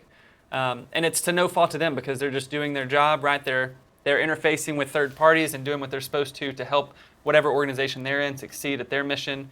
So it's just it's a tricky thing to combat, and that's why it's important for defenders to always emphasize on catching people once they're inside, not just preventing people from getting in, because people are gonna get in. Yeah, I mean, people can remain as vigilant and careful as they think they can be, but in the end, humans are humans, and they're eventually going to click. Yeah. It's a lot different on kind of the risk and vulnerability assessment side, which is more of the smash and grab penetration test, where you kind of send out this massive campaign of emails, and thinking about the types of lures that the teams use. Hey, there's a new social media policy. There's a policy for cell phone usage. You kind of have to, hey, everybody, no more cell phones, or the big one that really kind of usually gets people's interest, really strikes that nerve, is anything about pay. Hey, your pay scale is being affected negatively or adversely. Click on this file to view the details of how you're going to be affected. And people are going to freak out about that. Yeah. The other one is,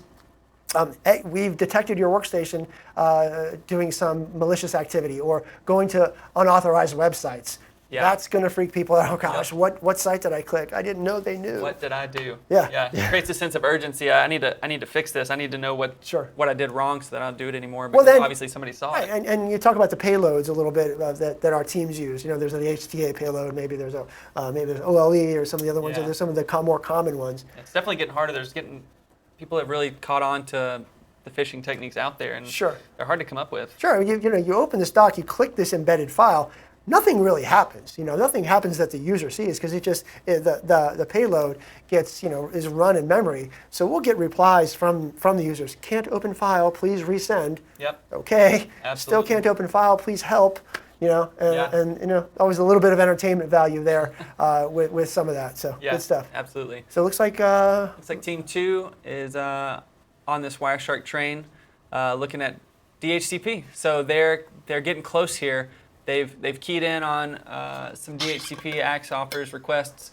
Looks like they're going to filter down to the subnet that they think is involved. Yeah, they're going to, and going back, we've already kind of referenced this several times. Once they figure this out, and they are right there, they're going to be able to get through that breaker, that breaker challenge. Really hoping they pivot back to that DHCP stream. Yeah, did they go away from that? They've got DNS pulled up right now. They've basically just filtered out all source IP addresses in the 192.168.29 subnet, which I thought the DHCP stuff was in the 2.8 subnet, but I might be wrong there. They're looking at some of the graphs that Wireshark's able to show you automatically. There's some really great tools in the statistics menu of Wireshark that can give a lot of insight into a packet dump. So. Yeah, even if you're not a packet ninja, and even if this is not what you do, highly recommend. Even the novice, even the casual InfoSec Pro, download Wireshark, play with it, man. It's such a dynamic tool that has so many different features that you can really geek out on a Friday night when you've, you're slightly inebriated. You've been to the end of the internet and back, and you've got nothing else to do. So why not fire up Wireshark and see what's happening on your network? Dig in, see what's in there. Yeah, it's really a great. It's an exciting Friday night. Wireshark. That's definitely. I've spent a few Friday nights doing that. It's a great time. I can attest to that. I'm not sure if you're judging right now. Oh no, no. There's no other way to make it into the President's Cup challenges than to get your hands on some Wireshark. Spend your weekends, your nights playing around with that. That's something that's really unique about this industry is the passion, and people do spend a lot of their off hours just digging in and going deeper with some of these specializations. Yeah. Rose, Wireshark. Sure, and when you enjoy something as much as a lot of the people in this field do, you're going to spend your free time doing it. You're going to spend the nights and the weekends, and you're going to be geeking it out with some of your colleagues.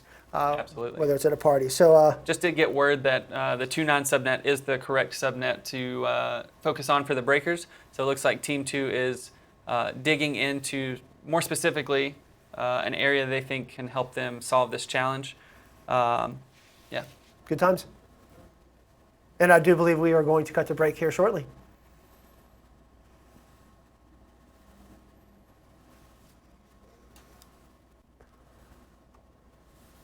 Hi, I'm here with Captain Nolan Miles, who took third place out of over 1,000 participants in the President's Cup Cybersecurity Challenge.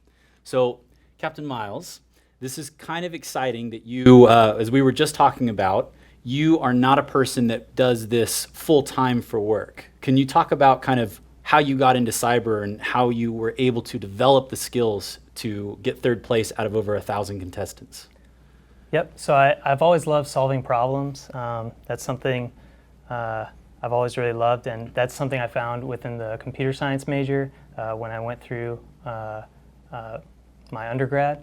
And where'd you go to school? I went to West Point. Oh, okay. So I graduated, I actually became an engineer officer. The cyber branch didn't exist when I commissioned. Yeah. And spent some time in the engineers, and then when the branch transfer opened up, I switched over to the cyber branch. The thing about being an officer is you're always going to be a leader and a manager first, and that's something that is going to carry throughout your career. You're going to be on staff sometimes, you're going to be in a chain of command position sometimes, so you don't always get to be down on keyboard, down in the nuts and bolts of things.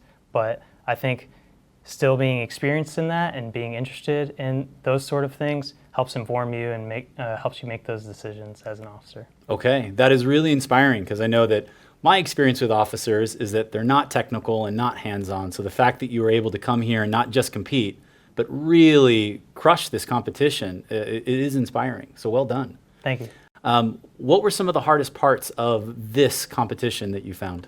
I think one of the things is that it was radically different in a good way than most CTFs. Most CTFs are very offensive focused, and they're very narrow in scope. So you might download a challenge file or have a running service that's vulnerable, and that's the scope. That's all you do. But for these challenges, a lot of them were very broad. There were multiple tasks that you'd have to achieve, or there would be configuration you'd have to set up, a defensive configuration in order to successfully complete the challenge. So the scope was a lot broader, and I think that made for a lot more interesting challenge types.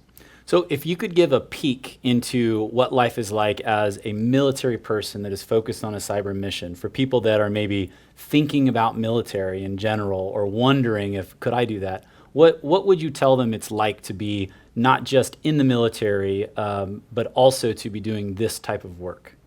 So ultimately, the nature of cyberspace operations, at least right now, there's a lot of planning, a lot of intelligence, and a lot of targeting that goes into that. So what I am is I'm a support team lead, and so what that means is I'm in charge of a team of analysts that develops cyberspace COAs courses of action for future cyberspace operations. Okay. Now, if there were people that were watching this and they were thinking, maybe I could do the military, what advice would you give someone who is currently a civilian, currently just a tinkerer, and is considering doing the same track that you have taken? So if they're interested in the military, I would say that there's always going to be that standard baseline stuff. You're going to have to wear a uniform. There's going to be some amount of regimen that you're not going to experience in the civilian life. But that being said, United States Cyber Command is a brand new. There's a lot of opportunities out there, and definitely if you have a passion for this field, then it's definitely something you should be interested in, because you can serve your country while maintaining that passion. Well, thank you very much for your service. Thank you. Okay. Well, congratulations again. Thanks. This is very exciting, and hopefully we'll see you next year. Yep. Okay. Well done, sir. Thank you. Okay.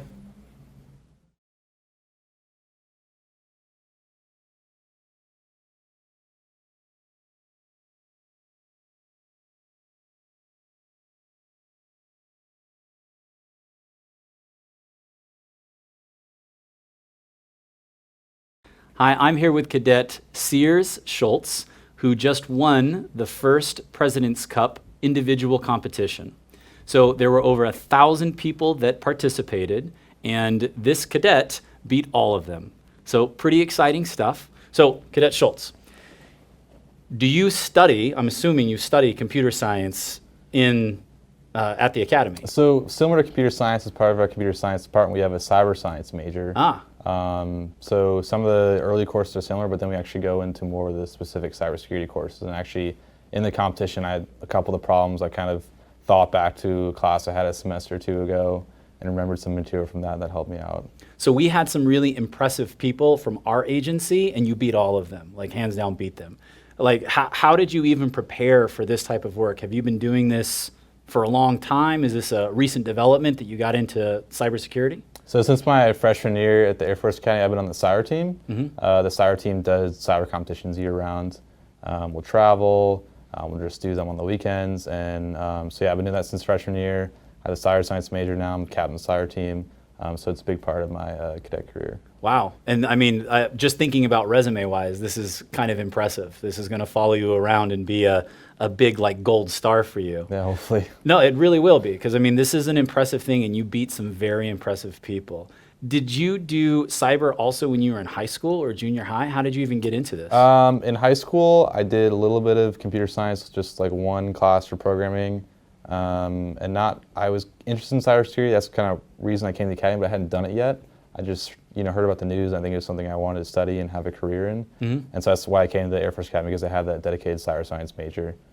So yeah, not much, just interested in high school, but not much getting into it until the Air Force Academy. Okay. Now you are very much doing the Air Force proud by being here and by winning this.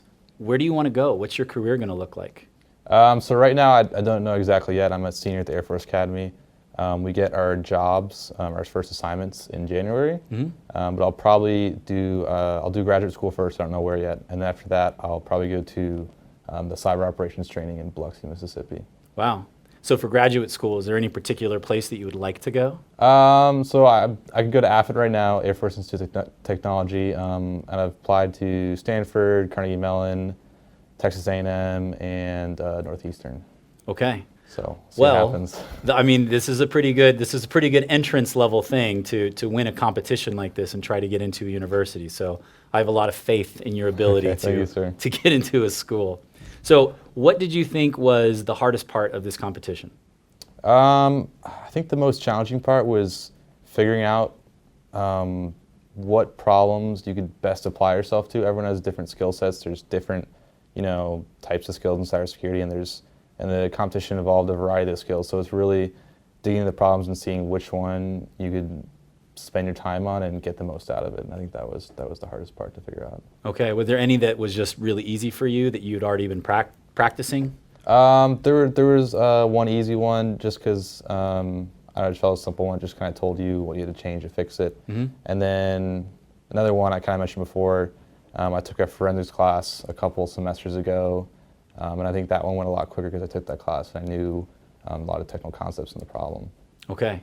So final question. For people that are interested in either joining, like maybe they're considering going to the Air Force Academy or they're thinking about doing a career in cybersecurity, what advice would you give them? I would say there's a lot of cool opportunities out there, especially in the government. I think the government has probably the coolest mission for cybersecurity. There's also private companies out there. I worked at Palo Alto Networks. And so you don't have to study cybersecurity. Not every school is cybersecurity. You can always study computer science and specialize in a career later, get your master's in information security. So yeah, just plenty of opportunities. Just do your research and try your best, I guess. Okay. Well, thank you very much and congratulations. Thank you, sir. You definitely have wowed all of us, and I look forward to seeing what you can do next year. Okay, thank you. Okay.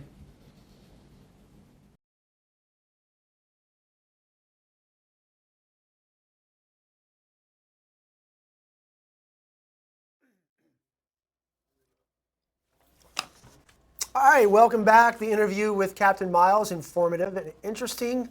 Good news for Team 2. They have broken out of the circuit breakers, so making progress there. That leaves 3 teams in the escape room still trying to make efforts or still to make progress to the next phases. Looking at the robot here, not sure which team this is, but looks as if they've cleared the doorway. Yeah, it's Team 2 right there. It looks like they did. It did say that they had removed the obstacle. Is that correct?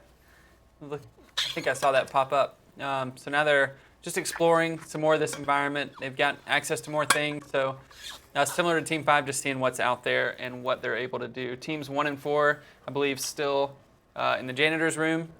Hopefully looking to make some forward progress there. And then I guess that leaves Team 3 still working on the breakers. So people are starting to fan out. We're starting to see a little bit of a spread. We'll see how long it takes to, if the spread's going to close, right? Because once they solve the breakers, once teams make it out of the janitor's closet, maybe they hit their stride. Once teams solve the breaker, maybe they hit a different stride. Maybe the skill sets line up more. Right. Yeah, that's a very good point. The skill set, depending on the proficiencies and skill sets of each team. Yeah, hey, maybe the next phase for Team 2 really is going to help them get to the next step. We've got a little video here from the team. Looks like they found that video from the guy who gives out the thumb drive. Yeah.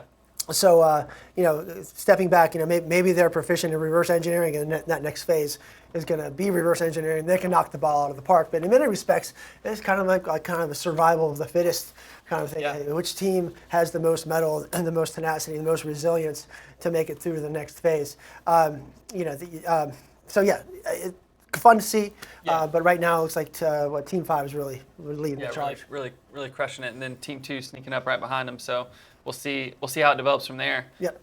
It's going to come down to who can keep a level head the longest and who can live off the land the best, because they've got the tools on the thumb drives, they've got the tools that come installed by default on the Kali boxes and then PowerShell and Windows. So who can take advantage of all of those things? And one important topic and concept for these team members to remember is all the clues are right there. This video they just showed, I don't know all the details because wasn't playing again, but I'm sure that provides a plethora and a multitude of clues that these teams can use to get to the next step. Yeah, and I think we can cut to that now. And that is what we're doing.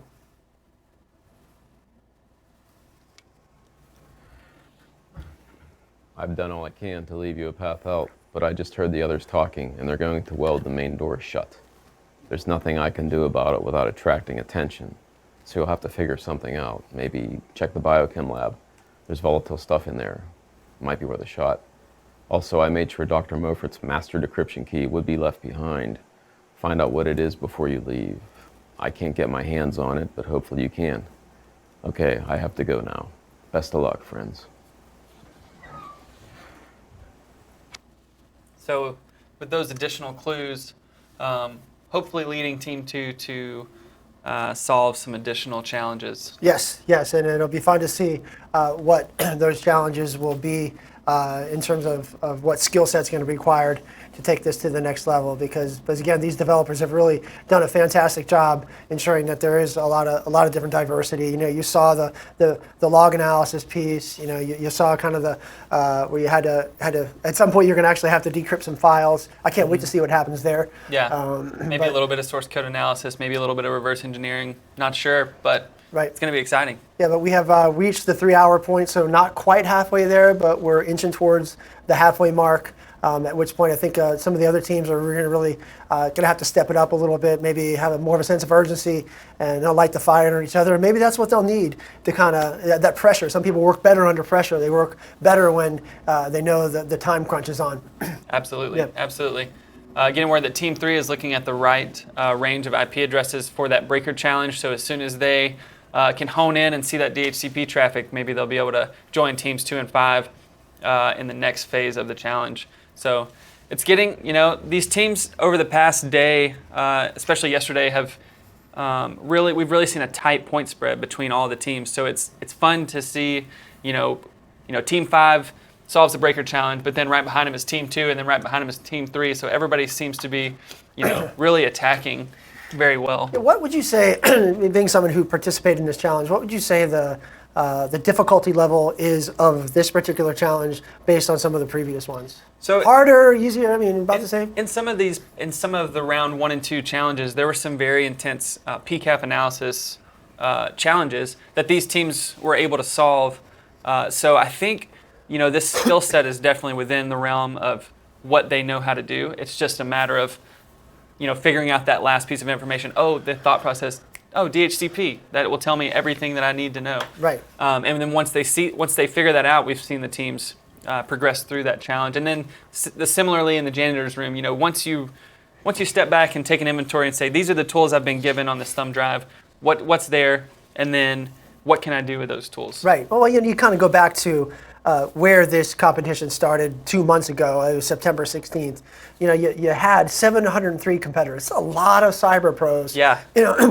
Across the federal government or across the government landscape, 154 teams competing, and that shows, man, that's a really solid number. There are a lot of professionals out there, a lot of cyber ninjas who are passionate about this mission, so much so that they're going to take their own time and their organization's time to kind of to participate in something fun like this. So yeah, that's something that people may not realize is that each round 1 and 2, they were both 8-hour rounds, and you're not always afforded to be able to do that, on work time. A lot of people had to do that at home. So Sure. You're spending 8 hours, an 8-hour continuous block of your time at home on a Friday night, on a Saturday night, trying to dig through this with either your teammates or as an individual.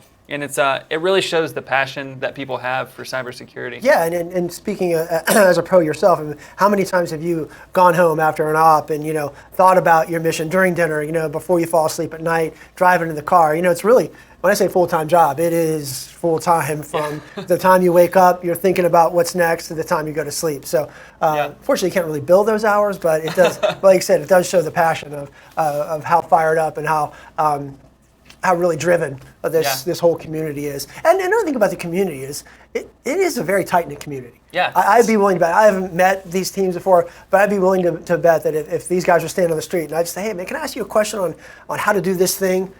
If they had a laptop, they'll break it out and type it. And they'd love to show. They'd love to learn because they love their job. Yeah, absolutely. The passion really fuels the industry, and it fuels that small feel. So the community, I mean, it's not a huge community. It seems massive when you look at Twitter and you see, 1,000 people you don't know, but really the core of the community is pretty small, and they're pretty open to help. And everybody loves seeing people learn. That's why the open source drive is so big, is because people like sharing information.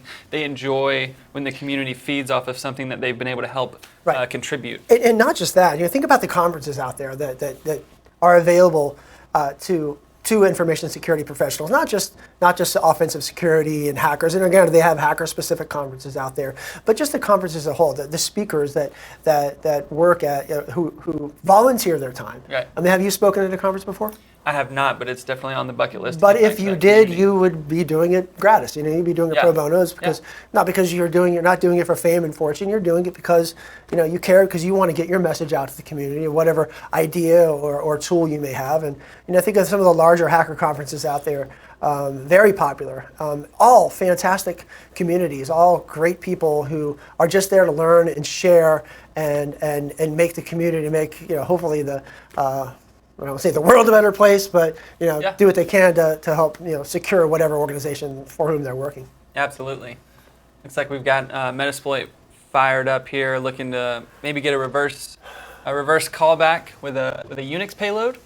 Not sure what system they're going after, 29.37, but still enumerating the network, still trying to find multiple ways of accessing some of this team. Or some of these systems Team 5 we're looking at. And switching over to Team 2, we got Dirtbuster running, which is it's a web enumeration tool to find directories and files on a web server. So if you're looking at a web server and you don't know what's on it, maybe throw Dirtbuster at it, maybe GoBuster. Right on. It's actually a really cool tool written in Go. It does the same thing, but it's quite a bit faster. Yeah, this first time we've observed a web app tool being used, because they're trying to brute force something here. So again, another interesting tactic by the team. And just got word that this is the key escrow server that they're busting against. So maybe trying to find some way of getting into that system. Sure. What about how valuable would something like a SQL injection work of something like this? If the server is securely or insecurely coded, then that could offer them administrative access to the database, or the data in the database, or some other access. So it could definitely be something worth checking out. I don't know if they've tried that yet or not. Right. I'm still not sure if I haven't seen anybody try any of the domain credentials against that site either. So maybe they don't have the correct credentials yet. maybe they haven't harvested enough of those creds to leverage them effectively at this point. Mm-hmm. And in an open-ended challenge like this, where you don't have clear direction, you just know that there's some things out there. They may not be putting together the fact that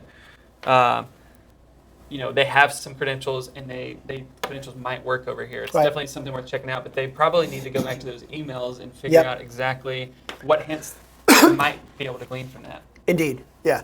I think that's, like I said, the developers have done a good job of providing those hints, and lo and behold, that's what they're doing. Yeah, so we're back on, this looks like Marjorie Green's box, M. Green's box, with the emails with Jules Isinger, which is Dr. Isinger, the insider double agent. Yes. And looking like it's talking about the malware development.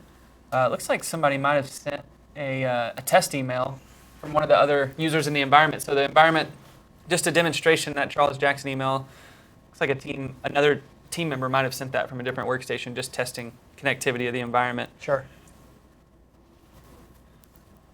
We're back to Team 5, looking more into that key escrow server.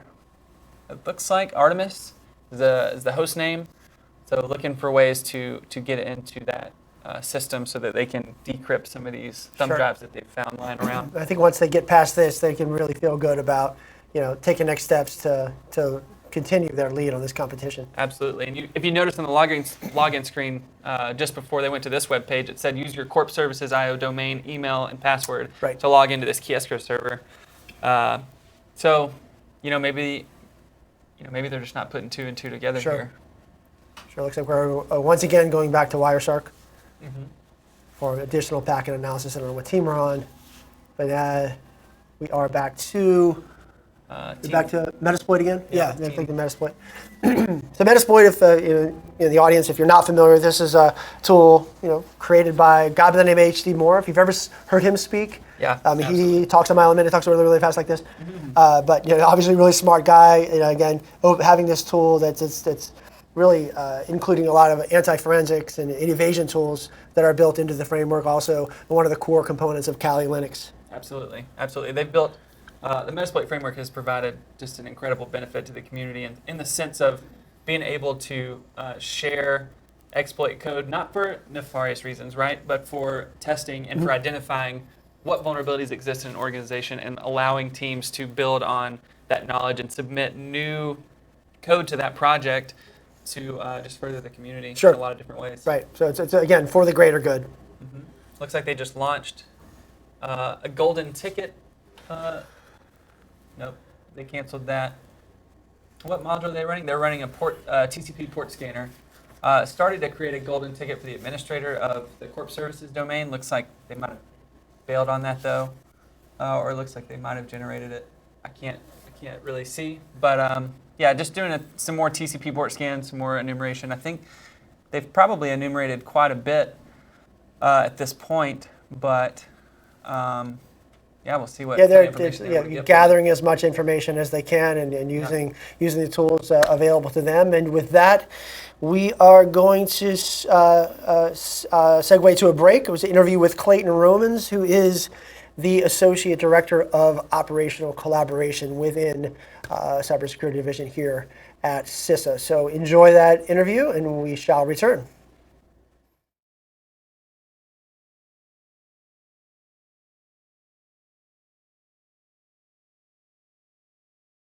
Hi, I'm here with Clayton Romans. Thank you for joining us, Clayton. Thanks, Allison. Clayton is the Associate Director of Operational Collaboration here at CISA. Can you tell us a little more about what you guys do and how you support the CISA mission space? Sure.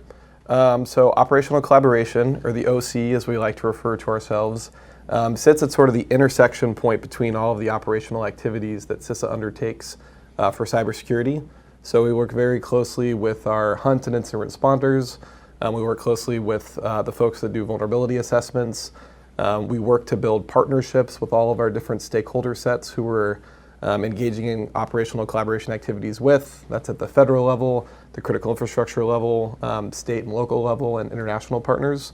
And we also work across CISA and the organizations that promote communications, that manage all of our sort of broader CISA operations, do the risk management work. So we're trying to link and connect the dots with different parts of CISA and our different CISA missions, particularly with the Cybersecurity Division. Okay. Now, also the graphics, like the background that we have here, I believe that those are things that your team is in charge of producing graphical support and video support for the agency. Yes. One interesting fact is that this angry-looking eagle is actually modeled after me. Oh, is it? So, no, I see the resemblance. Yes. So we actually have a pretty wide and interesting mission within operational collaboration. We sort of go from start to finish on several different types of initiatives. We plan, so we have operational planners who work both with our internal CISA organizations and also with the interagency, with the Department of Defense, some of our sector-specific agencies to think through how we're going to do operations. Then we have a partnerships team that works, as I said, with those different stakeholder groups. We have a production team, which is partly responsible for this great work, and I think their work speaks for themselves. And they take a lot of those ideas and translate them into usable sort of graphical things and also products that our different customers and stakeholders can use. And then we just try to integrate all of these things together. So from the concept all the way to the execution, that's where the OC fits. I think what's interesting for us is that it ends up involving a very wide array of skill sets. So we have some folks on our team that are very technical. They come with cybersecurity backgrounds or IT backgrounds, and they're able to help us sort of translate and link to the more operational members of CISA staff. We have people who come with a communications background, who come, I was an English major, so there's all sorts of backgrounds that our team brings together because we need a very wide array of skill sets to make this mission work. So I understand that you're also professionally a lawyer. I am a repentant lawyer. Yes. Okay. But then you also spent a lot of time being an advisor to senior leaders here on site. And so that's how you kind of came about and joined into the cyber ecosystem, was through advising senior leaders. Exactly. So what's that journey been like, coming from law into this? It's interesting. So it's going from trying to stop people from doing things to trying to enable people to do things. Just kidding. No offense to all the lawyers out there. I think my legal background was really useful because it helped me understand sort of there are authorities and there are specific constraints that we have to operate around to get the things done that we want to do. My entrance point actually into the cyber world was through international cooperation. So learning how other countries work in this mission space and how we can partner with them to do our mission more effectively was sort of how I came into this world, and really have been able to take some lessons from those experiences and apply them to how CISA and the Cybersecurity Division implement our activities. But it's good. It gives you the opportunity to see things at sort of a higher 1,000-foot level when you're working with leadership, and then try to tie that down into every day what all the people on our teams are trying to accomplish. So being that you interact with a lot of the international community, do you see that cybersecurity in general in other countries is just as critical as it is for us? It is. Cybersecurity, it's a global problem. It's something that, when I first came into this world for Homeland Security, it's not something you think of as an international mission right off the bat, just based on the name. But truly, this is something, we're an interconnected organization. Our mission transcends borders. All other countries that we work with are dealing with the same problems. Some have come up with innovative solutions that we want to learn from. Some need some help that we want to, deploy to them. But yeah, it's a global problem and we're just part of that community that's trying to address it. So part of what you're doing as well, I've heard, is that you are in charge of the detailees, in charge of the liaisons, and especially in interacting with the MSISAC. Can you talk about what that is and what you guys do there? Sure. So the MSISAC in particular is a really important organization that helps us partner with the SLTT community, state, local, tribal, and territorial. And what does MSISAC mean? The Multi-State Information Sharing and Analysis Center. Yeah. So DHS has helped promote and sustain a model of ISACs across and organizations across a number of different sectors to share information that we produce, to share information that we ingest from our government partners, and provide it out to other parts of different sectors. This is the organization that does that for the SLTT community. They're a critical part of what we do. We're continuing to invest and sort of deepen those relationships because they enable us to do our mission better. We're trying to do the same thing with some of our government partners. So as you mentioned, with liaisons, we work very closely with the other operators in cyberspace for the U.S. government. We're also doing that with international partners. We have staff deployed abroad. We have staff coming in from other countries to work with us here side by side on both our technical mission, but also just the overarching engagement with different cybersecurity partners. Yeah, it's been interesting. So I've been working with our British liaisons. Yeah, and they're pretty awesome. They're awesome. It's kind of cool, and we've they're much better spoken than we are. But they are. They sound so sophisticated. They do. But they've got us in touch with GCHQ, and so we've already started on best practice sharing, and so it's very interesting to see how advanced they are and how messed up they are too. They're kind of in the same boat. Well, that's the thing. We're all in the same fight together, and it's interesting because as you mentioned the products earlier, that's exactly the growth area that we have, working with people like our British counterparts and others to put out guidance to our customers. So, what makes a good professional in the operational collaboration space? What are you looking for in people? Looking for, obviously, for good looks. That's what I bring to the team. Of course. And in addition to that, we want the ability to solve problems. This is a young domain for the U.S. government. It's an incredibly evolutionary space, both for the adversary and for the computer network defender. we need to be entrepreneurial. We're working in a new agency that was just stood up a year ago. We're all trying to do good work and we're all trying to solve problems, but I think the ability to work as a team, the ability to be creative, and the ability to communicate are really important skills. Okay. If you were to give advice to people that are watching this that are thinking, I don't have the cyber skills to do that kind of work, what would you tell them about getting into the ecosystem and finding a place within cyber? I'd probably say two things. I'd say one, we need more than just dedicated cyber skills. As I was saying before, this mission requires a wide array of skill sets to actually enable the cyber operational mission that we have.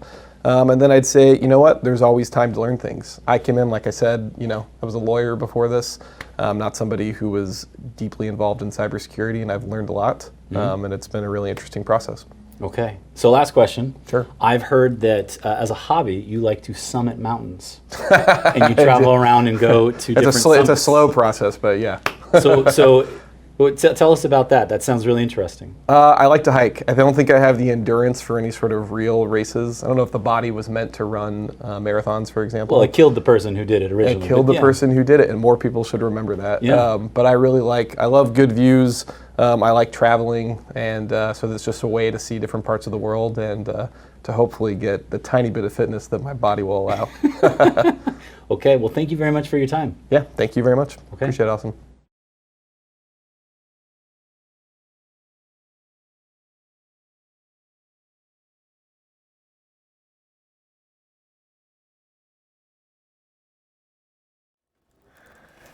All right, welcome back once again after the interview with Clayton Romans, giving you some good insight on how he transitioned from his role as a lawyer over to the government side, and a little more insight on how we hire non-technical folks and staff members in to help support our mission. And I think that's an important point. You don't have to be, have all the latest and greatest security certifications in the world to be part of this team to support this mission. Yeah. We're looking for proficiencies and skill sets across the board, from support to administration to engineering to developers to, and of course, your seasoned pen testers and analysts. So we run the gamut. Our team is actively hiring, consistently hiring. This is a great place to work.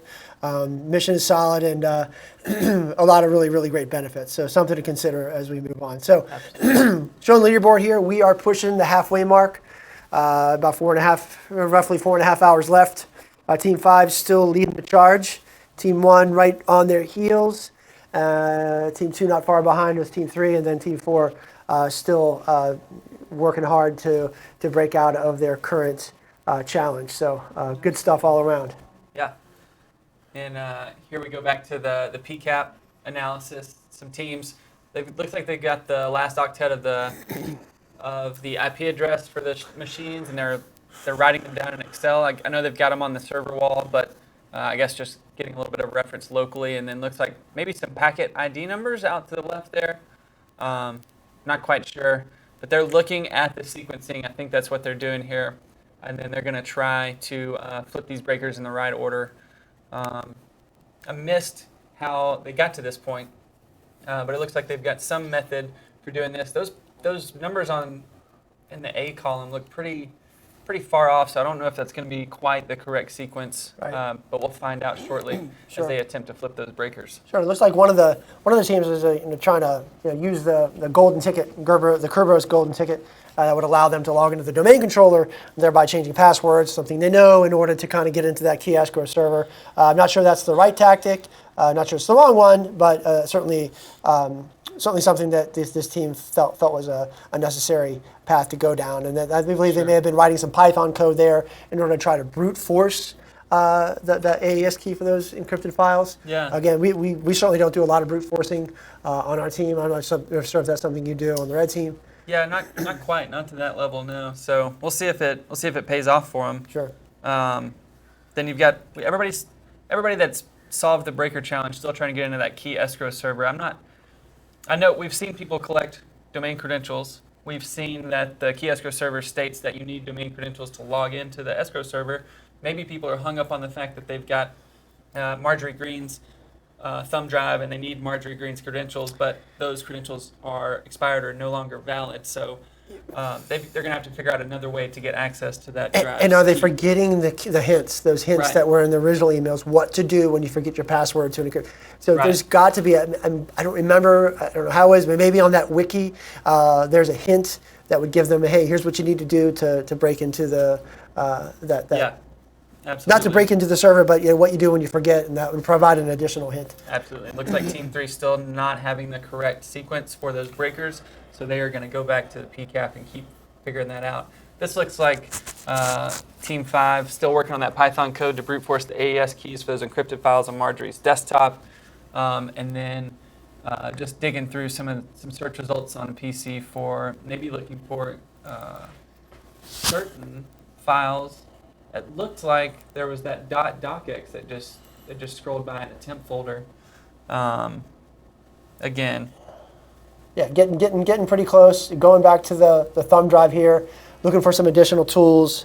Maybe Team 5, kind of going back, they were using SQL Map and the Burp Suite, which I know is another favorite tool for web apps to break into that escrow login. So clearly on the right path, doing some good things.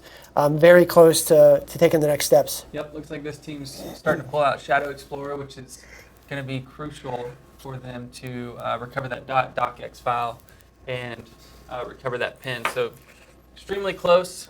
Looks like they're going to extract it. Maybe we'll get to see them have their celebratory moment here of breaking out of the janitor's room. So. Sure. Yeah, and as these teams continue to work hard, it's kind of a recap of the President's Cup. This is the first annual one. It is hosted by CISA, the Cybersecurity and Infrastructure Security Agency.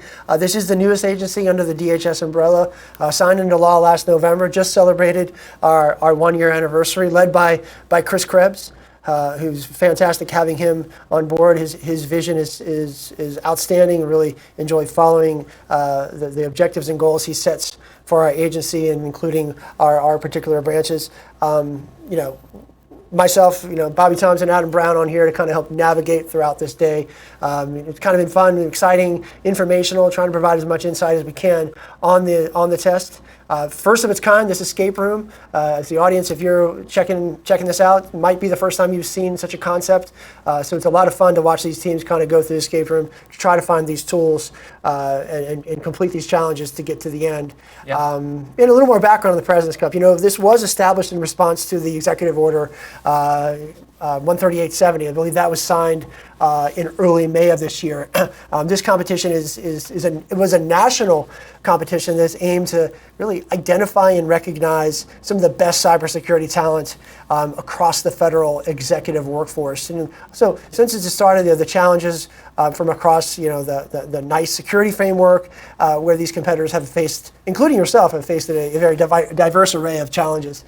And you got to have a very extensive skill set to pass through, to get through. Absolutely. It looks like Team 4 just recovered the .docx file with the pin code from the Shadow Explorer. So they're going to be able to, from the Shadow volume on the computer, so they're going to be able to use that pin code to get out of the janitor's room, and there'll be one team remaining in the janitor's room. Outstanding. That's fabulous. Good. More progress being made by the teams. That's comforting to see, and here it is. And accepted. Bang. High fives probably taking place right now. Yeah, big celebration in that room right there. I think I literally just heard a high five through You the did. room. There was actually, I heard a high five. They're pretty psyched. So good for them. They're going to get out into the environment and explore and join the other teams. That's got to be such a great feeling. It's pushing 4 hours. These guys have been banging on the keyboard nonstop since 8 o'clock this morning. Yeah. Finally, they've broken through. They got to be feeling good. Level of confidence is higher. So maybe they can kind of step back, breathe a little bit, and clear their mind in order to take the next steps here. Yeah, absolutely. That's something that I feel like is one of the most enjoying parts of this field, is just banging your head against a wall, trying to solve some problem, and then that breakthrough moment is what it's all about. Yep. So, right. It's just like whether you're on the offensive side, here they are. They're seeing the security breaker with the spark. So it's quick, going straight to the breakers. And they're gonna. And they notice they can't interact with the breakers because they're. It says use something to avoid sparks. So they've got to put together, again, mixing this CTF with the escape room. You got to figure out, okay, well, there's elements in this escape room I need to use. The gloves in their inventory in the bottom right of the screen are going to be what they need to use. Looks like they didn't quite get that figured out there. So yeah, the gloves are available to them. Yep, the gloves came from the janitor's room, the drawer in the janitor's room. So yeah, and here's the thing, in this escape room, it's very much try to take the stance of this being a physical room. If you had 5 people in a physical room trying to figure this out, all 5 people are probably looking at this one thing. Yeah. Or all 5 people going in different directions. Are they looking at different things? Right. Well, this is their chance. So far, they've only been able to look at one computer because they've only had one computer available to them. This is the point in the challenge where all 5 team members can become active. They can explore multiple areas, multiple computers, multiple rooms, right, and all work towards a common challenge without having to work side by side. And one quick point to make for the audience here: if this is Team 4, and I believe it is. Based on what we've seen in previous challenges, they do have a packet ninja, a log analysis ninja. That my suspicion is they're probably going to get through this quicker than later. Absolutely, absolutely. Still taking a look at this server wall with the IP addresses and host names listed next to it. You got to figure out eventually that these servers aren't online and they do map to this breaker box on the wall that's going nuts with some sparks. So. Yes. And I like the naming convention they chose here. They're using kind of Greek mythology for the naming for naming the servers. You got. I mean, we talked about Artemis. Talk about Poseidon. I think is the god of sea, earthquakes, and storms. So kind of cool there. Pan. Did you ever see Pan's Labyrinth? I don't think that I did. Great movie. Speaking of movies, let's answer the question that everyone's burning to know. What movies and TV shows do people who want to get into this field, who want to be hackers, they want to be what do they need to watch? They need to watch more games? What books? Let's talk about that. Books. Oh, that's a really good question. They say they being they, the people. The Cuckoo's Egg. Cuckoo's Egg is written by I think Cliff Stoll. Yeah. Required reading for incident response based on a true story. You familiar with that one? I'm not as familiar as I should be. Okay. But I have heard that recommendation is high on the list. Yes. Anything else you'd recommend to the audience? I got into hacking because I watched The Matrix, and I have recently met hackers who have not seen The Matrix. So if you haven't seen that, I feel like that is actually very required to be in the field. Sure. So take note, watch The Matrix. Just last week or the week before, our team, we took a break, had a little step back a little bit, watched the movie Sneakers, starred Robert Redford, also another good hacker movie. Absolutely. Probably do not recommend watching Black Hat that starred Channing Tatum. Oh, yeah. Yeah, probably not that. And then I think there's that TV show, CSI Cyber. Really, really bad. Where that'd be interesting. where they were trying to type and they both were typing simultaneously on the keyboard. 4 hands on a keyboard. Yeah, because that's a thing. That was mentioned at the Black Hat EU keynote a couple of weeks ago. Yeah. Just how awesome hackers look on TV. Yeah. No, there's so many books out there that can provide insight into whatever aspect, because cyber is very broad, it's very diverse. You got the defensive side, you got the offensive side, you got policy, you got governance. So depending on what your interest is, there's so many out there, much more than there used to be. And you don't even need books at this point. We talk about education and what a budding penetration tester would do. There's some open source tools out there, some vulnerable VMs, I think, freely available. Overthewire.org is kind of a capture the flag type of a site that can help people kind of learn and hone their skills. And you're not even mentioning the number of freely available videos out there giving tutorials on exactly how to do whatever it is you're trying to do. Yeah, so many open source contributors and free sites to learn from and to practice this stuff on in a legal way. I know growing up, that's exactly what I used, is all of these free capture the flags online that you can find at sites like CTF Time. That's not a capture the flag, but they tell people about all these open capture the flags. And then Bug Bounty has become a huge way to legally learn to hack and hack some of these sites that are participating in this idea of people hacking them and then paying rewards to people who find bugs in their site. It's pretty cool. Sure. Vulnerability disclosure is becoming a very hot commodity in both the private and public spaces in the community. So they're really spending a lot of time and money to roll out these bug bounty and these vulnerability disclosure programs, which is really helping the greater good. Absolutely. Now we're going to hear from Chris Butera, Associate Director of Threat Hunting here at CISA.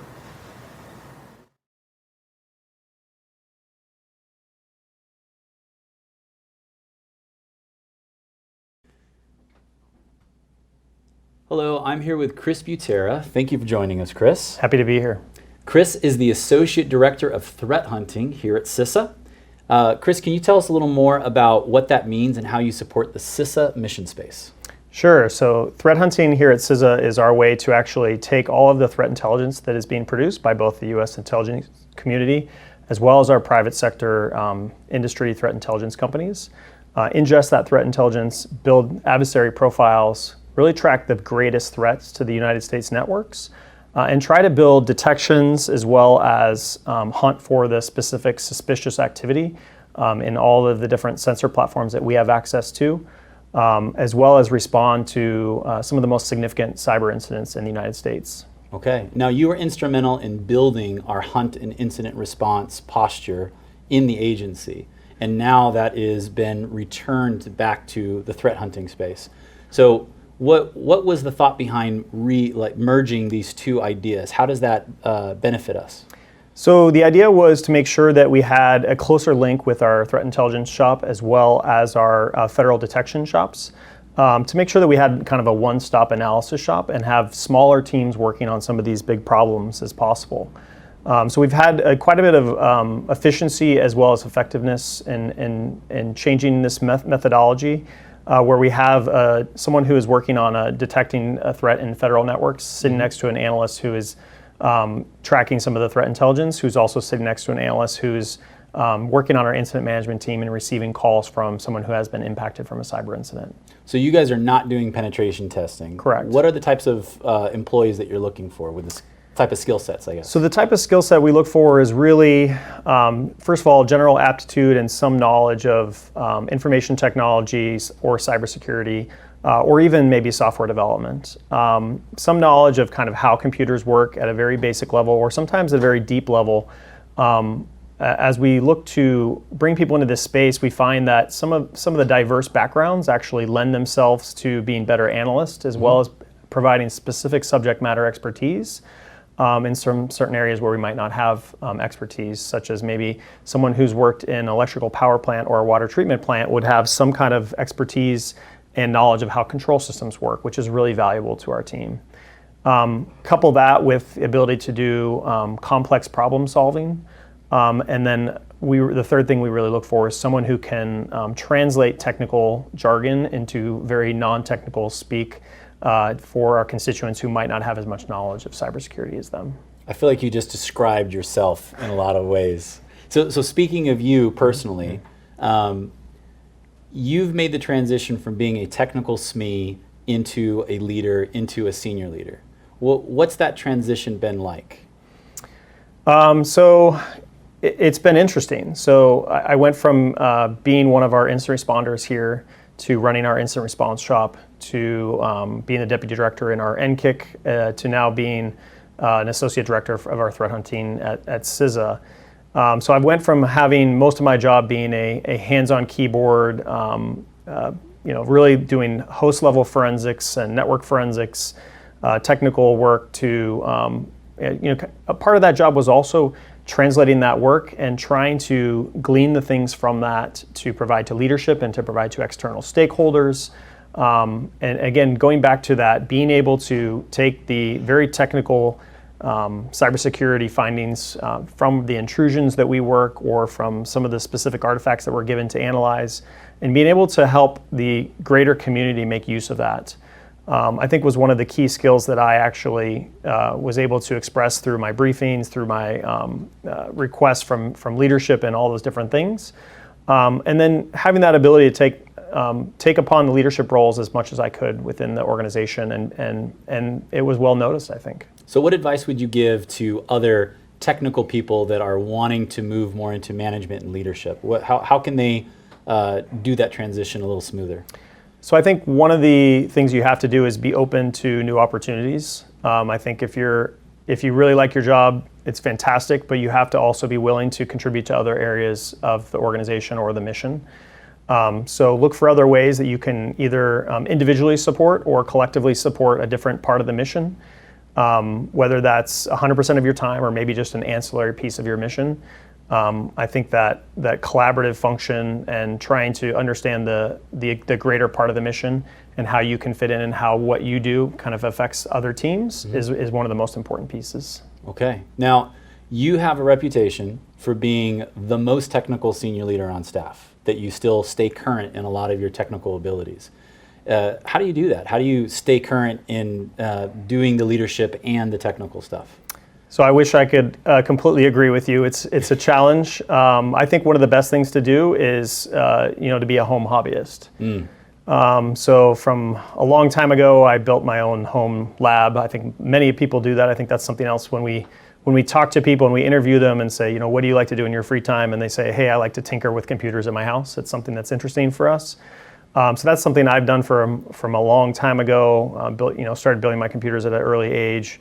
But also trying to find ways to continue to keep the problem solving fresh in my mind, because I think that's the one piece that I bring from my background that has been really useful. And then I try to keep kind of current, because I don't always do that in a management role, although the problem solving is definitely a day-to-day activity. It's just a little bit different than a technical problem solving. Since we're here talking at the President's Cup, I'd like to promote all the ongoing Capture the Flag events that happen out throughout the year. There's usually one pretty much every week that are public, and you can join and just dabble for fun. So as I get time to balance between the work and family life, if I have some free time, sometimes I'll dabble in one of those CTF challenges as well. That's inspiring. That's kind of cool. So you've been involved in some very high-level incident management here. Not to name names, because I don't know which things we can talk about, but what is an incident that you have been a part of mitigating that you're really proud of? Yeah, so one of the things when we actually work with our stakeholders and they report a cyber intrusion to us and ask for assistance, we don't typically talk about the specific entity. There are a few specific organizations who have gone public and talked about us providing them assistance. Certainly the OPM incident was one of the big ones that we worked back in 2014, 2015, that we felt like we unfortunately had to help an entity with this pretty huge problem. But we worked hand by hand with that specific organization, and they were very happy for the support that we provided them to actually mitigate the cyber intrusion that they were dealing with at the time and bring them to a better place. I think also helping to investigate the Ukraine attacks back in 2015 was also another one of the big kind of pieces that we were publicly acknowledged for going over to the Ukraine and learning what happened in their electrical infrastructure and trying to bring those lessons back to the United States to try to apply them here to make our critical infrastructure owners and operators aware of the potential threats to their critical infrastructure. Okay, that's very cool. So what advice would you give to people that are watching this and they're thinking, maybe I could do that. Maybe I could join that. I don't know a lot about cyber, but I'm very interested in the ideas of threat hunting.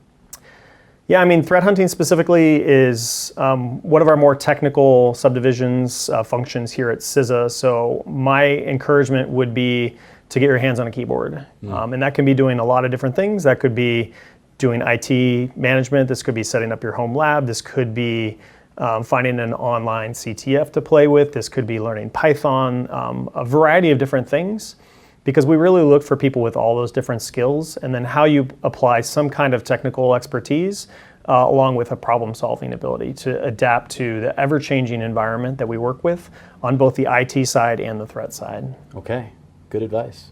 So final question. How do you see your organization, Threat Hunting, shift to address the ever-changing cyber landscape? So I think that's an everyday challenge for us. We are consistently trying to become more efficient and effective in our operations, to take the intelligence that we're utilizing and take that approach on, if you're familiar with the pyramid of pain. So not just do things at the indicator level, but trying to bring up that approach to the tactics and techniques and procedures, and how we can build different analytics and apply those analytics to our hunting platform in a way that better finds the adversary. And that's a constant battle. As the adversary shifts their techniques and more techniques are found, we have to continue to build analytics to be able to detect the adversary in those spaces. So it's something that is part of our everyday occurrence, is certainly trying to keep up with our adversaries, but we think we're well positioned to do so. Okay. Well, thank you so much for your time. Thank you for having me. Okay.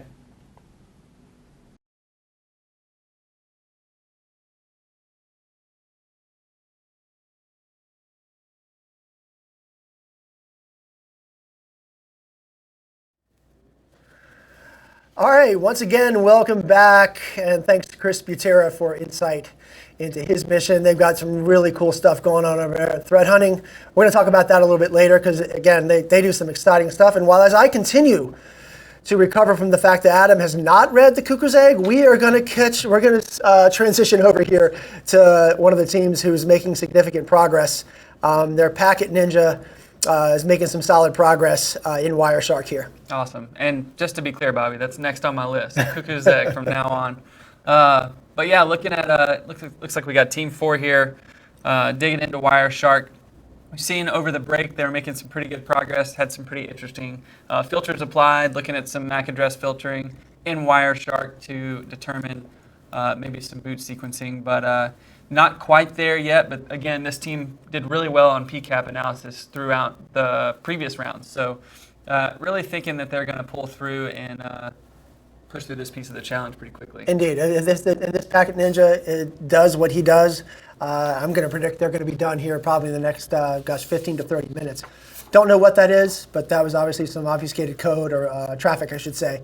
But yeah, look at all the options that you have there for people who are watching, who haven't used Wireshark before. Again, freely available. Download it right now. Sync it up to your network connector and have fun analyzing the traffic in your network. You never know what you're going to find. You know what? Fire up Wireshark on your home network. You see some funky stuff going on. You know, you do your own reverse lookups, you do your own research, you say maybe something's not right. So another good tactic to consider, even if you're, again, bored on a Friday night, what else to do than fire up Wireshark. That's right. Looks like Team 2 is also doing some groovy stuff with Burp Suite against that key escrow server. So they're definitely exploring the options on this web app. Anxious to see what takes place here, and talk about Burp. Again, some of the de facto tools that these the pen test teams use. Is this something that you as a pen tester would use on and up? If you saw a web app. Absolutely, and if we look at the screen right now, they're using Burp to try and log in, and they're capturing that request, and they're analyzing the request and the response, and they're able to mix and match different inputs to that request to try and see what kind of responses come back. And that request that was just on the screen, they're using mgreen to try and log into the key escrow server with the password. And I'm not sure if that was something they had previously found or if they had made that adjustment. No, mgreen should be an invalidated account as far as I know. Okay. So maybe they're looking at the wrong account. Maybe they need to back out and say, well, what other credentials can we get access to, and will those work against this server? Sure. And in your experience with Burp, what are some common mistakes that you see out there that can be easily avoided? I mean, we've got misconfigurations, you've got vulnerabilities, of course, but you like to think externally facing people have done their due diligence and are already making steps to kind of tighten those things up. Burp can really gain a lot of insight. One of the key features of it is the ability to spider web applications and see what all pieces exist on this web application that you can reach. Some things that you'll see are clear text forms being submitted, and that's just a no-no in today's world with all the security or all the encryption that's available. Burp's really just a great tool to slow web traffic down. So when you make a request to a website, you go to google.com, it's really making 5 or 6, 7, 8, 9, 10 requests, and you don't see them all happen. So Burp is a way to put a proxy in the middle of those requests and slow them down and let you look at each request, what's going in, what's coming back, and see if there's anything there you can take advantage of. Sure. And how often do you run into the kind of the default cred thing? Like admin, password. I know that happens a lot. It's more common than you think, and we've seen it in a couple of big breaches in the past couple of years. But especially on the inside, people take that hard external, soft interior look when it comes to defense. And if you've got web apps deployed on the inside with default credentials, that's given an attacker another place to have a foothold, another place to jump from. Yeah, it's that low-hanging fruit we referenced before. That's one of the first things even a moderately skilled hacker is going to do. There's probably there's script kiddies out there right now scanning every network they can to find something egregious like that. And that kind of goes back to some of the services we offer here with our cyber hygiene scanning. I think we're pushing the better part of 1,500 customers right now. That's persistent vulnerability scanning against the external perimeter of our customers. It is authorized. It's an easy, quick win. If you have the resources, even if you don't have the resources, this is something that is freely available to all government customers. You get a nice tidy report every week that notifies you of everything that's been scanned, if there are any vulnerabilities. And if by chance, say a critical vulnerability comes out today and they scan tonight, you'll get a report either tomorrow or the next day. So it's very fast, it's very efficient, it's automated, it's effective, and it's definitely one of our more successful services. So something to consider with some of the listeners, some of your networks out there. We definitely have the genuine desire to kind of help secure the community. Absolutely. Yeah, and then kind of going back to that, one more point to make. If anybody remembers Heartbleed from years ago, when Heartbleed came out, it was a big deal. It was a huge issue across the world, pretty much, right? Absolutely. Major deficiency in SSL, if I'm not mistaken. And when we found out, what can the government do to, identify and eradicate and hopefully mitigate, I should say, this vulnerability, and so I raise your hand and say, hey, we can do that. Yeah. And they did. And long story short, cyber hygiene became mandatory in 2013. The amount of progress that the federal government has made with their external interface with mitigating those external vulnerabilities is astonishingly good. I think at one point, the amount of time that critical vulnerabilities were hanging out there in the wind and were externally facing was maybe 300 plus days. And last we did with statistics, they've got it down from anywhere from 7 to 12 days. So significant progress there. And those are the changes we try to make here in our organization for the greater good. Absolutely. Absolutely. And moving back to the Burp Suite, we've got some findings here that Adam, I think, is going to reference. Yeah, just kind of looking at some of the screen grabs from the previous team using Burp and how they're analyzing the web application and analyzing what's happening. This is just some of the things that you can do with Burps. You'll see a couple of green boxes on the screen. This is part of the web requests that the team is making. So you make a web request in Burp, you send it to this tab up top called Repeater, and that's going to let you change all the request features about that are being made. And so in this case, we can see that the email being used was mgreen, %40, that's just an @, and then corpservices.io. So that's the email address they used when they made this login request, and then the password of password. So using Burp, you can actually change these parameters to whatever you want. You could send it to the intruder tab, just to the left of the repeater tab, and have it autofill different values if you're trying to brute force the password. So there's just a lot of things that you can do with Burp, and a lot of information that can be gleaned when using this tool. So it's a pretty great tool. It's another tool that if you're looking to break into the cyber community, this tool is free and open source. It's the community edition of Burp Suite. It's a great thing to go learn. Outstanding. Would you say fairly intuitive, or requires a bit of? The company that puts out the tool definitely puts out some open source videos and free tutorials. So I would definitely check those out. It's a very simple tool, but it's also it can get very deep very quickly. No, just like anything else. Yeah, it's as deep as you want it to be. Indeed. A lot of tools out there are very intuitive and easy to use at first glance. You can kind of kick it off, get it installed, get it running. But the more you dig into it, the more you realize, hey, boy, I have to get some more. I have to get sped up on this one. And then what's the first thing you do when you run into a snag? You go to the web, you type in the question, and 90% of the time the answer's out there. And I think that's something that I learned early on in my career. It's not necessarily knowing the answer, but knowing how to find the answer. Absolutely. I would say that most cybersecurity professionals are actually professional Googlers. They know exactly how to find what information they don't know, and they know what they don't know. Right. And Yeah. And that's what they say, when they say open source intelligence, well, that's just another fancy term of using Google, right? Yeah. That's the first thing people do. They go to Google and they do a search, and then next thing you know, they're down a rabbit hole, finding out mother's maiden name and social security number in about 5 minutes, because that's how quickly it takes sometimes to find that information, because it is, as many of you know out there, it is shocking the amount of information that people put out there on their social media accounts and their LinkedIn, their personal profiles. Absolutely. Easy for all, anybody to learn anything you want, as long as you have a few minutes. Absolutely. Yeah, it's something to definitely be cognizant of, how much information that you're putting out there and what it explains about who you are and what you do, and potentially how it opens up risks to your employer or your family even. Sure. Like if you're going on vacation and you're posting photos on Twitter, that's probably got some location information in it, or it's letting people know in your neighborhood that you're not at home, right? So it's something as simple as that. Obviously, I'm not saying never post photos while you're on vacation, but just be aware that you're leaving a footprint of what you're doing and how your life is just based on photos you post on social media. Oh, that too. You know, and there people will post everything and anything about their thoughts and feelings, and that's great. There's no harm in that. You know, but when there's a snow day and somebody has to go to work and their kids are staying at home, it's probably not a good idea to communicate this on social media. I hate that my 4 young underage kids are staying at home by themselves on the snow day, and your address is on your Facebook page. You do a quick search of predators in that region within a 3-mile radius, you see there's a large number of them, and it's kind of scary. Not saying that something happened, but you raise the risk up when you put that type of information out there. But again, to each their own. Yeah. One thing I did want to point out, as far as the competition is concerned, for the past few rounds, we've seen that these top 25 performers that we're seeing go at it today actually solved the challenges in about half the time as the other competitors. So it typically took one of these competitors 52 minutes to solve a challenge versus about 95 minutes for the rest of the field. So it's pretty insane delta.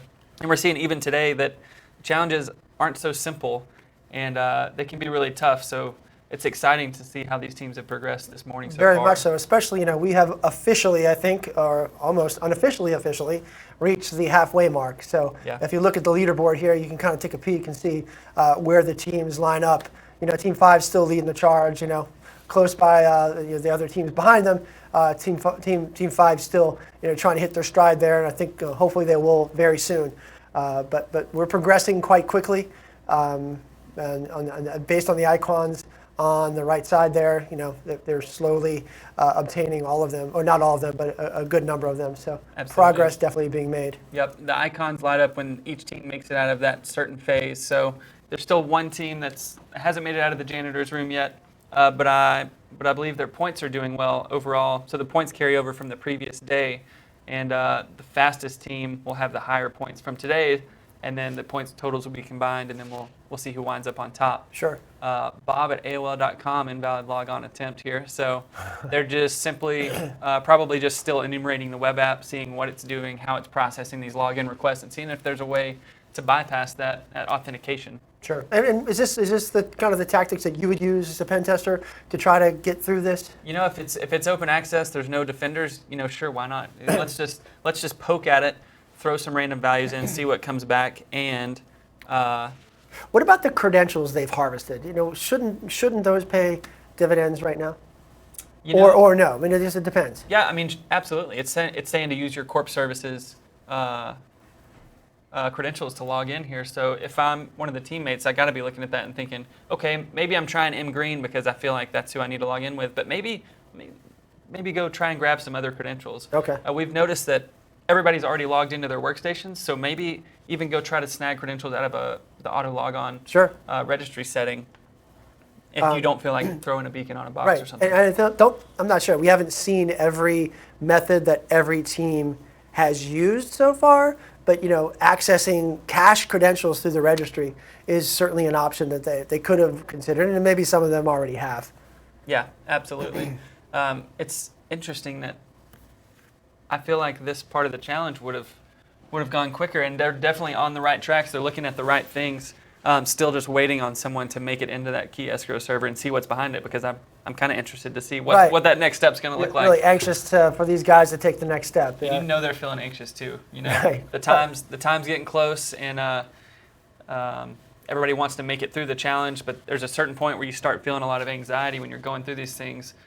Seeing that I've got 7 or 8 challenges left, and I've got half my time left, so it's definitely interesting. Yeah. So fingers crossed for all the teams to continue progressing through this challenge. Hopefully in the next 15-20 minutes, Team 5 takes that next step, gets past that key escrow server, and we can see what happens next, because I think there's some pretty cool things that await. Yep, and Team 4 is still working on those breakers, trying to get those servers back online. I don't know if they've identified the QR code yet, but that would be something else that they need to identify pretty quickly. Absolutely. Before they get those, or after they get those breakers online. Yeah, go back to the hints. Go back to the janitor's workstation. Go back to that file. Let's see what's happening. Still looking at it, still going strong. Looks like they've engaged the gloves, so they are identifying that there's things in the environment that can be coupled with other things to make further progress. Now, would this make your job more exciting if you came across a circuit breaker that was spitting sparks? I feel like it would. Yeah. You're delving into the physical side. Absolutely. It'd be fun for you to kind of get the gloves on, and I feel like you really get my hands dirty. Yeah, with you and your team, you'd probably had figured this out by now. But we are about to prep our next video break, next interview. That's going to be with Matt Carr. So kick back and enjoy that, and we shall return shortly.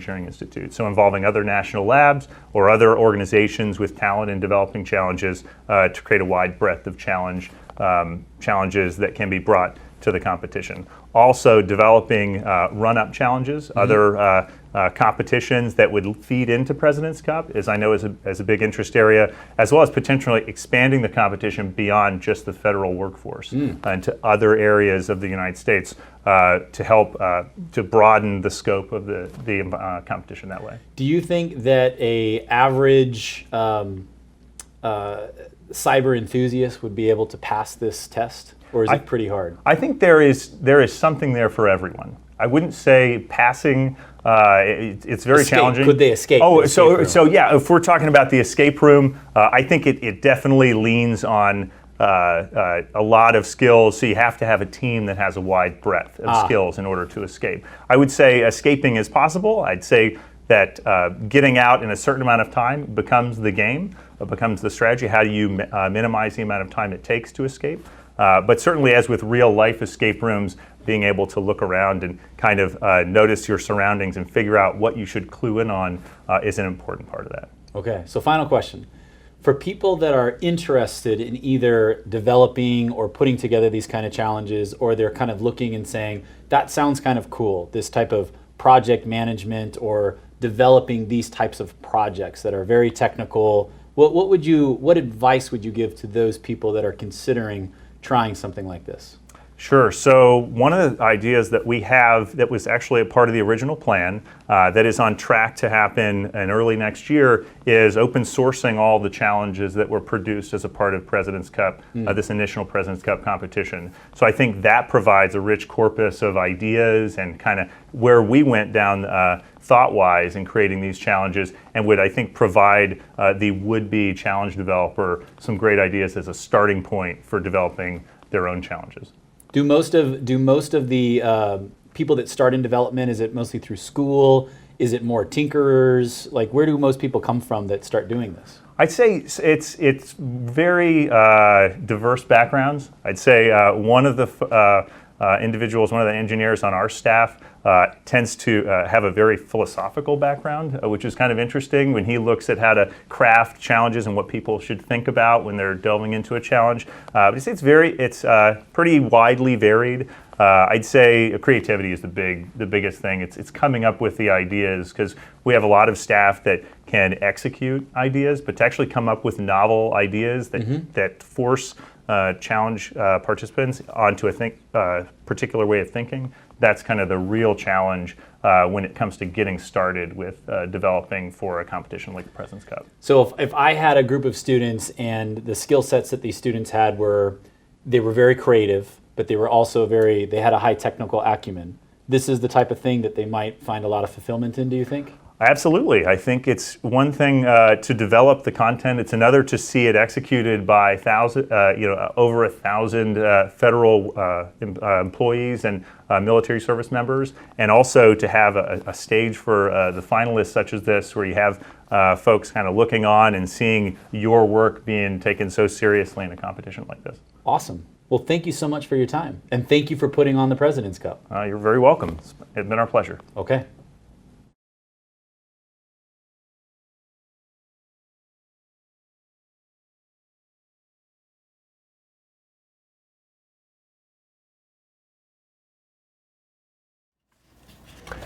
All right, good afternoon and welcome to the lunch hour. We are officially 4+ hours into the competition.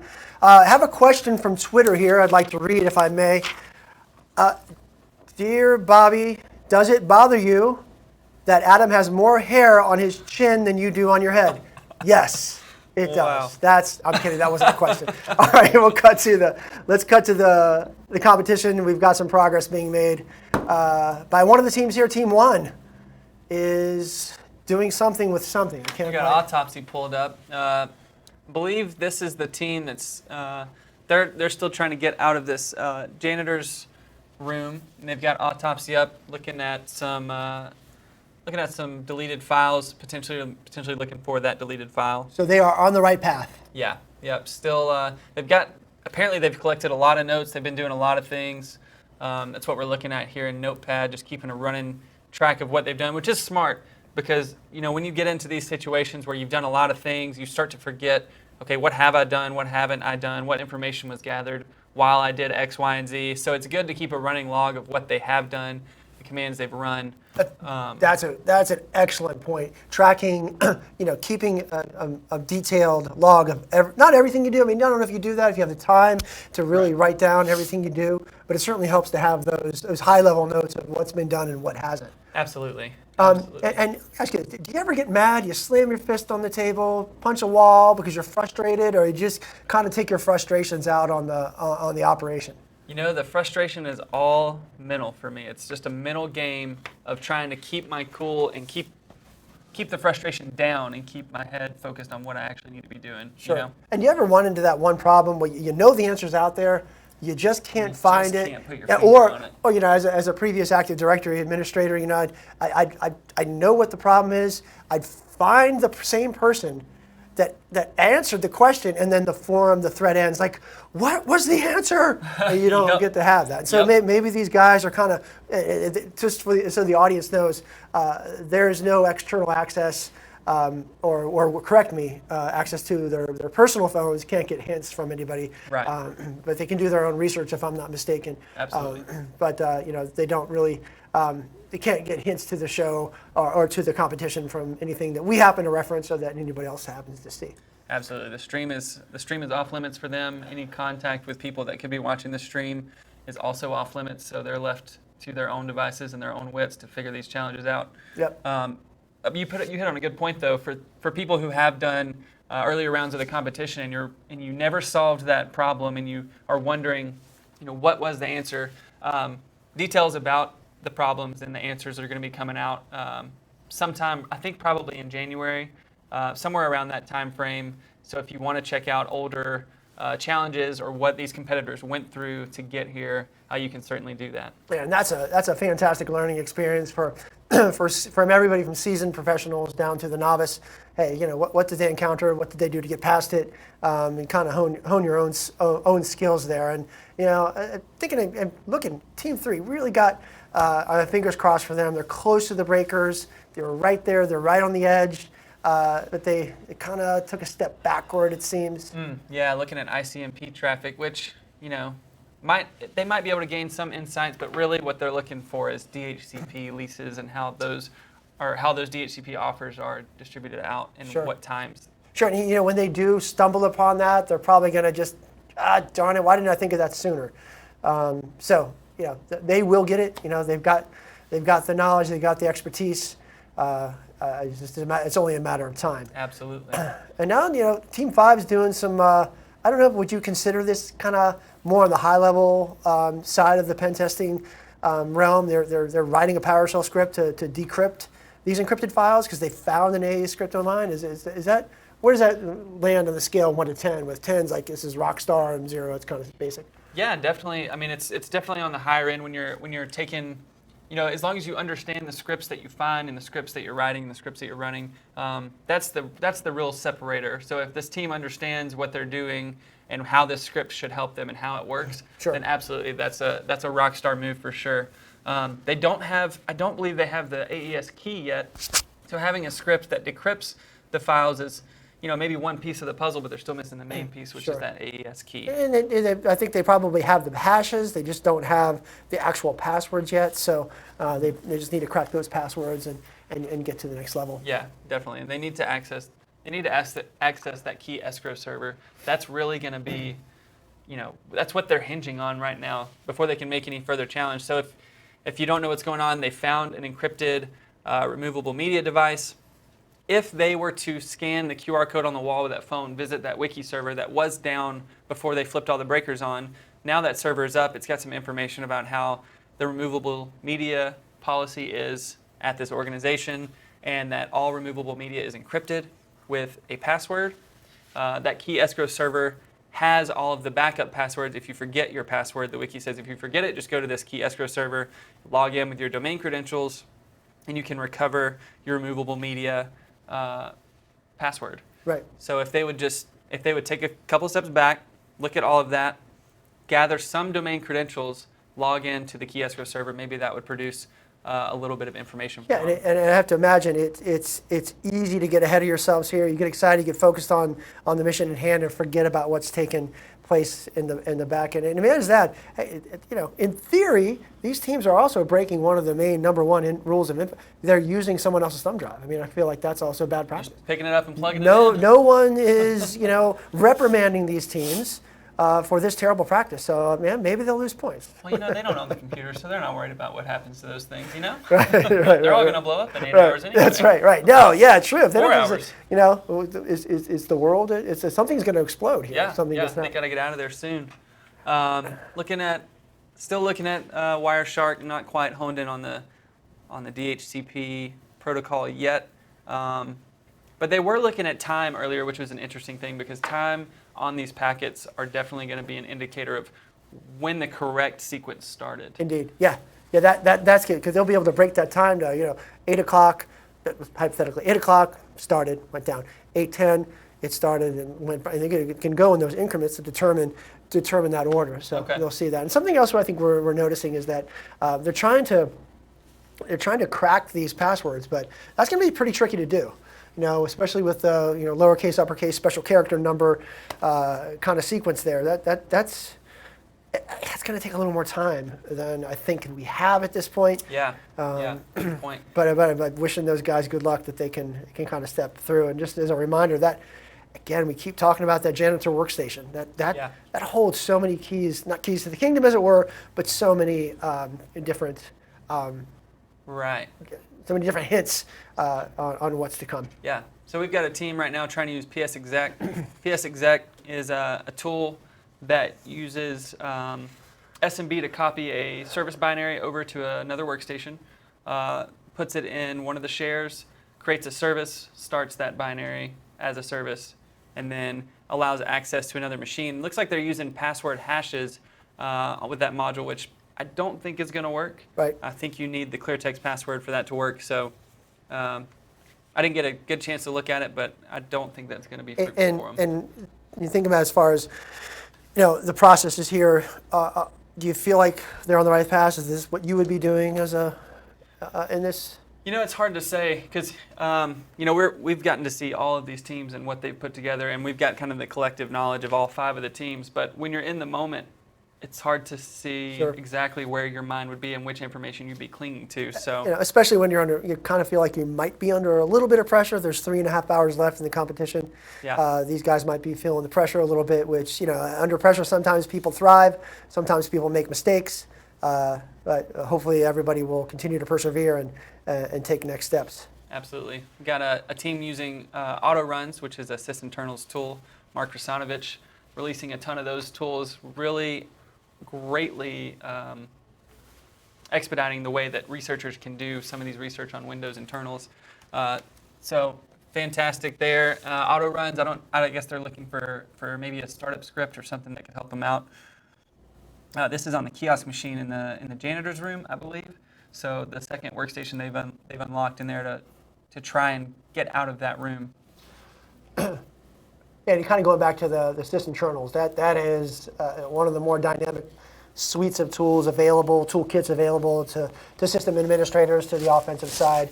This goes back, the sysinternals used to be called WinInternals, as you mentioned. Mark Krasanovic, who's a really dynamic speaker, he puts himself out there a lot and really likes to help the community. He really at the beginning was doing a blog. Very informative blog. A lot of people kind of flocked to that and turned it into a book, turned it into his own business, and has really been passionate about distributing those tools provided for the community. And this one goes back, I think, almost years. Yeah. So that's awesome. Really solid. Probably tool. using some of those other tools, ProcessMon, Process Explorer, Right. all part of that sysinternals suite. And this is again probably an indication of a team that has taken CTF concepts and not been able to get out of that CTF mindset into the dynamic escape room CTF combination. Right. So in some of the earlier challenges in the President's Cup, you're going to use tools like ProcMon and Process Explorer to determine what type of activity is happening on some of these boxes. But that's not the case here. Right. We're looking for a pin code with a deleted file as referenced in the emails. And sometimes it's hard to break out of that mindset of what you've seen in the past and Right. how that influences what you do What's now. worked in the past. Yeah. You're kind of going back to some of those old habits, which oftentimes has probably paid dividends for the competitors in this case, maybe not so much. But another cool little fact, and I think within the past year or so, they've ported, I think, Proc Dump and Procmon over to Linux. So they're kind of using both platforms here, which is always good to see that kind of that cross-pollination with these tools. That's awesome. So still looking in some of the auto runs.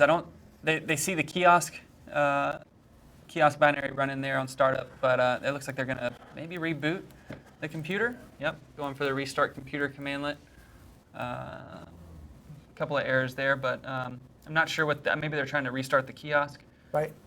mode. Maybe hoping for some magic to happen with the old the classic, hey, let's reboot the server or reboot the computer, and hopefully things will fix themselves. I'm not sure, but certainly doesn't harm anything. Just maybe spend a few minutes waiting for the host to come back up. Yeah, absolutely. So checking out the protocol hierarchy statistics in Wireshark here.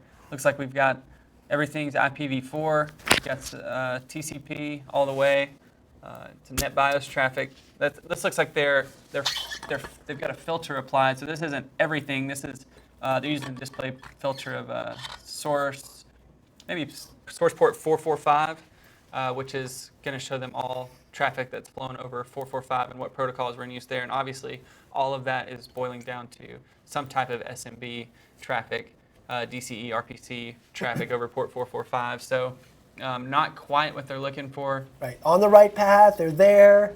They should stick with it, but maybe tweak their methodology a skosh just to kind of go down the right. And stepping back again, what needs to happen when a host is turned on?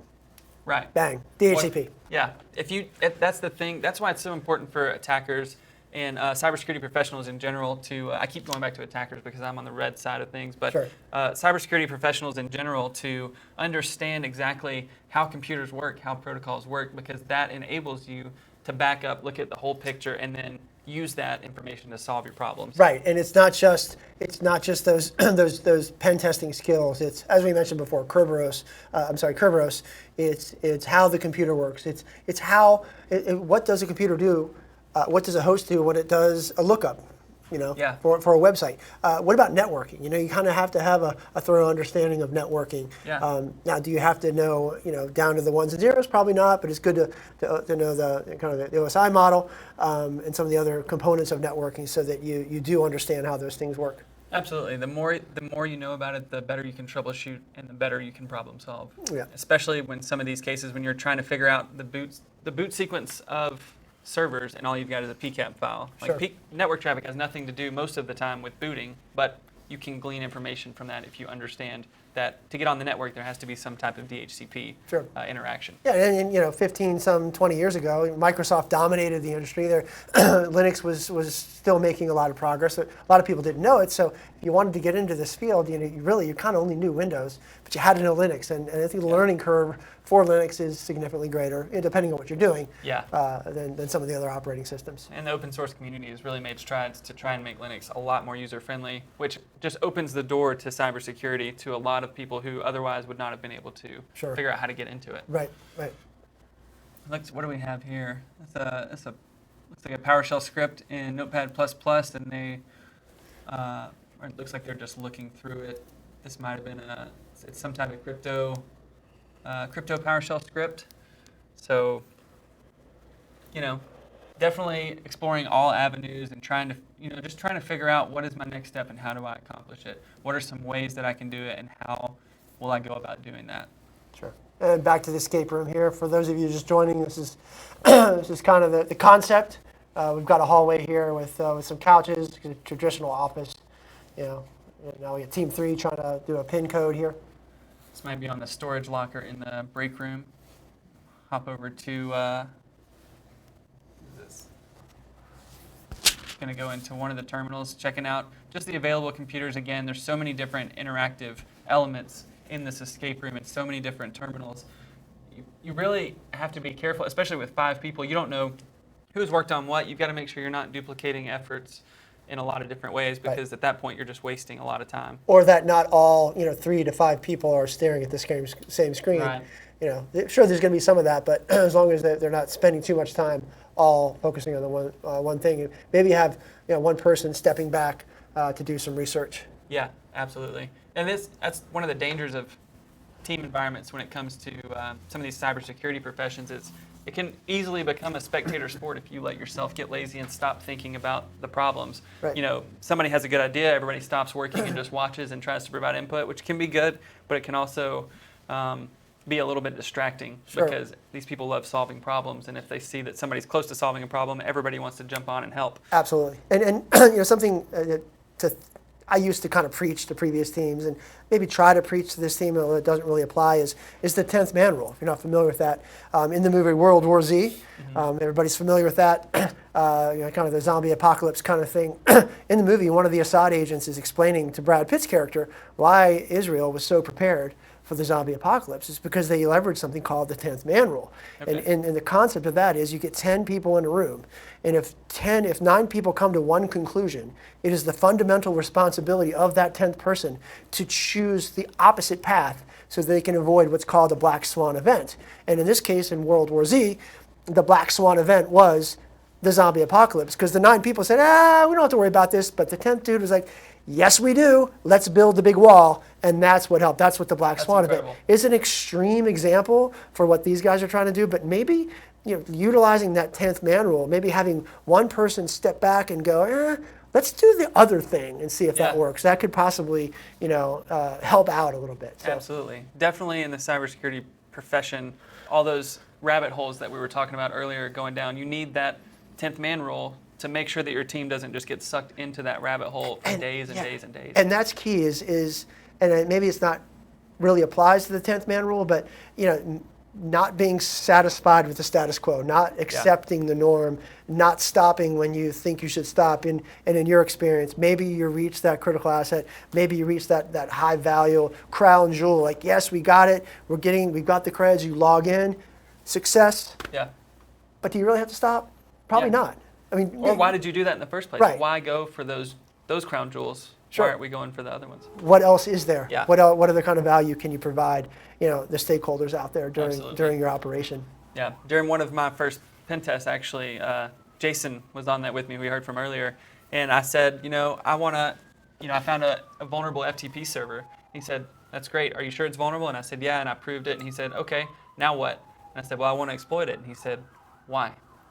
And I was like, because that's what we do. I'm not really sure. And he said, what are you going to do after that? What is that going to help you achieve to exploit that box? Because if it's not going to help you do anything, then there's no reason to do it. So asking, again, that why behind the what is very important and very hard to get into these attackers or these competitors' mindsets of why they're doing the things that they're doing. And maybe that's a question they haven't asked themselves. Yeah. Maybe they need Jason in there. Yeah, maybe we'll send Jason in. He will not only make them question their operational choices, but make them question their life choices. Yeah.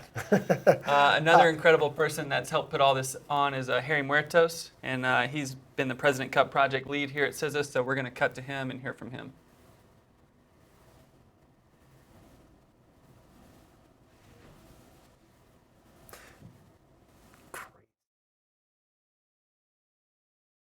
Hi, I'm here with Harry Muertos. Harry is the person who has put together the President's Cup. So we wanted to talk with him a little bit about what went into it and how it all came about. So Harry, thank you for joining us. Yeah, my pleasure. What went into preparing for the President's Cup and what was the timeline like? So the timeline was extremely tight. Executive Order 13870 was signed in May. We started working on it shortly after that. The executive order stipulated that the competition had to be held by December 31st, 2019. So we really put everything we had into complying with the executive order and getting this done. And just the scope of magnitude of what was involved to identify, recognize, and reward the best cyber talent in the federal government was a daunting task. But we've put something together that we're pretty proud of. Absolutely. Now, with putting this together, what's been the support like from DHS, from CISA in general? So it's been incredible, and I have to say that we've had tremendous support from across the organization. People have come out and have been willing to do whatever it takes to help us get this done. The graphics team has put together a wonderful logo for us, and all of the signage. The President's Cup now feels like it has a brand. It's tremendous. We've had volunteers come out to help us escort folks during the final competition. We had a handful of our own CISA cyber experts participate. It's been great. It's been really great. Now, has the competition has it turned out the way that you thought? Like the people that finished, was it to be expected, or was it kind of different than what was anticipated? So there's been some curveballs. Okay. It's been extremely interesting to watch, and especially involved with the challenge development and watching how everything came together and how the competitors approached the challenges.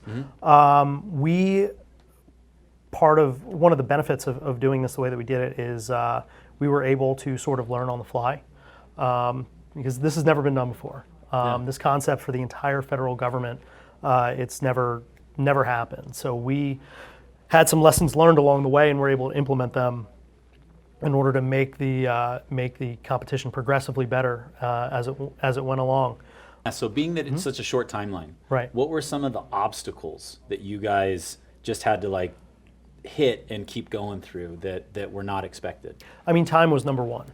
So from the time that we started working on this, we had to develop some mechanism to down select. We didn't feel it would be appropriate to have one challenge and whoever does the best is the best, because one, the executive order stipulated that there were 10 functional categories that needed to be tested in the competition, which we've included, and two, somebody may just be really good at that one thing. That doesn't necessarily mean that they're the best cyber talent in the federal government. So in order to identify the best cyber talent in the federal government, you have to reach all of the cyber talent in the federal government. With short timelines to do that, we had to open up our qualifying rounds to everybody. So the requirement to qualify for the President's Cup was a .gov or .mil email address. And everyone who wanted to participated. We had over 1,000 registrants in the first round. Wow. We down selected that to a little over 100 individuals. We had 201 teams participate, which whittled down to 49. And now today and tomorrow and Thursday, we're down to top 10 individuals and the top 5 teams. How were you able to make the scenarios and the escape room and everything as quickly as you did with this constrained timeline? So the experts will be in to talk about that in a bit. They've got a little bit more operational detail on how exactly that came together, but it was largely a collaborative effort on how we broke down the challenges by the NICE Cybersecurity Framework so that we could cover a broad set of skill sets across cyber. It was in keeping with the executive order that wanted to test across 10 functional areas. We were able to create a game board that allowed people to pick the challenges that they wanted to try and shoot for the points that they thought they had the best talent to get. But that said, all of the teams that did really well did well across the spectrum. There was no way to pick one category and go all the way to the bottom and win the competition. So Harry, you've done a phenomenal job in making this happen, pulling it together, bringing in lots of people, and kind of doing the impossible in such a short period of time and produce something that is meaningful. Going forward, what do you think are going to be the things that you change? What are some of the lessons learned for next year? So there's a lot of lessons learned. We've had to sort of sprint here to get it done under some tight timelines. But that said, as we've gone along, we've been able to sort of iteratively improve the competition. We felt that round 2 improved on round 1. We incorporated the feedback that we received from the competitors during the competition to make round 2 better. After round 2, we incorporated feedback that we received from competitors to make the final round better. We're looking forward to having a full year to plan and organize this next year. Yeah. But that said, we've got a lot of ideas for how we can make this better. I don't want to give away any secret sauce prematurely, but it'll be it'll be interesting next year. And I understand that part of the thank you that you got from the White House was being allowed to go in and tour the West Wing and the White House in general. What was that like? It was pretty cool.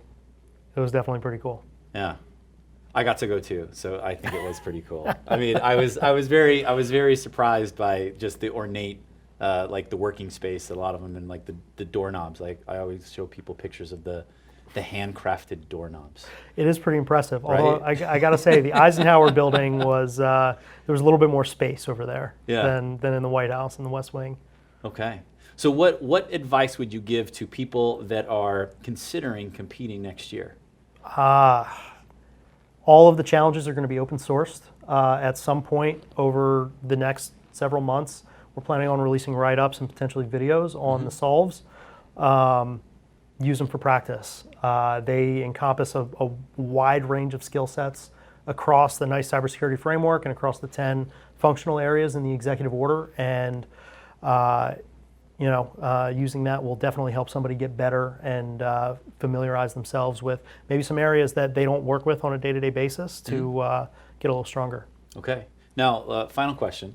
When you started in cyber, what was your journey like? Because I know that we were both signal intelligence analysts back in the day, and like the transition into cybersecurity, how did that happen for you? So during my time in the Army, I worked in a little bit of rudimentary networking, nothing high speed or anything like that. But I've always kind of been a tinkerer and sort of interested in how things work. And on my own, I mean, pretty much my whole life, I kind of been interested in things like that. So it seemed like sort of a natural transition to just figuring out how things work and how to make them work the way I want them to work. So how did you switch from being the tinkerer into a cyber profession?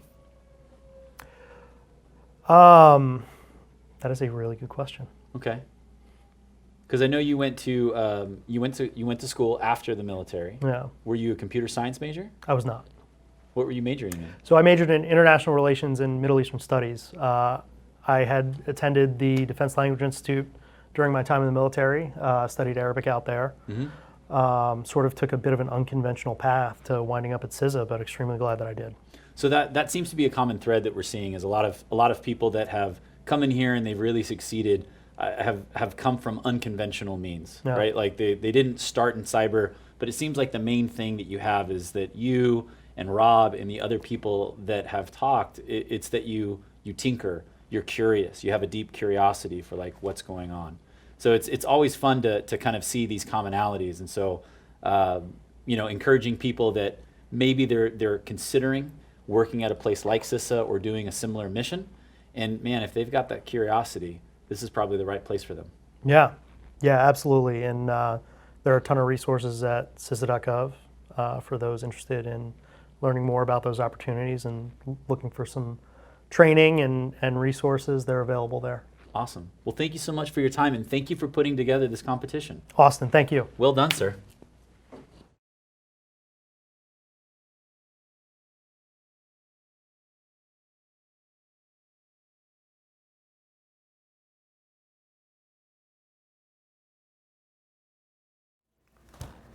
All right, welcome back. We have returned to Team 2. Getting ready to try and break into the Veracrypt, or trying to mount a Veracrypt drive. Yeah, it looks like they're going to try to potentially guess the credentials. I don't think they have them yet. Okay. The old password guessing tactic. Not sure that pays a lot of dividends, but it's worth a try. Absolutely. It looks like over the break they gained access to the key escrow server, but that key escrow server obviously only gives them credentials or keys for the encrypted drives that belong to that user account. They logged in with an mHall account. So it looked like they grabbed credentials for that cached in the registry. Okay, so they're using those creds to try to get into this? Yeah, so they used those to log into the escrow server, and now it's a matter of figuring out, okay, now that I'm in this escrow server, what else can I do? It looks like maybe this is how they gathered those credentials. Yeah. This is back on the. Looks like it's back on the janitor server. They're back on the janitor server still. rolling through this PowerShell script, trying to see if they can break out of this room. Yep. So they continue to demonstrate that resilience and commitment to getting through this. They're not giving up. So hats off to that team for really giving 100% effort. Uncovering as many avenues as they can to try to get out of here. Just kind of collecting to get those creds, to get that PIN code. But perhaps they've missed some key clues along the way. Yeah, absolutely. And maybe there's more to be had from the web app after they logged into it, that escrow server. Maybe there's a couple of things they could try. We obviously haven't seen on the broadcast yet what the inside of the escrow server looks like, but it's basically a form you submit some information to, and it spits back out the key for whatever drive you're requesting. So they're so close. If we can go back to Team 5 here shortly, we can kind of take a look at their progress. If we're not there already, in hopes that they're going to kind of break into that escrow server. Yeah.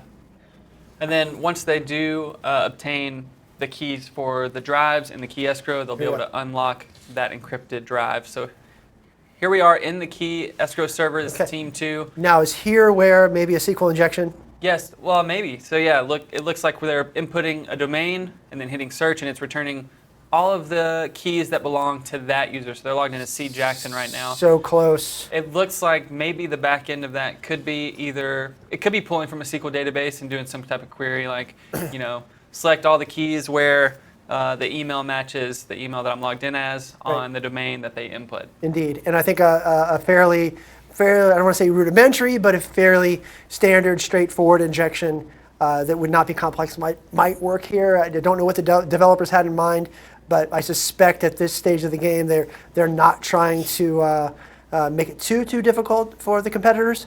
So somebody on this team is going to go, hey, SQL injection.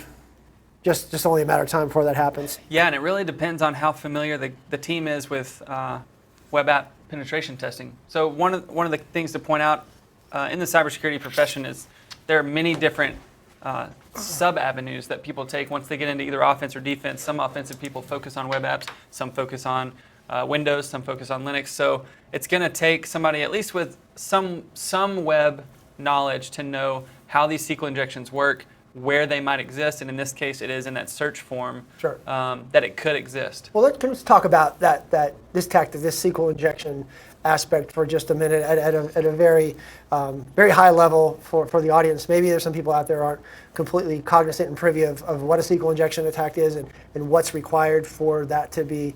I think they just tried one.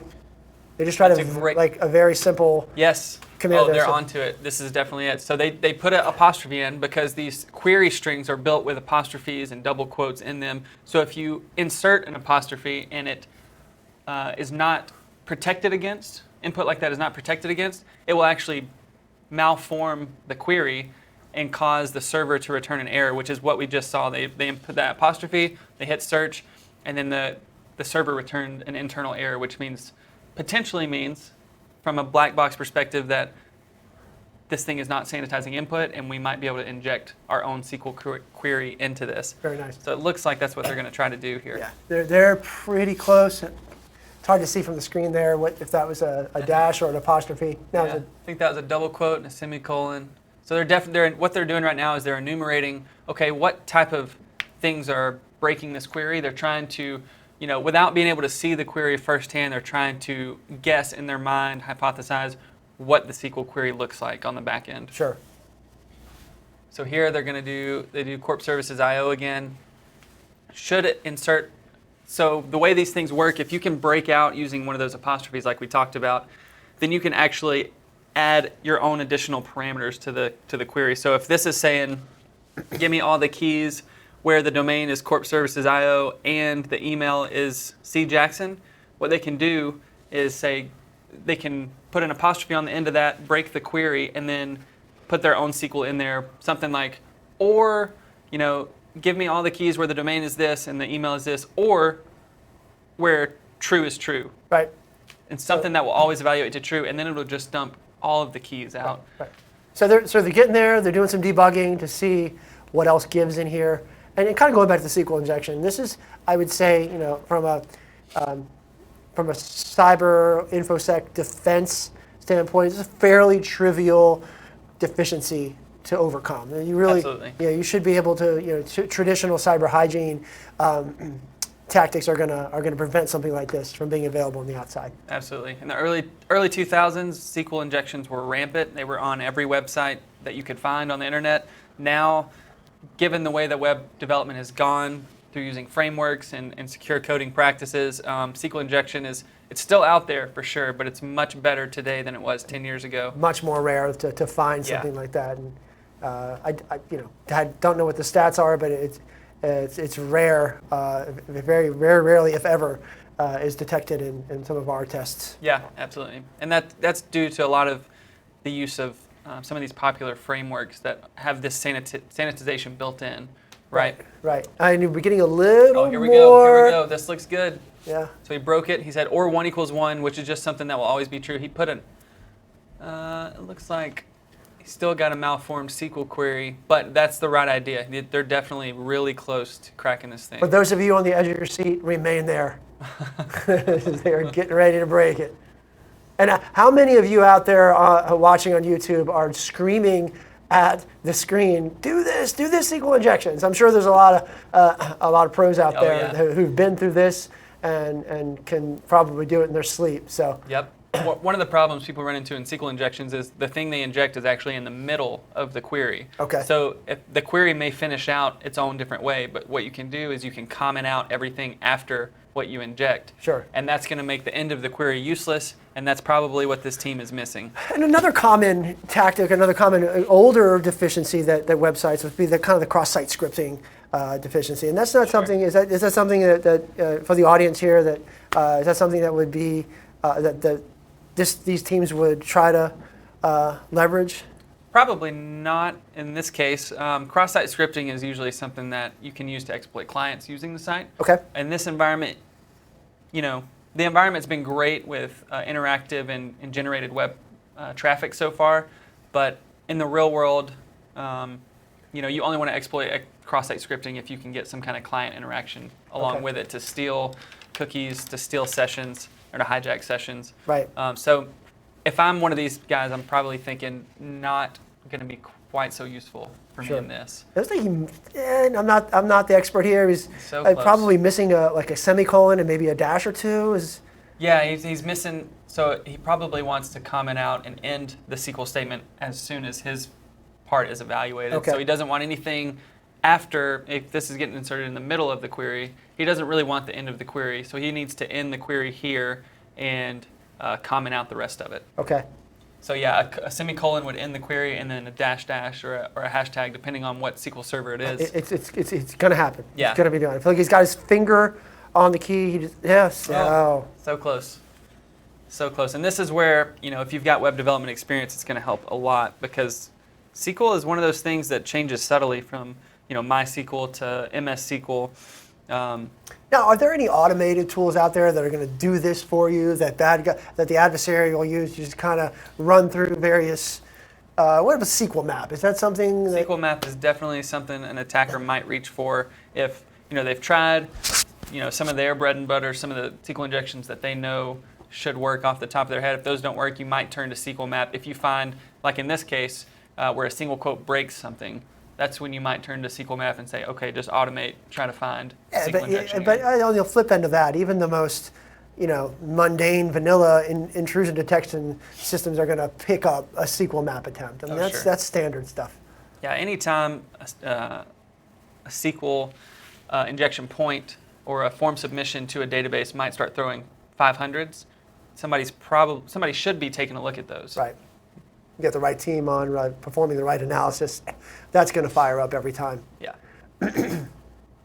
Probably in that room just trying to, they've probably solidified that they've identified a potential breaking point. They don't know if it's, at this point, they really don't know if it's part of the challenge, if it's an Easter egg, if it's a side thing. But it looks like they paused. They're probably strategizing as a team. Yep. Or maybe they're whiteboarding some stuff out. Yep. But it'd be great to get into the minds of these guys, because somebody in there knows it. They just haven't quite but haven't quite articulated it, haven't socialized it yet. They know it. And more often, I would say the case, every team member who's done any type of web app testing is probably cognizant of what that answer is. It's just a matter of pulling it out of the archives. Yep, just a matter of syntax. They've discovered the point in which they can break the application, and now it's just a matter of getting just the right syntactic sugar on that injection and making it spit out all the golden tickets. Yeah, you know? yeah. So we are we're reaching the 5-hour mark, and the scoreboard remains the same as it has been the last time we saw it. Pushing about another 3 hours left of this competition. So we are not quite on the home stretch, but we're definitely past the halfway mark, and time is of the essence for some of these teams. Absolutely. Still got one team, I think, in the janitor's room, and then one team working on the breakers. 3 teams have made it past the breakers and are exploring other routes, the key escrow server being the main thing that everybody wants to do right now because there's some encrypted files on Marge's desktop. Here we've got the scoreboard. It shows Team 5 still in the lead. Still in the lead from yesterday. They gained 8,000 points yesterday, and they've completed 3 of these challenges out of the 8. Team 1 close behind them with 7,000 points. And just a reminder, we've got 4,000 points left. So if somebody finished right now, they would get 4,000 points added to their score.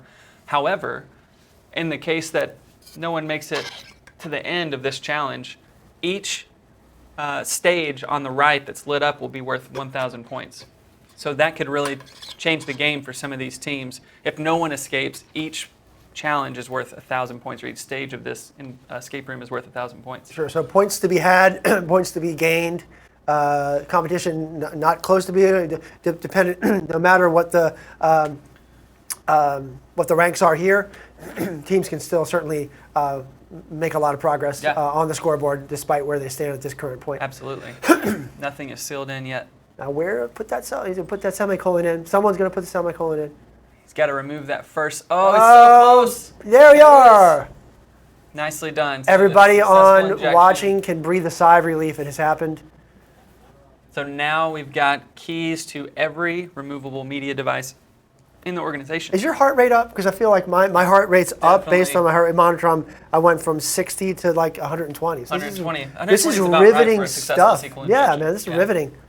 And they use the password on the VeriCrypt device, and it looks like it was successful. Yes, good times. Congratulations to Team 2 for successfully unencrypting this drive. And now they've got access into, it looks like a file cryptography library here. They probably want to open that in PowerShell ISE. Okay.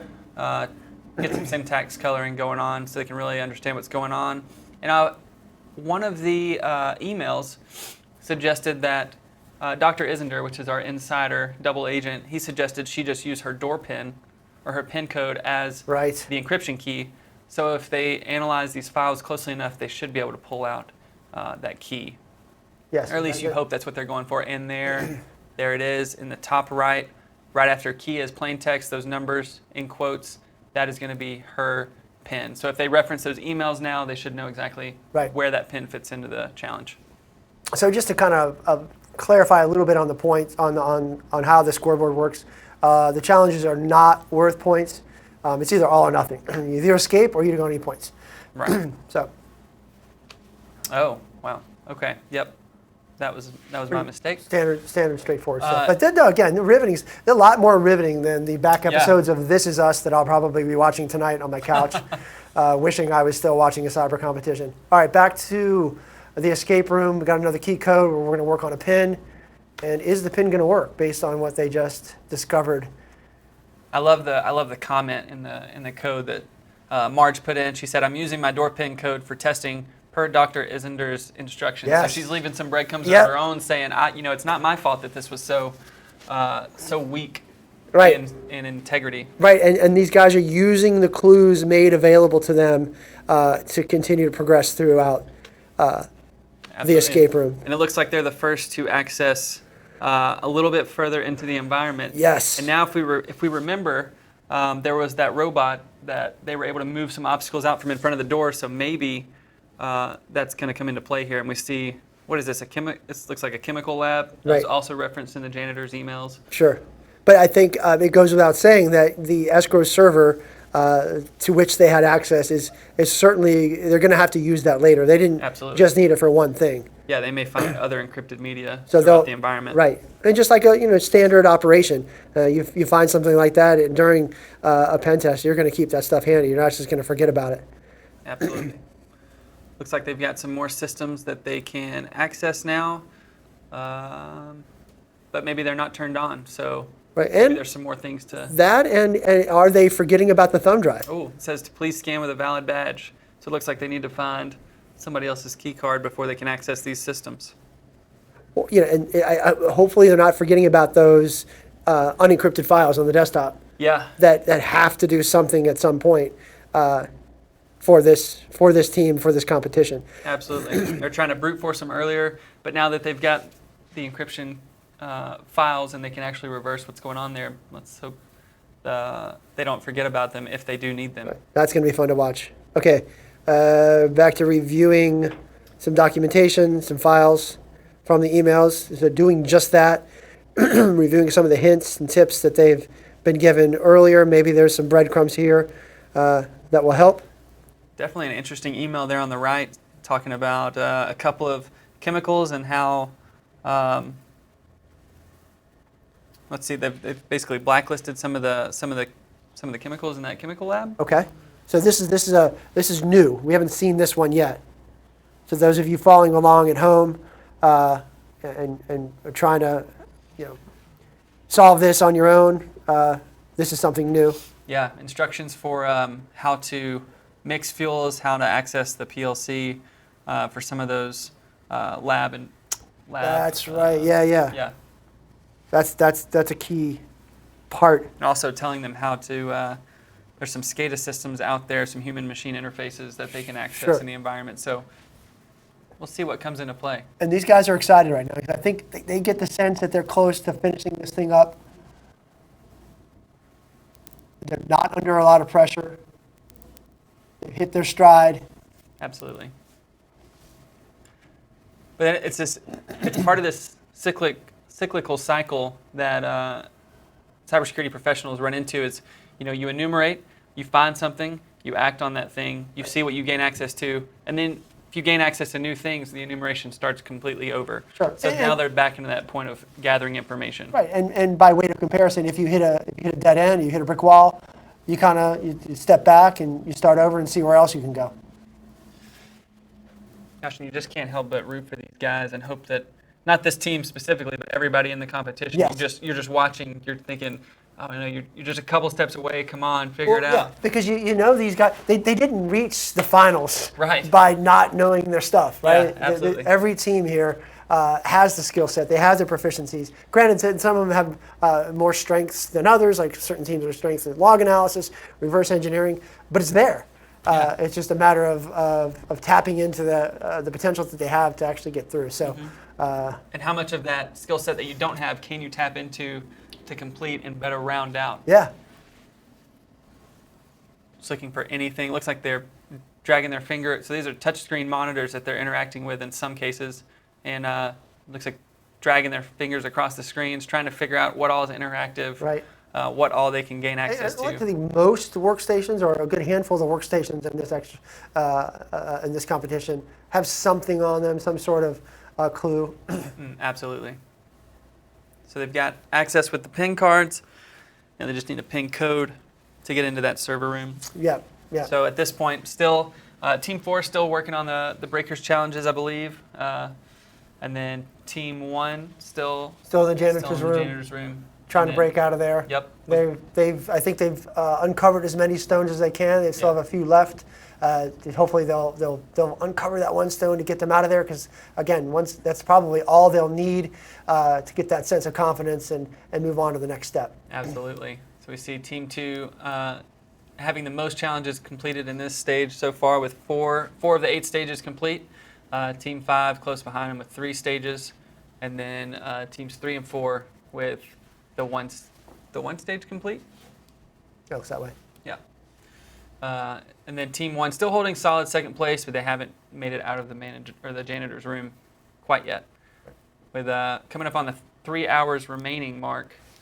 So we're really getting down to it. Yeah. And then once we get 2 hours left, these guys are going to have to really start maybe trying some more aggressive tactics. I don't know if that's something on which you and your teams would rely during traditional operation. Probably not, because you have to be careful. Right. And on that point, we talk about what people can do to get into this industry, what teams do, what pen testers and red teamers do while they're on operation. What do you not do? Like, what are some cardinal sins? I mean, it goes without saying you have to stay in scope, right? This is the legally authorized operation that you have to stay in there. If you run out of scope, whether it's a different IP or a different user, you have to back out, because legally you can't interact with that. That's kind of the first and foremost kind of rule of thumb there. But what else don't you do? Well, like you said, you stay in bounds, but you don't want to, when you're going after a customer, you're trying to help them. You're not trying to harm them. So anything that's going to degrade their services, I know a lot of researchers put out techniques for disabling Windows Defender on a box so that your tools can run. And while that's great to know how to do that, you don't really want to disable, protective software on a computer, because at that point you're degrading the services that are doing what they're supposed to be doing. So no disabling of security tools, no running anything that's going to DOS or slow the network down to the point of it's just crawling. Yeah, no taunting the users. You don't want to make fun of them. Something that your team will do. You talk about the measurable events a little bit. That's kind of the key part of the red team, and how you're able to test the people, the processes, the technologies. Again, you have a dedicated SOC, a dedicated incident response team. How are they going to respond if you do, say, if you drop a file on the desktop, or if you maybe add an account to the administrators group? What are some things that you guys do? That's the key about the red team, is that to have a successful red team, there has to be a blue team in place, right? So we use the first half of our assessments to act like a threat actor, try to stay hidden, and see if the blue team can catch us and eradicate us from the network. Kind of a trench and assess, right? Yeah, and then once, looks like Team 4 here is looking at the source code. Sorry, just a quick update on the stream. Team 4 is looking at some of those decrypted files. Is this, sorry, Team 2. Yeah, that's right. But looking at these PowerShell files, trying to figure out how they work, the cryptography file looks like to be the bulk of the source code. So that encrypt 3 is calling. So trying to see what they can glean from that, and then if they can decrypt those files on the desktop. Yes, that's probably what they're going after. Very close to getting those files decrypted.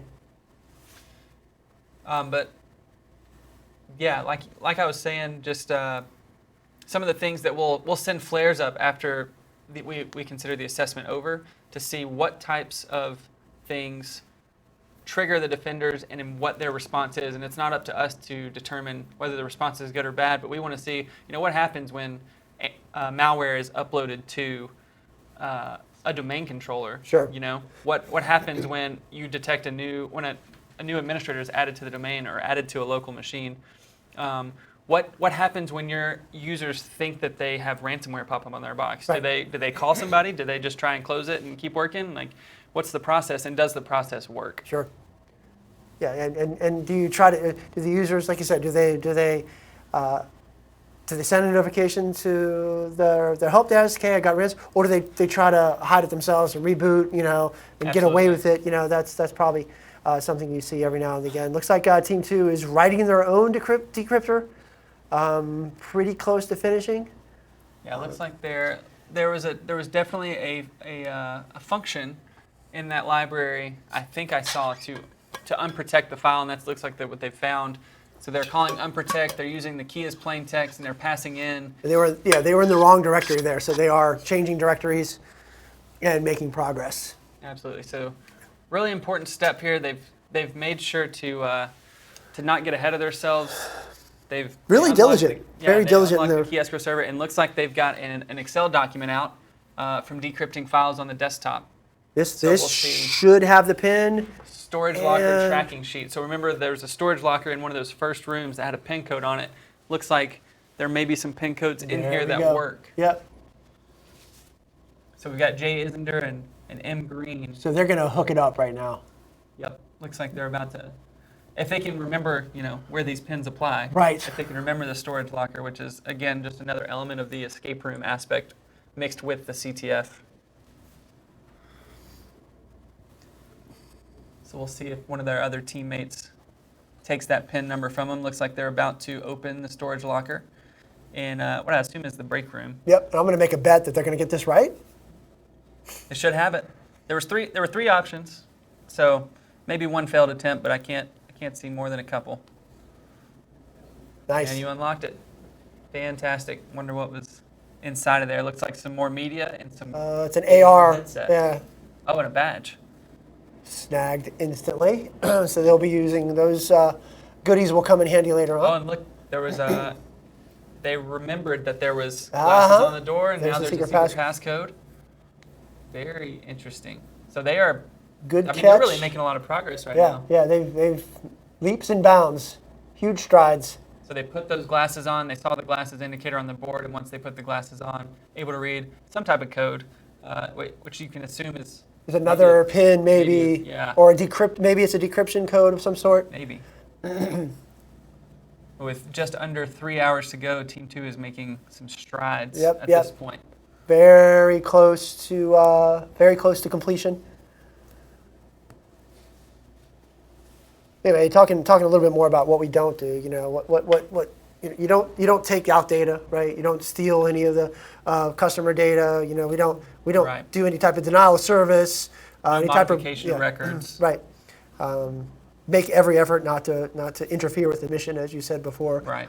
If you do reach a critical asset or one of the crown jewels, well, you might log in, but that's as far as you go. You don't manipulate those assets. You don't try to make changes or do anything, because we, quite frankly, oftentimes we don't know what that device does, because we don't want to interfere with the mission. So we just take a screenshot and move on. Absolutely. There are tools we use to test data exfiltration. A tool called Egress Assess, creates that mock PII, credit card, social security numbers, and we'll send that out over unencrypted channels, Absolutely. FTP, HTTP, SMB, whatever, SNMP, just to see if their data egress filters will catch those. But that's about as far as it goes. Yep. Emphasizing again the mock data. Mock, so no real data. It's right. all self-generated by that Egress Assess tool. Fake PII, exactly. Yes. So it looks like they're accessing Dr. Mofert's workstation. Getting a little more information, some hints and tips in those emails. Yep, and definitely, I think Dr. Mofert is the villain of this exercise, this escape room. So now that they've found him, you've got to start believing that they're getting close. Yeah, you got to start feeling pretty good about it. Yeah, I think they plugged in the hard drive, so they're going to get some good data here very, very shortly. Got the email open. Definitely have identified that email in this challenge is a huge indicator of information. Yeah, all the emails here have just been tremendously helpful to the teams, as well as the rest of the challenges. They've uncovered the PIN codes. So see what's on this drive. Yeah. Hopefully the next key in the puzzle. Backing up a little bit, talking about the overall scenario, just in case you haven't been here. Let's check out this email first. Looks like Dr. Mofert doesn't trust anybody with this decryption key, and he wants to control the master decryption key. So he doesn't want anyone else to have access to it. And our insider, Dr. Isender, says, yeah, he'll write the script. He doesn't really trust Marge. He thinks they should mark her non-essential, which in one of those initial emails it said they should kill off all the non-essential people. So our double agent is really hitting her hard with that. Yeah. It doesn't seem like a very nice man. No, but he's doing the work of the people, He's good at his job. Yeah. So looks like Dr. Isender is going to take care of some type of script to generate that master decryption key. It's going to give it to Dr. Mofert, and we'll see where it goes from there. Yep. More vericrypt information. So again, using that key escrow server to decrypt that drive. Key piece of this puzzle, that escrow server again being such a linchpin in the whole operation. Continuing to use the data from that to progress through, and it'll be interesting to see if this works out here. Absolutely. It's like they were able to mount the drive, and from there. there. There's a password change, Python script. Oh, yep. Here's the Python. Yep. So let's see if they've got any Python gurus that can analyze this code and see what's happening. Right, and these are the type of skill sets that a lot of organizations are looking for. And if you have comments on this, by all means do. Yeah.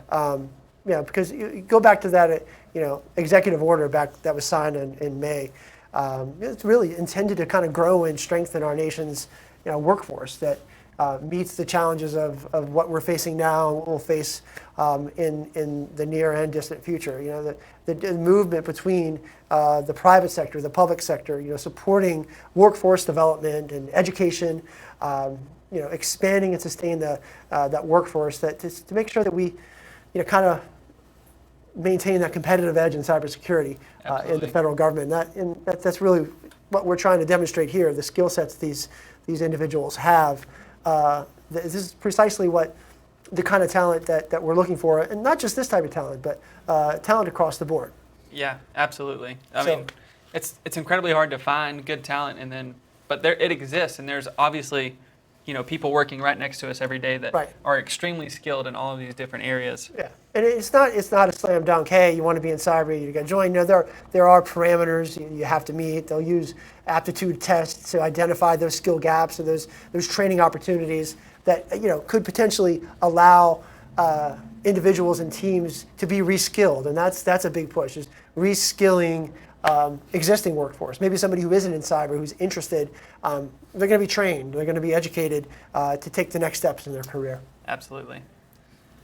So it looks like still doing a little bit of source code analysis, looking for an alternate data stream. So they did notice in the bottom of that Python script, the Python script has a few sections. It parses some arguments. It parses a decryption key. And then with that source file that they want to encrypt, looks like that they want to use, it's that PowerShell script with that key as plain text field. Looks like the Python script is going to replace that key as plain text argument with whatever decryption key is being used. But while they analyze that, we're going to cut to an interview with Martin Gross, which is the Associate Director of Capability Delivery. See you in a bit.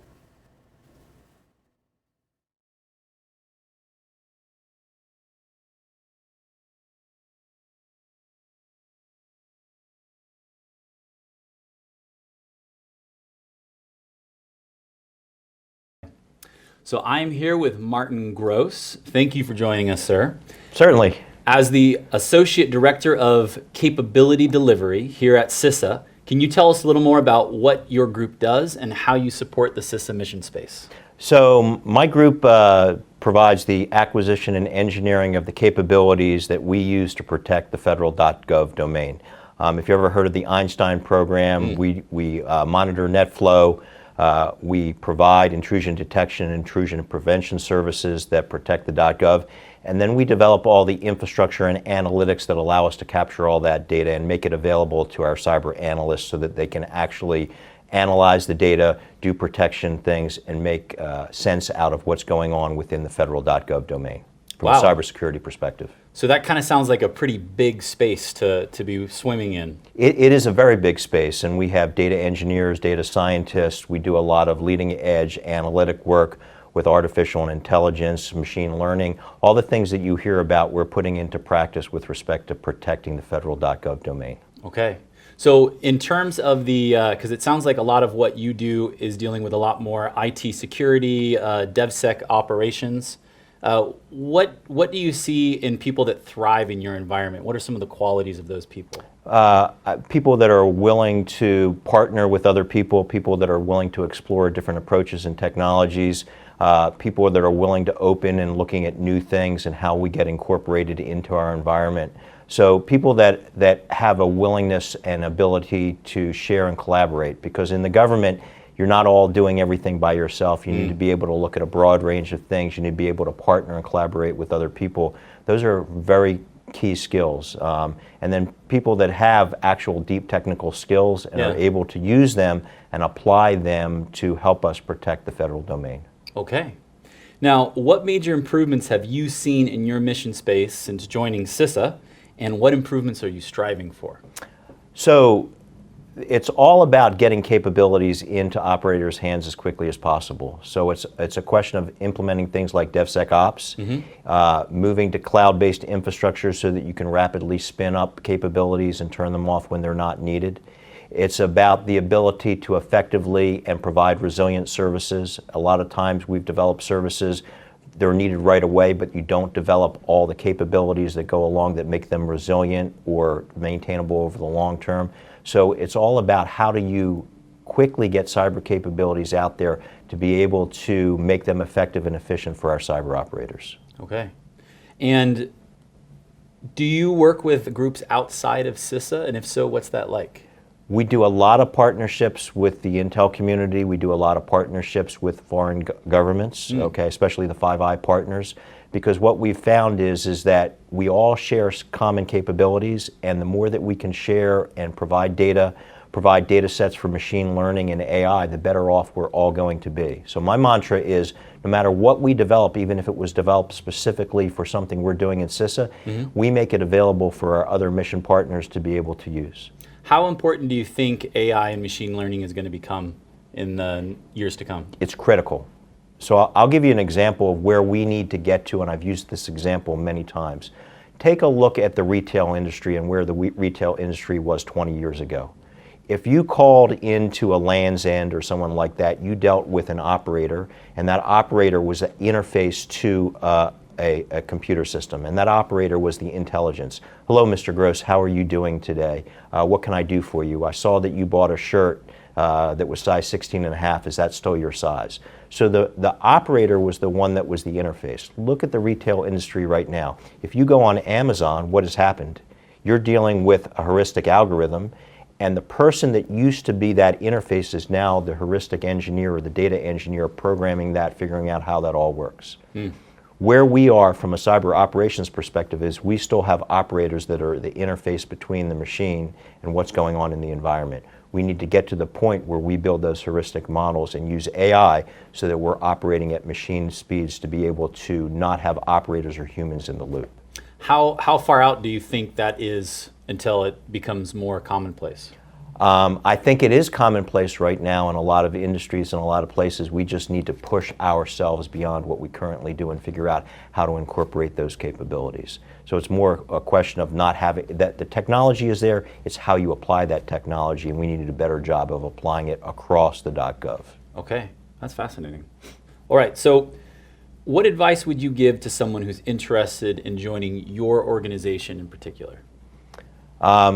I think that you need to have a background in one of the disciplines of data science, IT development, program management, and then be willing to have some experience in some of the areas, or if you don't have experience, have a willingness to come in and learn and partner with people so that we move people ahead. My big thing is that even people who come into our organization, I'm not worried about developing them so that we keep them in my organization or keep them in DHS per se.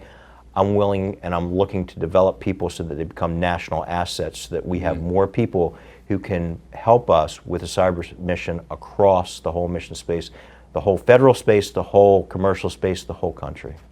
And so for closing, a little bit of a personal question. Yep. What got you into cybersecurity and IT security in the first place? How did that happen? I've been working in IT and engineering my whole career. It just so happens it's a natural evolution to look at, you know, as you're doing security functions, how do you protect your systems, first physically, but then of course when you get into the cyberspace, how do you protect things from a cyber perspective, especially for systems that have been out there a long time. Come from a DoD military background, and that was a big thing. Okay. Now you have a very good reputation for being a leader that people enjoy working with. You have a reputation as a coach. Was it challenging to transition from more technical work into leadership? I don't think it was as challenging, not particularly. It's just a question of changing your emphasis. I've always been focused on the people and the growth of the people. Personality-wise, you have to change things. You have to figure out how to deal with people differently, but it wasn't that hard. Okay. Well, thank you so much for your time, sir. Thank you very much. Back to you guys.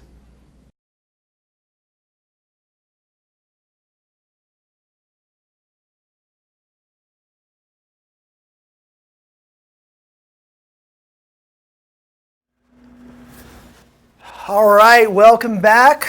We are making more progress with the teams. Looks as if Team 2 is trying to get into the SCADA system. We're going to cut to that right now. I'd like everybody to take a peek at what's taking place there. Because once they access that SCADA system,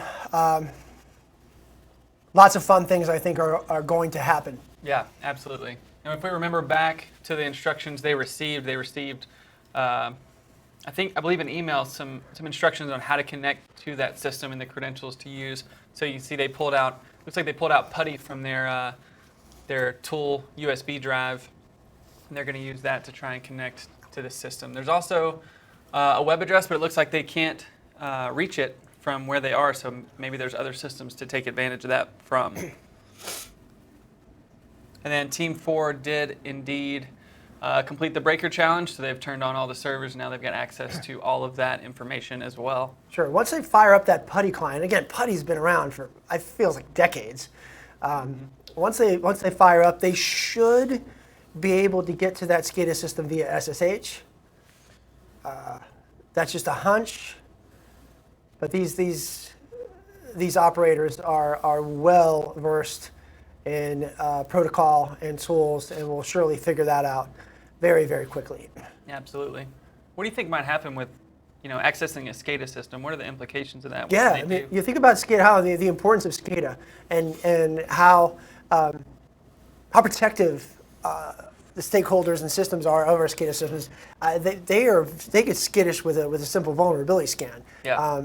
Having somebody actually do something like this. Was darn near going to cause nightmares for somebody. Absolutely. It looks like they've got access to some tanks in the biochem lab. Yes. Saw some emails earlier mentioning not mixing two chemicals and keeping those two chemicals separated. So we're going to see what they do here in terms of chemical mixing. But again, if Team 2 gets out in the next, I'd say roughly the next hour and 6 minutes, to be precise, hour and 5 minutes, chances are they'll get first place. So, wow. Kind of riveting, because for a while there, Team 5 was leading the charge. Yeah, but absolutely. Team 2's knocking the ball out of the park right now. So they've got an hour and 5 minutes to get out, and they will be in first place if that happens. Yes. That's yeah. pretty crazy. We'll have to keep. That'll be 2:30. 2:30. Yes. Okay. The clock is ticking. Set your clocks and your timers. Team 2's got the better part of 2 hours to win this competition. So they got to be feeling pretty good about themselves. Team 5 not out of the mix right now, and the other three teams certainly not out of it by a long shot, but they're going to have to make up some significant progress here as we approach, I think, the 6 hour mark. Yeah, something like that. Yeah. Man, this competition is flying by, and in the minds of the competitors, hours are just minutes. Yep. It's just flying. And you got to wonder, have they really eaten? And I'd walk past some of the rooms. I got to be honest, I don't know that I've seen a single Red Bull container. It's all water. These guys are properly hydrating. They're eating fruits and vegetables. They know how to take care of their brains. They're taking care of their bodies. They're demonstrating the health aspect of things and the intellectual aspect of things. So kudos to these guys. Yeah, absolutely. Yeah. Wonder how Team 4 is doing right now. They just turned on all 10 of those servers. Did they see the QR code? Did they find the wiki server? Did they understand the implications of the key escrow server? Right. Can they go to that wiki and see the user manual that gives them the hints on how to break out of the removal media and forgotten passwords? Yeah. So that's going to be interesting to watch. Team 2 is still in this lab, probably trying to figure out exactly what their next steps are. There's mixing these chemicals, right? Yeah, potentially. Yeah, there's a room on the map they haven't been able to access yet, and I believe that room holds the key to exiting the facility. And saving the world. Yeah, and saving the world. Right. Which, again, as a pen tester, you often have to save the world, save lives. Right. You usually don't make the headlines for it, but Well, if you make the headlines, it's usually I don't know if it's a good thing. You could make the argument you're saving lives. It's a stretch. It's a grasp, but it's possible. So still exploring the environment, trying to put together all the pieces. This looks like the computer with the password change Python script on it, which again, we were talking about that a little bit before the break. This Python script, setkey.py, what that's doing is taking a decryption key, using that PowerShell file with the key as plain text that I think Marge developed, and replacing that key that she used with a key that our villain is going to put into this program. However, the bottom of this program shows that it's going to write that key back out to the master key alternate data stream on the Python script itself. So if you have the Python script, you should have the key that. And they have not decrypted those files yet, if I'm not mistaken, or have they have the Python script. But yeah. they haven't decrypted those files on the desktop. Yes. Yes, they did. Okay. This team did. This team did. Yeah. The other team did not. That's right. Right. Which that gave them the storage key, the storage locker pin code. Right. Spreadsheet. That's right. And then they were able to gather more credentials, more pins. Sure. Now you talk about Python scripting, and scripting yet another proficiency, a skill set that a good pen tester or a pen tester would like to have in their back pocket to leverage. Or is it a necessity? Is it a nice to have? Is it a need to have? With a lot of the tools that are out there, I guess you could make the argument that it's not a necessity to know how to program, but you definitely need to be able to read code because, if you're trying to run this tool that's open source and that's vetted by hundreds of people, sure, you could trust those hundreds of people, but are you going to be able to tell your customer that you're running the script in their environment and that you're confident that it's okay to run, like it's not going to do anything nefarious, it's not going to mess something up? I don't think you can make that assertion without being able to read the code and understand what's going on. And obviously, not everybody's going to read thousands of lines of code before they use a tool in an environment. Right. There's a certain level of vetting that is appropriate to make that assumption that this is probably safe because tens of thousands of people have looked at it and vetted it or whatever. Yeah, and you think about it, if you are someone who's keen on getting into this industry, who's very anxious to be a pen tester, it can be overwhelming. You think of the number of tools, you got to learn scripting, you got to learn operating systems, networking, Linux, Windows, not to mention all the tools in Kali, and maybe you got to figure out how to do web app testing. So I think it's clear, you're not going to learn all these things at once. It's a matter of time, is slowly building up your skill sets over time, maybe starting at the ground level, maybe starting in as a network scanner, honing your Nmap skills. Once you get that down, maybe you move on to maybe jumping on a team and doing some lateral movement, maybe some privilege escalation. You talk about PrivEsc. So there's some popular tools out there that we like to use. Can you talk a little bit about something that you'll do, something tool you maybe like a Bloodhound or something? Bloodhound is definitely a tool that we use to escalate in Active Directory environments, and just to understand, there's a lot of manual tools and manual commands that we could run to do the same enumeration, but Bloodhound kind of collects all that for us and gives us a graphical representation of what permissions are out there, how the domain's configured, and how we might be able to take advantage of that. Sure, and Bloodhound, not something you just have to use on the offensive side. It's something a lot of defenders use as well to understand where those attack paths, where the shortest paths are for the networks. It gives them, sometimes they'll find things out about their network they didn't know before. Yeah, absolutely. Yeah. There's some quick wins that you can find with Bloodhound as a defender to increase the security of your network. Sure. So a recommendation there for those of you out there that are trying to look to kind of expand their tool set. Yeah, absolutely. And I think the key part of all of these tools that we're talking about is to understand the tools. And it looks like we cut to Team 1. Team 1 just opened Shadow Explorer. Looks like they're about to recover that deleted doc file with the janitor's pen code. So looks like they're probably going to get out. They're still, maybe they've never used this tool before. I know I haven't. So doing a little bit of Googling to understand exactly what this tool does. Looks like they've opened the desktop folder, so they've got to be seeing that. Oh, they just went right past it. So they're browsing some folders, trying to figure out how exactly to use Shadow Explorer to pull these deleted files off the Shadow volume. But very close to making it out of the janitor's room. It was right there. They had it. You just missed it. Yep. But once they get Go back, Team 1. Once they get this and get out, they'll have a chance to, solve the breaker challenge. Sure. And Team 1's they're kind of been stuck in the janitor room for a while here, right? Yeah. So they're making progress. They were right there. They had it at their fingertips. So I think once they kind of step back and reassess, kind of put their heads together, they'll get it. They'll get out of that room and move on. I'm not saying I'm rooting for Team 1, but I'm rooting for them to really make some progress. Yeah, it's another one of those situations where you just want them to get it. They're so close.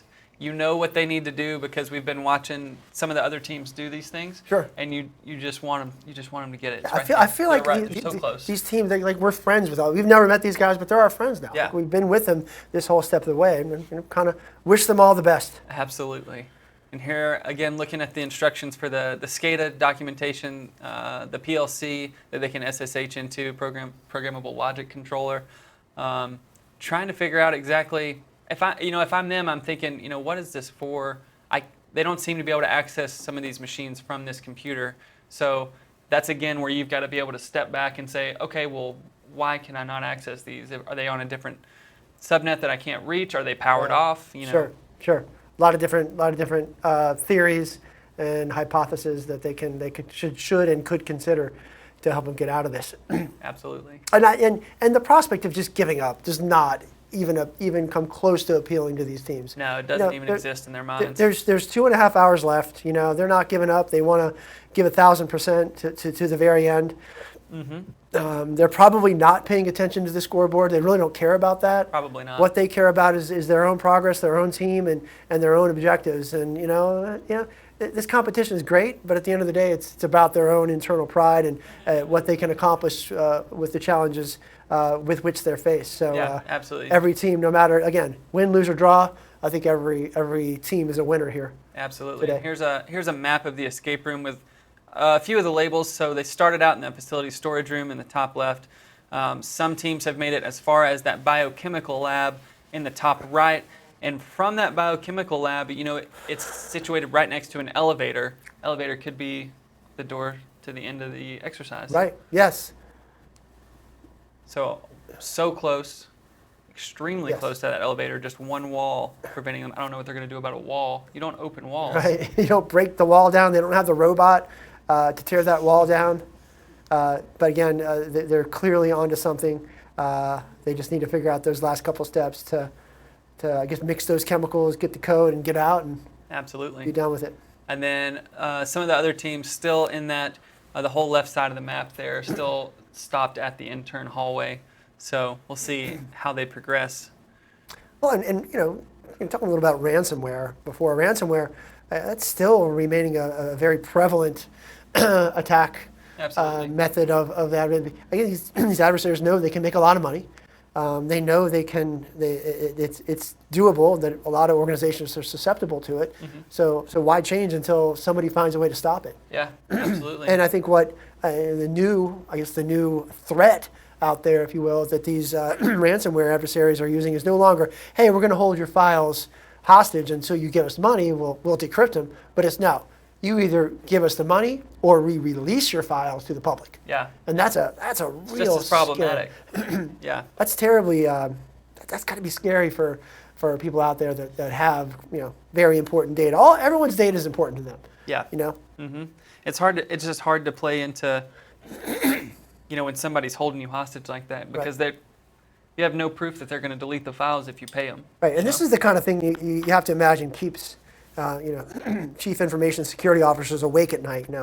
Oh my gosh, am I going to get a call that our organization was overrun with ransomware or breached, and are we doing the right things to prevent it? And again, that coming back to CISA, that's kind of what our objective is to help be the nation's risk advisor, identify, mitigate, manage those risks, so that we collectively can be more secure across the board. Absolutely. Yeah. Looks like Team 2 finally logged into that PLC controller. Hostname with Mix PLC, so maybe an indicator that they need to be mixing some chemicals here. Good. That's kind of exciting. Once we see those chemicals mixed, you got to get the sense that these guys can kick back and feel good about just maybe being the winners of this competition. Yeah, maybe they're on the cusp of blowing this thing wide open. Literally and figuratively. Literally and figuratively. Right. There's no doorway, maybe we just put a hole in the wall. I don't know that this has been policy or that anyone's made this decision, but I'm thinking, whoever wins this competition comes in here and takes over for me and you and just kind of talks to everyone else out there. Yeah, they can guide everyone through the other competitors. Sure. I mean, I'm enjoying this, but we've been doing a lot of talking today. It's fun. Doing a lot of fun. It's a lot of talking for our profession for sure. Most of the time, I just get into a hole and turn on my computer, put my headphones on, put some crazy music on. You and I will say nothing for the next week because we're pretty much reaching our quota of things to say in one day. So hopefully we're not boring everybody. Hopefully this has been as fun and interesting for you as it has for us. We've got again another 2.5 hours to go here. Team's making progress. I think we're going to have a winner here within the next, I'd say 30 to 60 minutes, and then we'll kind of kick back and see how the rest of the 4 teams do, and keep our fingers crossed that they make as quick progress as the leader. Yeah, absolutely. And don't forget, like Bobby mentioned earlier, if you do have some questions that you would like us to try to answer, you can feel free to tweet us at CISA.gov on Twitter, and we'll try to get to some of those questions. Yes, by all means, fire off the questions. Happy to give you insight into the competition, into the mission, into the agency, into anything. So we're standing by, and we look forward to that. And with that, we will cut to a quick break.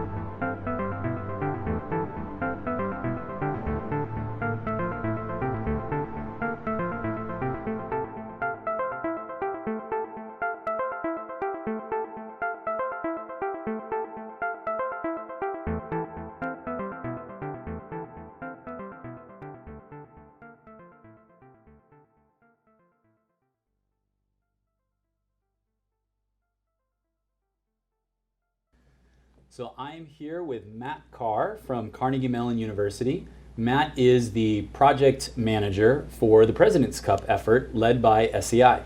So Matt, thanks for joining us today. You're welcome. What has your role been in setting up the entirety of the President's Cup?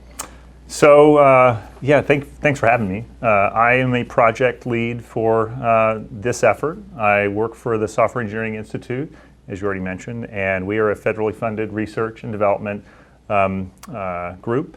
And we were asked by the Department of Homeland Security, CISA, to help create the President's Cup earlier this year. So my role has just been helping to get our team fully engaged in making it a success. So I understand that the timelines were pretty tight.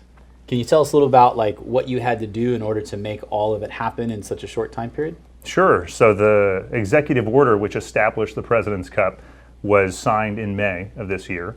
It was after that we were asked by CISA on back in June if we could help put together the initial plan that would go forward to the White House for approval on the competition. That plan was written in our portion of writing the plan happened over 23 days, and by July we submitted that plan to DHS, and it made its way up to the White House after review in early August. So pretty fast timeline, and after that we had less than 45 days to put on the first round of the qualifications. So wow. Putting together all the challenges and everything else that was required. So you had first qualifications, second qualifications, and this week is the championship round. That's right. And that cadence was roughly every 2 weeks. We were introducing a new qualification round. It was teams first, and then it went to individuals, and then round 2 was teams and individuals. We kept going back and forth to whittle down the participants from the over 1,000 people that participated at the beginning down to the 10 individuals and 5 teams that are participating this week for the finals. So what were some of the lessons learned that you guys had to iterate on as you did the first round, and then you had to quickly pivot and create the second round now to the championship? Like what was learned on the way? Well, I'd say a lot of challenge development lessons learned when you're trying to put together challenges across the 10 categories of the executive.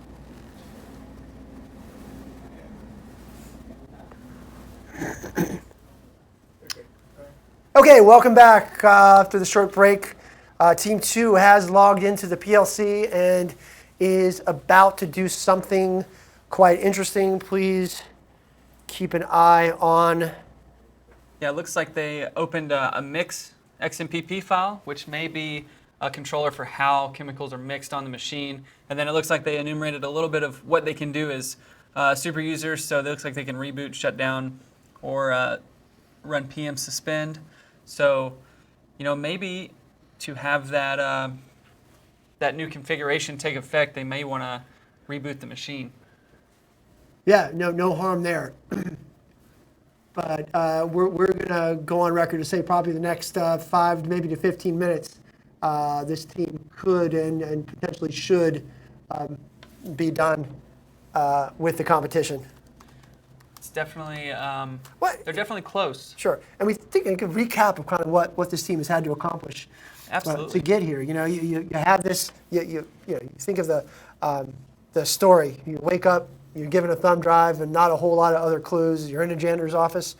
You've got these tools on the thumb drive. You've got these emails. You have to figure out how to turn off this or turn this circuit breaker on. And you've got a robot. You have to move debris, finding pin codes, decrypting files.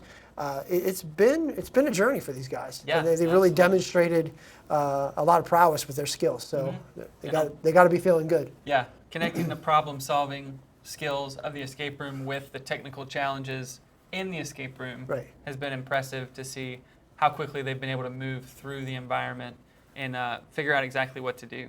Yeah, and with no direction. Yeah, really. and they're having fun. You got to think they're having some fun. Oh yeah. They're I don't know what their day-to-day job is, but it's not their day-to-day job. They're here off-site. I think we've had teams fly in from all over the country. Yeah. And these guys are here working on something they really enjoy doing, and quite frankly, going back to the game here, it looks as if they're double-checking their work, which is obviously a good practice for an operator. And to your point, they probably should reboot the PLC. Yeah. So that it takes the new configuration that they're implementing, and then Yeah, it's just another example of something you can get caught up in, and you lose the simple answer, right? Because you're digging deep into these technical challenges, and they're thinking, well, I gotta change some configuration files. I gotta reboot, or I gotta restart this program somehow. What do I have permission to restart? Right. And really, it probably starts on boot. So if you just reboot, you got a good chance there. And they looks like they copied the password. Yeah, it looks like they're trying to escalate to root here, which is not going to work. They do have 3 commands they can run as root, 2 of them involving restarting the machine. So maybe that narrows it down, right? Maybe a slight hint there, but we'll see what they accomplish with that. They're backing away. They're backing away, and we've still got. Remember, they've still got close to 45 minutes where they can take a score that bumps them up to first place. Right, to lock this thing in. Yeah. I don't love that they backed out. I was excited for them to knock this, to finalize this thing, but that's okay. They're looking around. They're making sure they haven't missed any steps. They may be thinking that the configuration file is in effect now. They're looking at some other consoles on the network. So going back to that, Sure, I'm sorry. And for the users out there who aren't privy to kind of command line and how you reboot a server, it's very, very complex. Can you share with the audience the complexities of what it takes to reboot a server? Absolutely. So one of the commands to accomplish this is actually displayed on the screen now, 2 of them. It's a reboot command. Reboot. And really, shutdown command. Really complicated stuff. Very intense. You got to be a super technical subject matter expert to know how to do these things. And you're talking 6 characters, 2 syllables, and it's done. It's tough stuff. It's right there, reboot. They don't want to shut down. So. But even though you can shut down you can reboot with the shutdown command. You can shut down. A little TAC R. /R, right? Yeah, absolutely. Dash R, excuse me. I said dash. Adam said TAC. That shows his proficiencies. That shows how much of a novice I am. Well, that's a slash in Windows. I said Cyber. I said dash. Yeah. But dash is still. Dash is Linux. Slash in Windows. So. Okay. But then you said TAC. Oh, TAC. Yeah, that's a operator slang. I don't know where that came from.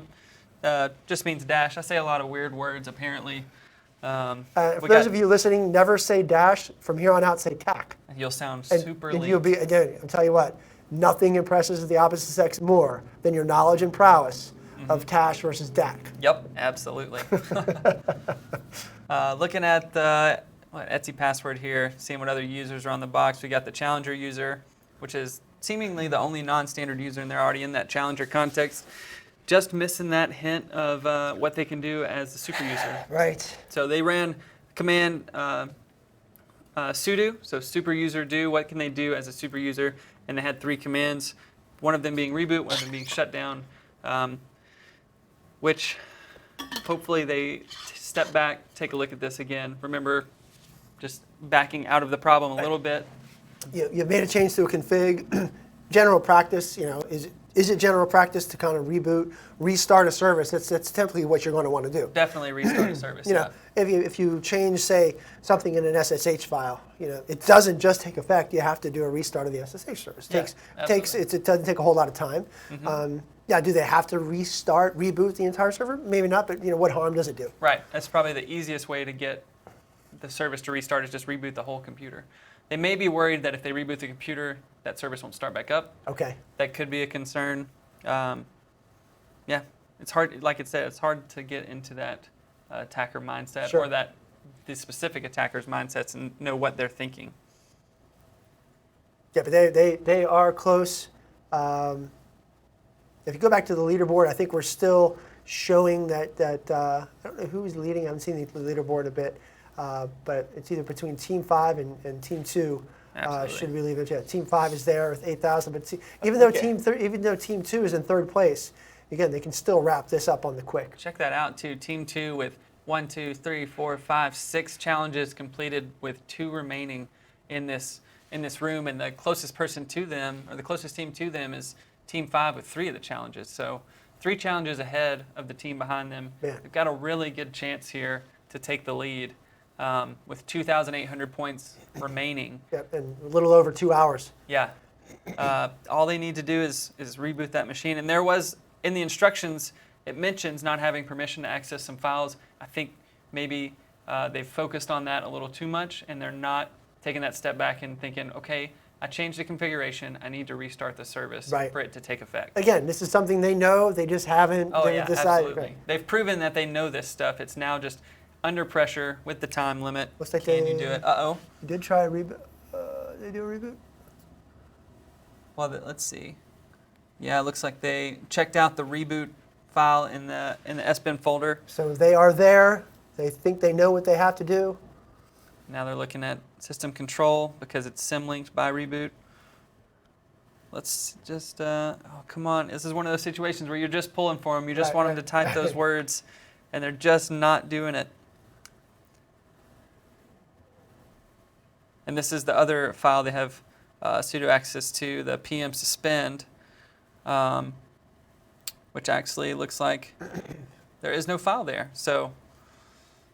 Well, you kind of feel like this is a baseball reference. It's the bottom of the 9th inning, right? Bases loaded. Bases loaded, 2 outs. Chance for the walk-off. They got the team's got their best closer in. They got their power hitter up. Is he going to be able to? Is he going to strike out? Is he going to get a single? Is he going to hit a grand slam? Yeah, it's all hinging.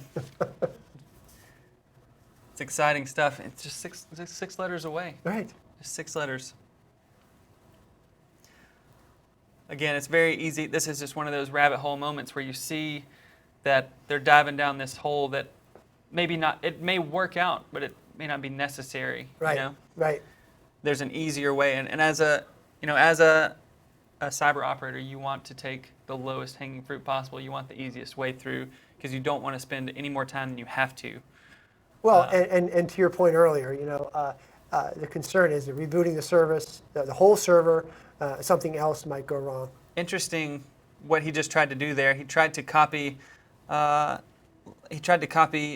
text editor nano to that PM suspend file, thinking that maybe if I can run PM suspend as root, whatever binary I copy to that location, I should also be able to run as root, which could allow a privest to root, but they don't really need that privest. All they need is for that configuration change to take place.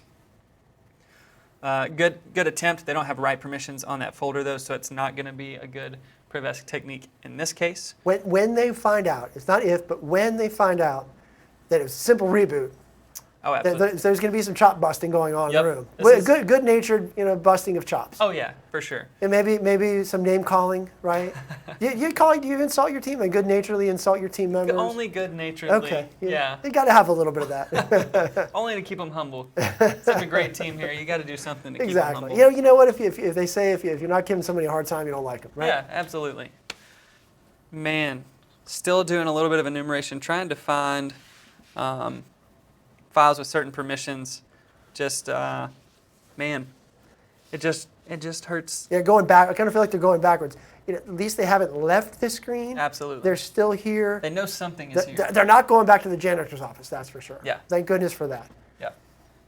Which I kind of, you kind of wonder, what are the other are the 4 team members all huddled around this guy's workstation? Or are Sure. they still working things on their own? Because Right. I believe they have all the information needed to complete the escape room. It's probably one guy on the keyboard, 4 guys huddled around. Here's one of the other team members still. He's got the yeah. emails pulled up and the instructions for the SCADA controller, the HMI and the PLC.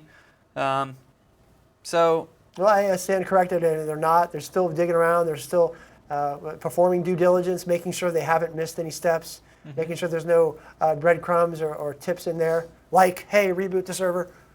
That's probably not going to see that. It's not in there that we can see. But it did tell them how to change that config file, which was... So right under, there is a hint. Under remember, you need to reboot the file. Reboot, right there. It's right there. Oh. There it is. So, It's right there. Remember, these machines are on there. If we could just have him move that out of the way.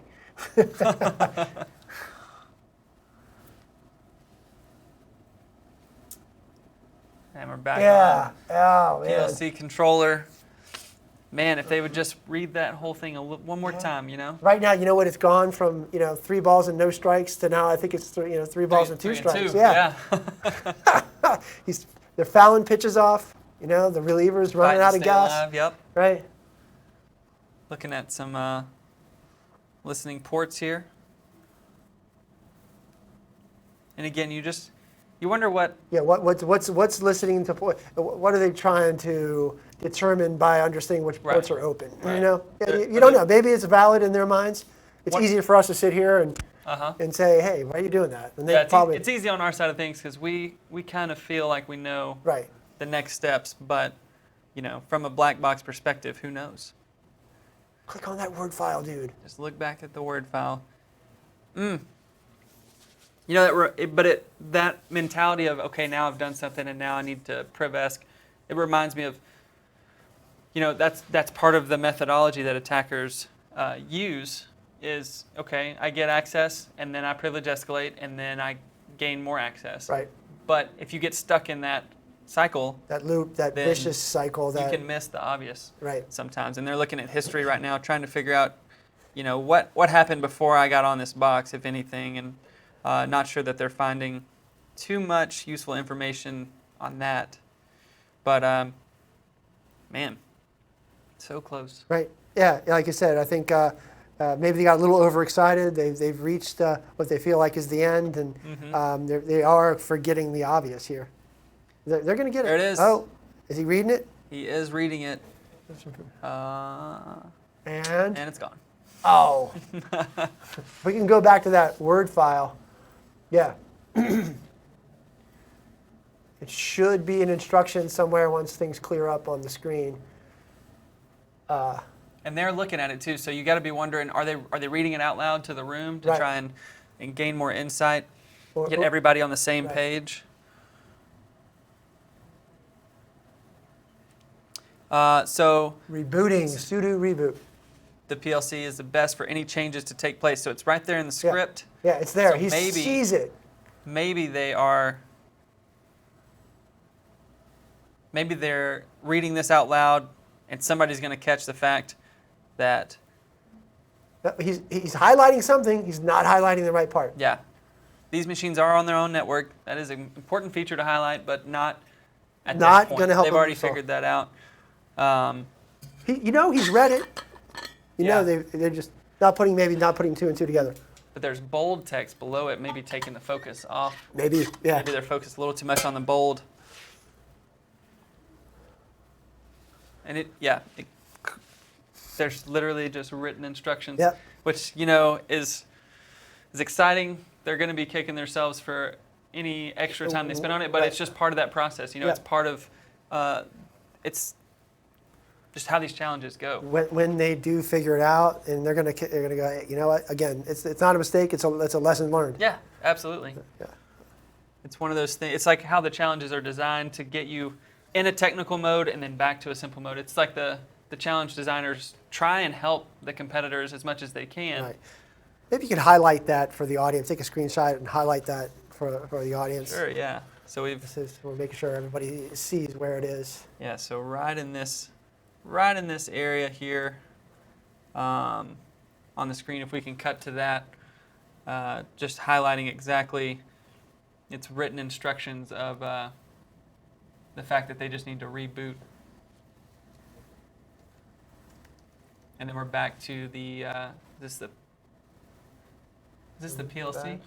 There we go. Yep. So yeah, this blue box here, just specifying how they just need to literally run this command right here, sudo reboot. Sudo reboot. It's right there in the instructions. It's just like, come on, go back, read the instructions, and let's get back to the win. Yep. Yep. But again, all this bold text down here is just a little bit distracting potentially from this one command snuck in here in the middle of the text blob. So. Right. And when he does it, that's all. It's all going to go away. There's going to be a big red heart around that sudo reboot. They're going to be so happy about it. And how many times have these guys done? They've probably done more sudo reboots in their career than anything else. It's absolutely. One of the easiest things. Just waiting on confirmation, and we still got Team 4 working on the breakers, I believe. Okay. Which was surprising. Still not giving up. We're on Team 5. Team 5. Looks like they got a couple of interpreter sessions on a couple of Windows boxes. Still working on getting into the escrow server potentially. Potentially, yes.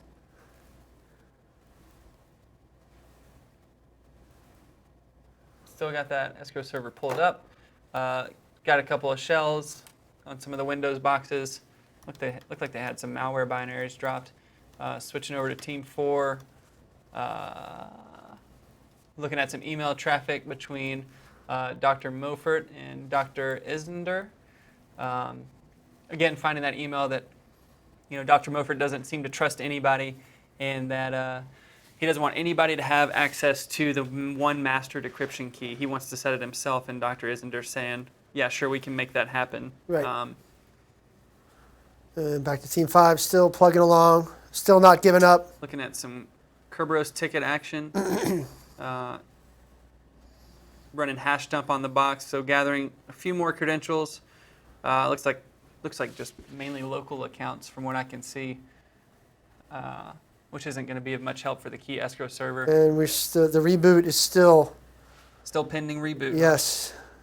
Looking at all kinds of stuff, enumerating the Linux kernel that's running on the box.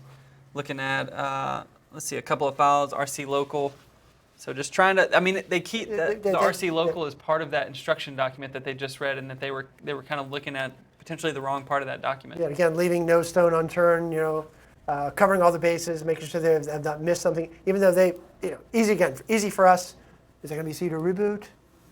There it is. There's the command again. Okay. The sudo tackl command shows you what you can run as a privileged user. So what can you run as root? He's typing SU. He's trying to switch users to root. He doesn't need to do that. What they need to do is just run sudo and then one of those commands. Yeah. But unfortunately, I think they might be trying to escalate to root to run that, but they don't need to. With sudo, you don't have to change the user context. You just use sudo to run that command. Right. And they've got those 3 options of commands that they can run as a privileged user: PM suspend, which doesn't exist, right? Reboot, and shutdown. So the answer is there. The answer is, this is the second place the answer is.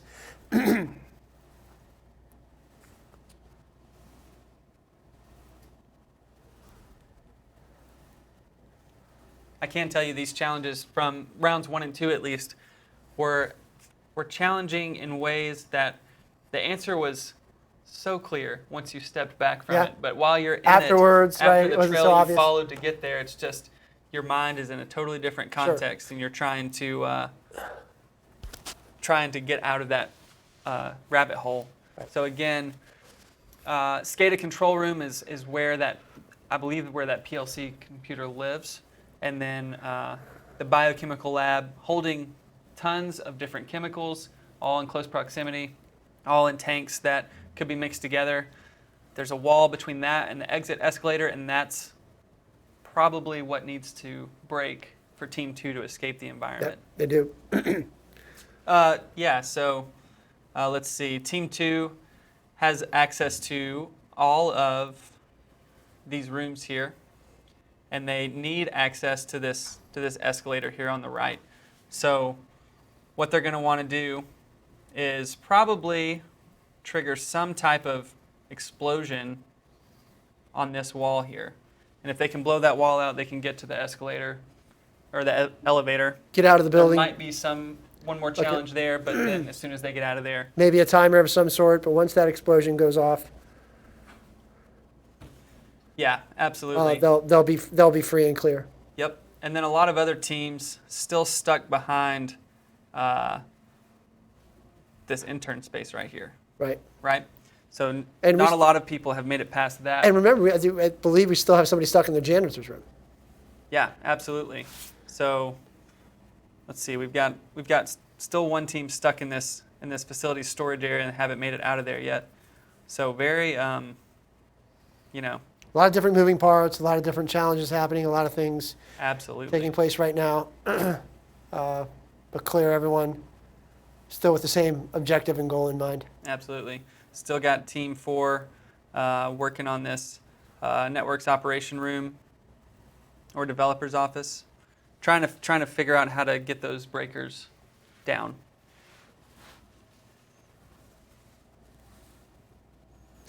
Yeah, again, we're well over 6 hours into this competition, about an hour and 45 minutes left.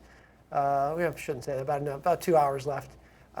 So these teams are feeling the pressure, feeling a little bit of the heat. Maybe not necessarily teams 2 and 5. They're making progress, but some of these guys might have to be pulling out all the stops and taking some risks just to break out of wherever they are. Absolutely. Again, Team 2 with 6 of the 8 challenges, so close on that 7th stage. And then Team 5 still working on with the key escrow server, I believe, to decrypt the removable media in the environment. So it looks like Team 2. They type it. They're creating some Python code. Not sure. They've stepped away from that one area where they were just so close. We're gonna let the audience. I mean, you gotta have to imagine a lot of the competitors. If you go back, there were 703 competitors from 154 different teams. There's got to be a decent number of the teams and competitors watching this competition, enjoying it, maybe doing some self-critique and kind of what they would have done. So, yeah, absolutely. hopefully they're enjoying this as well, getting something out of it, and taking some notes and maybe learning a thing or two. With that, we're going to kind of let the audience watch here for a little bit. Adam and I are going to take a quick little break, and hopefully when we come back, additional progress will have been made.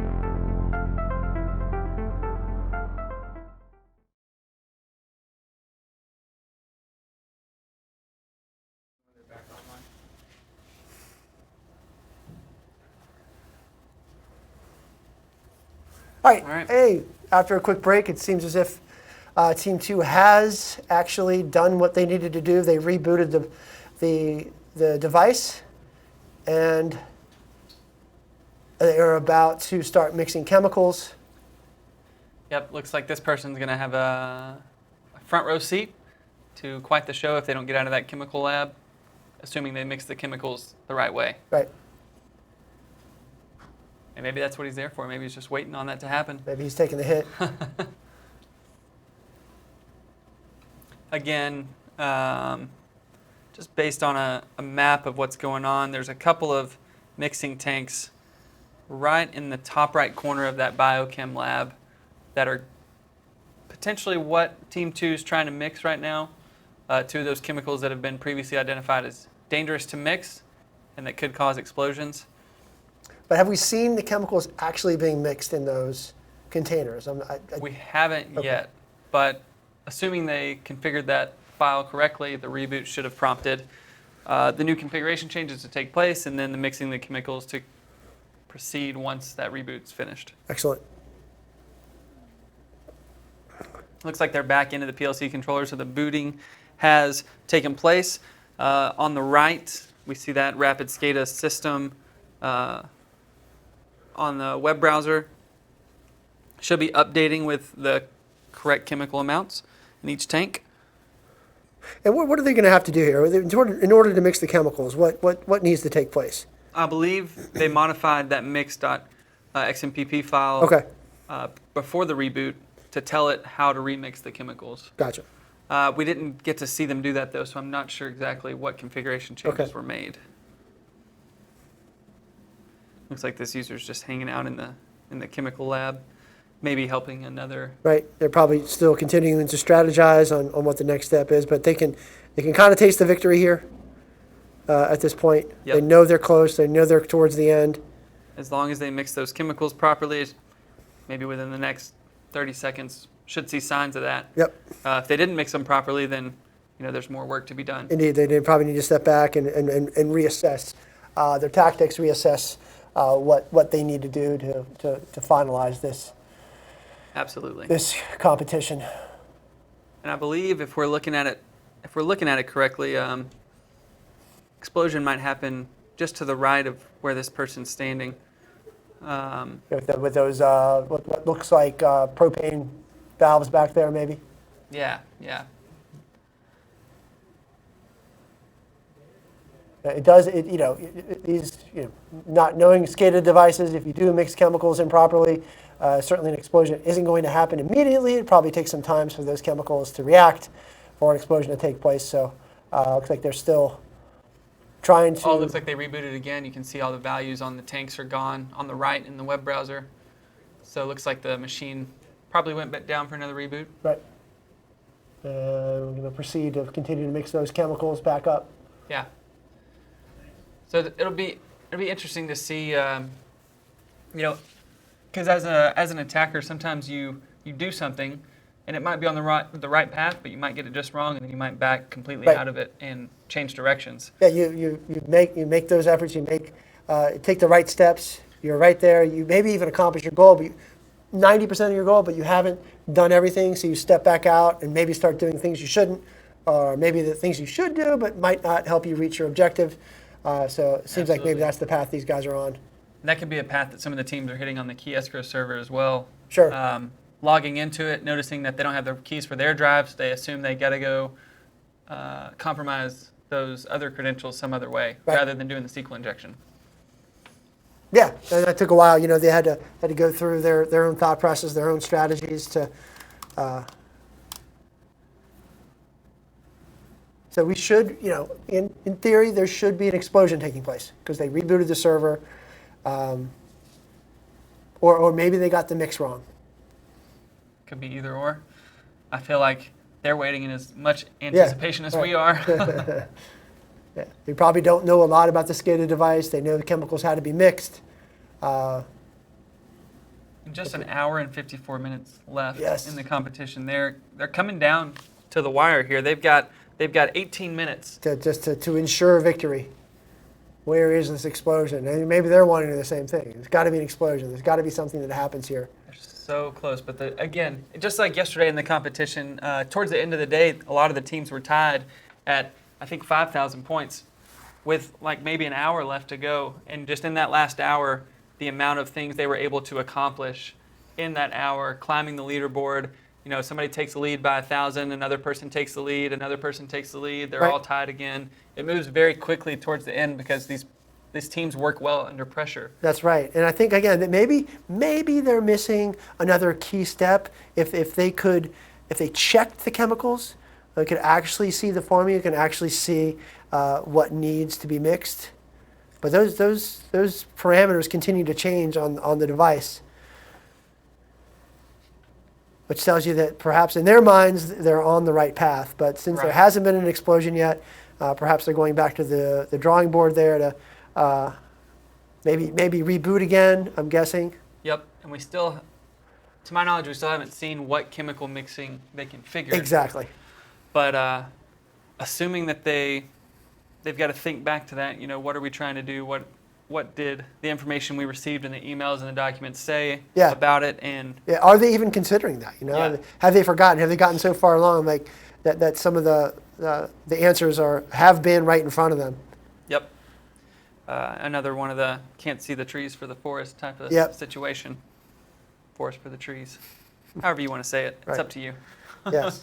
And as you'll see in front of Adam and myself here are the green, white, and gray trophies that will be going to the competitors depending on what place they come in. So bragging rights again for the teams. And again, this isn't about pumping your chest. It's about pride. It's about proving your skills and feeling good about what you're able to accomplish. So, and with that, we will take a quick break and return shortly thereafter.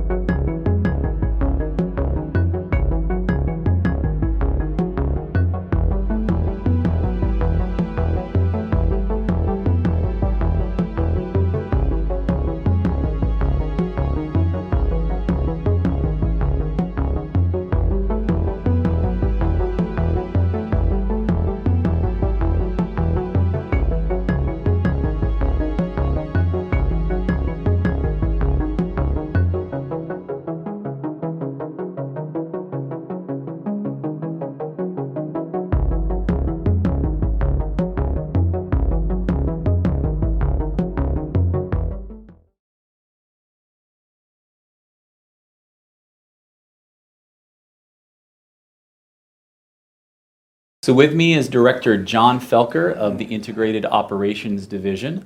Director Felker, thank you for joining us today. Sure. So to start us off, I would love to hear about what the Integrated Operations Division does. So Integrated Operations Division, a new division in CISA, and the main focus is to bring across the agency coordination effort to all the things that we do in CISA. Okay. Specifically focused on how do we deliver CISA capabilities at the regional level. So customer service delivery in an effective way. So the idea here is we've got the 24/7 operations center that's kind of managing those things that are going on, keeping leadership advised. We have a regular drumbeat of communications with the regions and their operational staff so that we know what's going on in the regions. And by the same token, we're pushing stuff down to the regions so that they have awareness of what's going on at the headquarters level. So it sounds like you have a very wide customer base. Extremely wide, yeah. Internal customers are the three executive sponsor divisions, ISD, CSD, and ECD, as well as the NRMC. And the external customer base is all of our partners, whether they're state and local, tribal, territorial, fed.gov, you name it. Those people all come into contact with us in one way or another.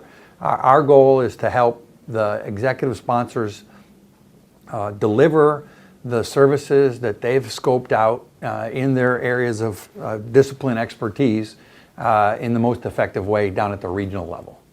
Okay, that's pretty awesome. Now, have you seen a lot of growth in the partnership engagements that you've had just in the sheer volume of participants? I'm not sure that there's been extreme growth. Certainly there's been growth because there's now a recognition of what CISA does, and particularly what CISA does at the regional level on the ground. I think as we become more effective coordinating what the executive sponsors want delivered in the field, and by the way, more effective at understanding what the regional stakeholder base needs, what's the demand signal, we're going to be more effective in delivering those sorts of things to the different regions, because the regions are essentially 80% the same, everything's exactly the same, but 20% completely different. So if you compare Region 2, or the I-95 corridor with all the chemical facilities along I-95, and you compare that with Atlanta, Region 4, they worry about different things. Region 4 is worried about natural disasters because that's the major place that hurricanes hit. And Region 2 is worried about how about those chemical facilities and how about the Port of New York, New Jersey. So there's a bit of a difference in each of the regions as well. And what we got to do is try to get that leveled out. So it sounds like there's a lot of complicated pieces going around. What makes a good operations professional? I think a good operations professional is someone who is flexible and is inquisitive and when necessary is aggressive to get answers to questions that we need to be able to do our job, and to get answers to questions that other agencies that we're partnered with need to be able to do their job, and to get answers for our leadership. So the leadership has a full and comprehensive understanding of what the heck is going on in the field. So if you can do those things, if you can be aggressive, if you can be inquisitive, if you can not just sit there and wait for stuff to happen, but hey, what about this? And how does that fit with that? And draw those linkages, then you have somebody that I really want to have on our team. I feel like you just described yourself. So, I mean, having been previously the director of the NCIC, before that, you have been involved in lots of different cybersecurity stuff for your career as a senior leader. What has that journey been like? Well, it's sort of a long journey. I mean, when I graduated from college, I was a physical education teacher and a coach. But quite frankly, that led me to a 30-year career in the Coast Guard, where I started as a ship driver, and essentially the things that you do as an officer in the Coast Guard are coaching, because the idea is, you have a group of people, you have a mission, how do I get that group of people to execute that mission and execute it well? It's about coaching, it's about training, it's about developing the people. So to get me all the way to being where I am today, as with some cyber smell on me, a journey where I paid attention, where I was in the right place at the right time. I got cyber smell on me when I was at Fort Meade, doing signals intelligence, but at the same time, General Alexander was thinking through how to stand up U.S. Cyber Command. And so being a senior Coastie up there at that time, I got to learn about all those things in the thought process. And then at a tactical level, what are we doing? What's this mission entail? And how do we do that? And so forth. So I have enough visibility about how things work and how they're supposed to work and what mission effects we can achieve. I just don't have the skills like the people around here do with hands-on keyboard kind of stuff. But if you hire those good people and you train them and develop them well and provide them an opportunity to advance in their career and to do things that are worthwhile and useful, then you're going to be able to get them on board. And you know, from particularly this group sitting outside the room here, there's not a whole lot of attrition there. We've been able to put together a mission portfolio for them to do stuff that's really interesting. It's really engaging for them personally, for us as a team, and we're hitting all the spots for support to Fed.gov, the state and local, tribal territory, those folks that can't do it themselves. So it's really an engaging mission, and people are interested, they want to do it. And so how do we find more ways to help them get there? Awesome. So in closing, is there any advice that you could give someone who is interested in possibly entering the cybersecurity profession or joining CISA? Yeah, so you know, there's a number of ways to approach a career like that. One is to go and get a bachelor's degree in computer engineering or computer science, and we know that works. There are lots of folks that work for us that learned how to do this, quote unquote, in their basement, where they grew up doing these kinds of things and they just taught themselves. So there's any number of ways to approach it. My view is that we should look at all of that. I don't necessarily care that you have a degree in computer security or computer science. What I care about is, can you do the work? So what we've got to be able to do is offer people an opportunity, put their hands on the keyboard, and show us that they can do that work. And then we've got to see, do they fit on the team? Are they willing to engage and grow in a career? And we've got to provide them the opportunities to do that. So I think there's lots of different ways you can approach this. You know the story about the guy in the UK. They did this aptitude test, right? And the aptitude test, they tested 500 people or something, and the number one scorer on that aptitude test was a bartender. Never touched cyber in his life. They put him through the boot camp, and out of the boot camp came a superstar. So you can approach this from any number of directions and be a success. And I think what we're trying to do here in CISA is we're trying to set the stage for people to come in and do just that. Okay. Well, thank you so much for your time, sir. It's a pleasure having you here. My pleasure being here. Thanks. Okay.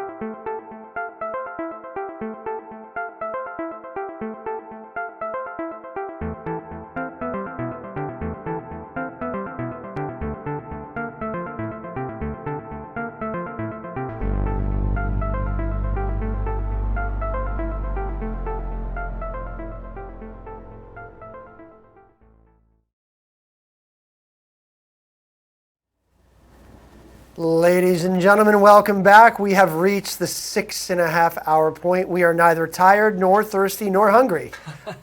Those are lies. We are tired, we are hungry, we are thirsty, but we're going to persevere. We've got about an hour and a half left. We've had some changes take place, a couple little modifications to the competition. I'm going to let Adam talk about those a little bit, especially with, I believe, one of the teams has been offered a little bit of an olive branch, if you will.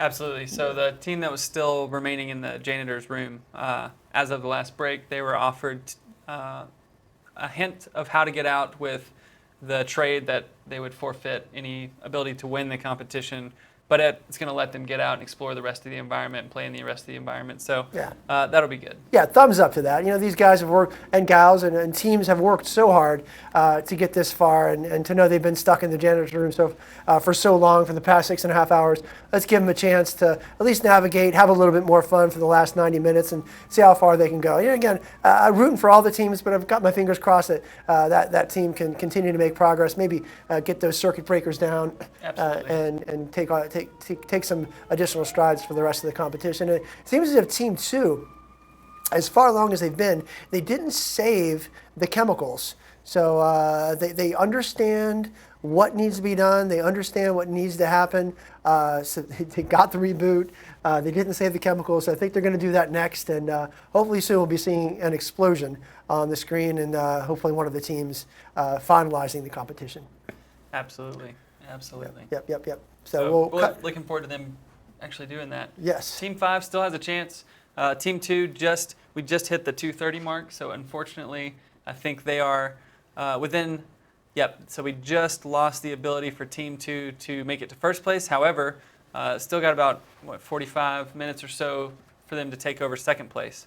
Yeah. So just like the Washington Nationals, you know, we're here in Arlington, just a stone's throw from DC, stone's throw from Nationals Park. You know, these guys got to finish the fight, right? They're in the fight right now. They're staying in the fight. They got to finish the fight, and once they finish the fight, they'll reign victorious, just like our beloved Washington Nationals did back in October. I think a lot of us are still pretty giddy about that. Oh yeah. Adam's an Auburn football fan, I think. An Auburn grad, so I know that it only takes 1 second to make a huge win. So down to the last second, these teams are going to be fighting. They're going to be going for the win, and can't wait to see what happens. Yes.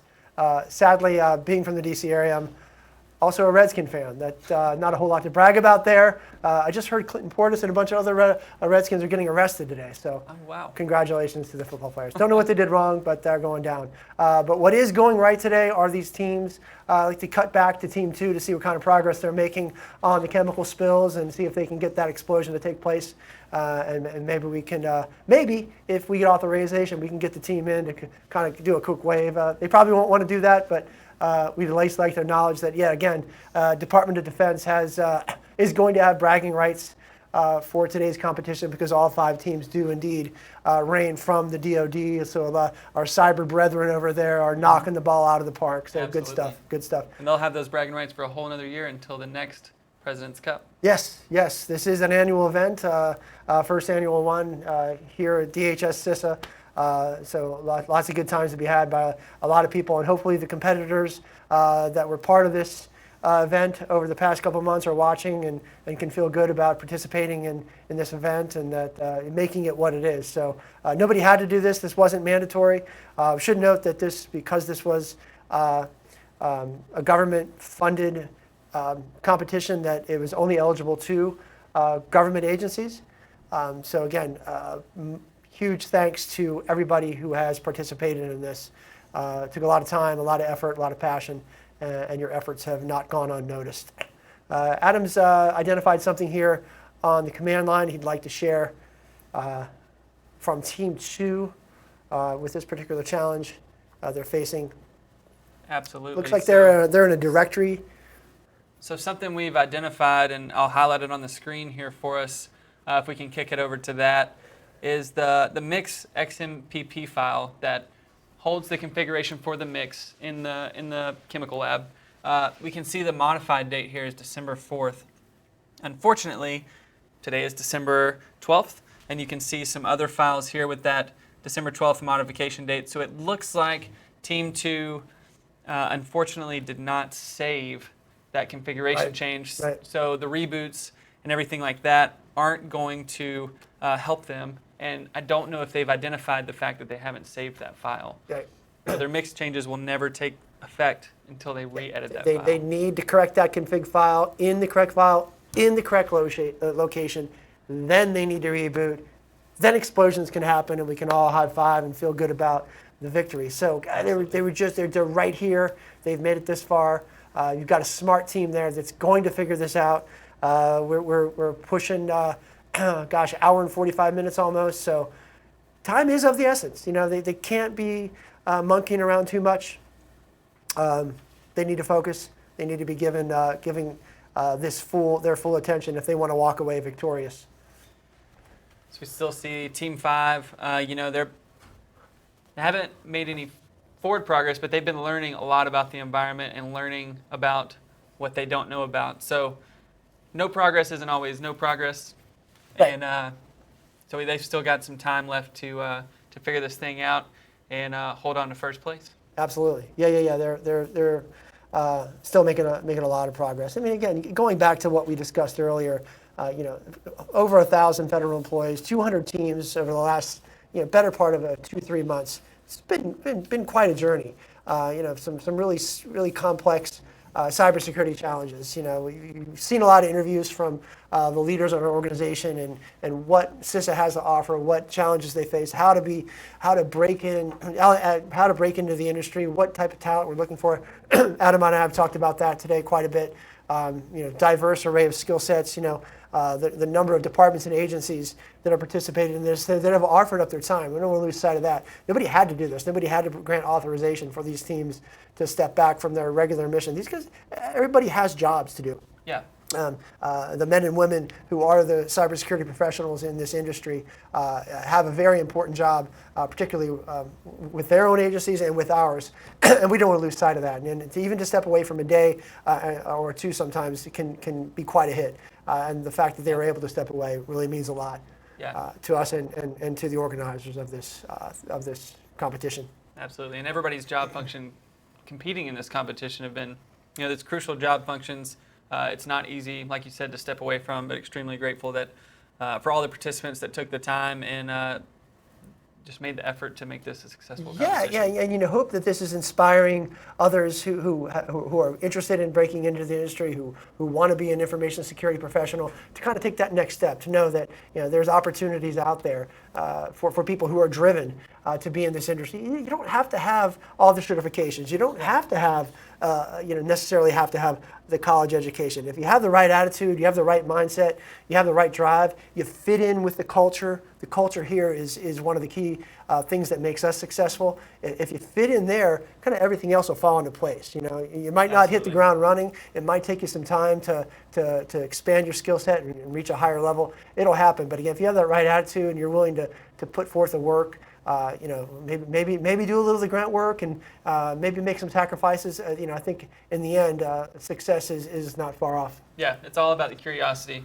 If you can find enough curiosity to drive what you learn about, and then you can have the vulnerability to say, hey, there's some things I don't know about, and ask for some help. The community is pretty open and willing to extend help when they see that somebody's trying to learn. Absolutely, yeah, that's a good point. Take advantage of the opportunities that are out there. Everybody's busy, everybody has a lot of stuff going on, but if you have a goal, if you have an objective, make it your focus, make it your number one priority to get up every day, to learn, whether it's 1, 3, or 5 new things a day. That's not hard to do. You don't have to learn Python in a single day, but if you can learn one thing about an operating system, one thing about networking, or one thing about incident response. We've got some solid incident responders here that work in our threat hunting team. They do some really dynamic work. These teams go out all over the country to try to, they have a hunt team that goes out to try to kind of weed out these threat actors that have infiltrated some organizations. It's really exciting work here at CISA, and we're always looking for good talent. Absolutely. Yep. So now we're going to hear from Mark Feldhausen, which is our lead software developer of vulnerability management. Yes, take it away, Mark.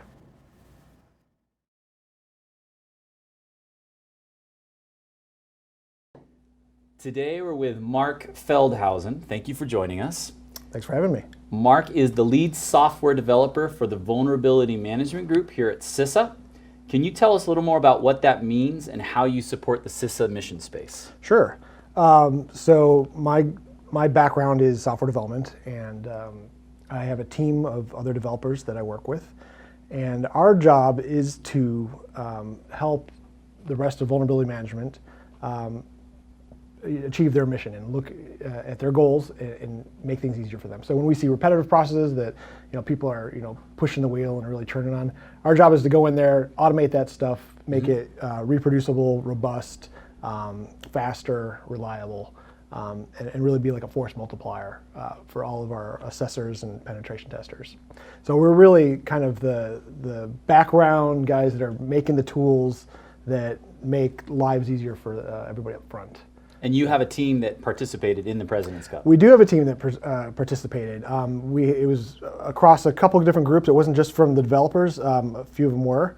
So it was almost kind of like a heist type of thing. We had people with different skill sets. We had assessors that did penetration testing. We had a couple of software engineers that could do code challenges. And then we had people who knew like network architecture. So that worked out really well because there's such a wide gamut in the President's Cup of skills, and we didn't know going in what we were going to see. So it was kind of nice to have these people with these different specialties be able to open their kits and kind of go at different things. So it was, it was really a lot of fun. We made it to the second round, and that was good for us. We didn't expect to go anywhere, and we did pretty well. So, well done. Yeah. So I know a lot of people, when they think of the federal government, they think of stuffy suits and very formal. And one of the things that that you've been known for is kind of showing your wild hair, if you will, at conferences and stuff. Yeah. I'm pretty seasonable with my hairstyles. When I have the opportunity to head up to DEF CON, I make sure that I go with my team, and we often get guidance like, you have to do your security brief of like, this is what you're going to expect in Las Vegas, and when we go there, they're like, be careful about letting people know that you work for the federal government, and don't wear your work shirts. And like, well, we're really there to build bridges with the community, right? We want to be able to recruit people that are cool and have a passion for the work that we do. And we also want to show them, like, we're not stuffy suits, like you said. Mm-hmm. So when we show up there, there's a thing there called Mohawk Con, where you go in and you donate some money to the EFF and get mohawks. And I promote, every year I go there, we get a nice purple mohawk or a blue mohawk, do that, and then buck the request not to wear our work shirts. And we put on our DHS attire and walk around the con and blow people's minds and build bridges. And it's a lot of fun because people, they're out there trying to spot the Fed, and they're like, "Oh, you're a Fed," and they're like, "How'd you know? Was it the logo?" And then it really disarms people. Yeah. Because a lot of people will come in there with a lot of animosity and some preconceptions of what government workers look like and what they do and how they act.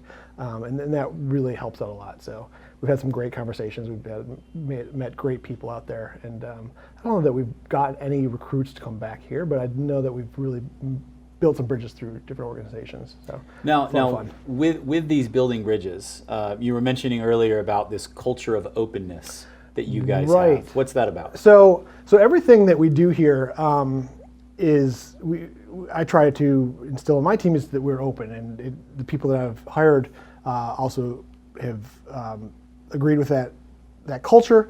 And to that end, we are everything we do is open source. So everything we do is up on GitHub, and we work almost exclusively on GitHub. We don't have internal repositories of our code. So this means that everything we're doing, everybody in the world can see. Mm-hmm. They can see the code that we're putting out there. They can see how we are analyzing things and what the techniques and tools are that we use to do our work back here. And that cuts in a few different ways. Like, one of them is that this allows anybody who takes part in our services, is they say like, well, how did you guys do that? I'm like, well, go out here and look, you guys can do that too. It's not that hard. And they can literally take our environment and spin it up themselves and do the same things for their organization. So, I mean, we're growing, but we can't do everything for everyone. Yeah. But this allows us to kind of teach people to fish too.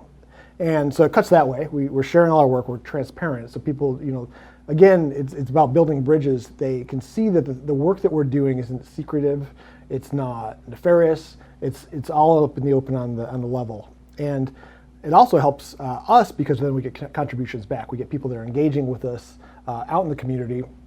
They'll find bugs in our code, submit patches. They'll do new feature sets and then submit pull requests, and then we'll incorporate that stuff into our code bases and makes things stronger. So how important is coding in do you think for people that are considering getting into cyber and those types of things? It's you kind of have to know some level of coding. I mean, you don't need to have you don't need to be a full stack developer. Yeah.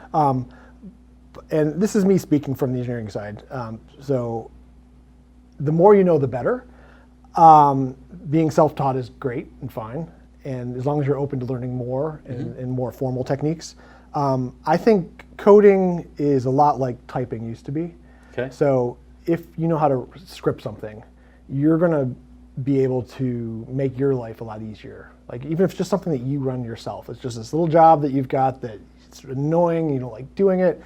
If you can just script that thing up and make it, instead of taking you all day to do, it takes 5 seconds or a minute, you've just made your life so much better. And then we promote that with our teams here, like our groups. People script up stuff and they can throw it over us and say, hey, what do you think about this? We'll do a code review, say, this is great, why don't you improve a few things here? They learn something, we get some code, and then oftentimes we'll incorporate that into our code base and say like, okay, now we've got this new functionality that someone not even on our team came up with that helps everyone out. So I think it's important for people to know how to do, you have to have some level of technical proficiency, the more the better, but if you just got a foothold, that's great, and if you've got the motivation to learn more, you'll do great. I mean, so what are some of the characteristics that allows people to thrive in doing the type of work that you do? I think you need to be a self-starter. You need to be, you don't need to be self-directed, but you need to understand, keep an eye on like what everyone's doing, find out where you fit in, what you're good at, and then not be afraid to make mistakes and then ask for help. If you can, and that's where the team really works well, is like, we're all doing our own thing. We have integration points where we work together. We'll make mistakes. We'll review each other's work and say, hey, you could do this a little better. If you can accept constructive criticism, that's kind of a must, because there's a lot of crow to be eaten when we do these code reviews. Even I'll have my junior guys telling me that I'm messing things up, and I'll be like, you're absolutely right, let's do it a different way.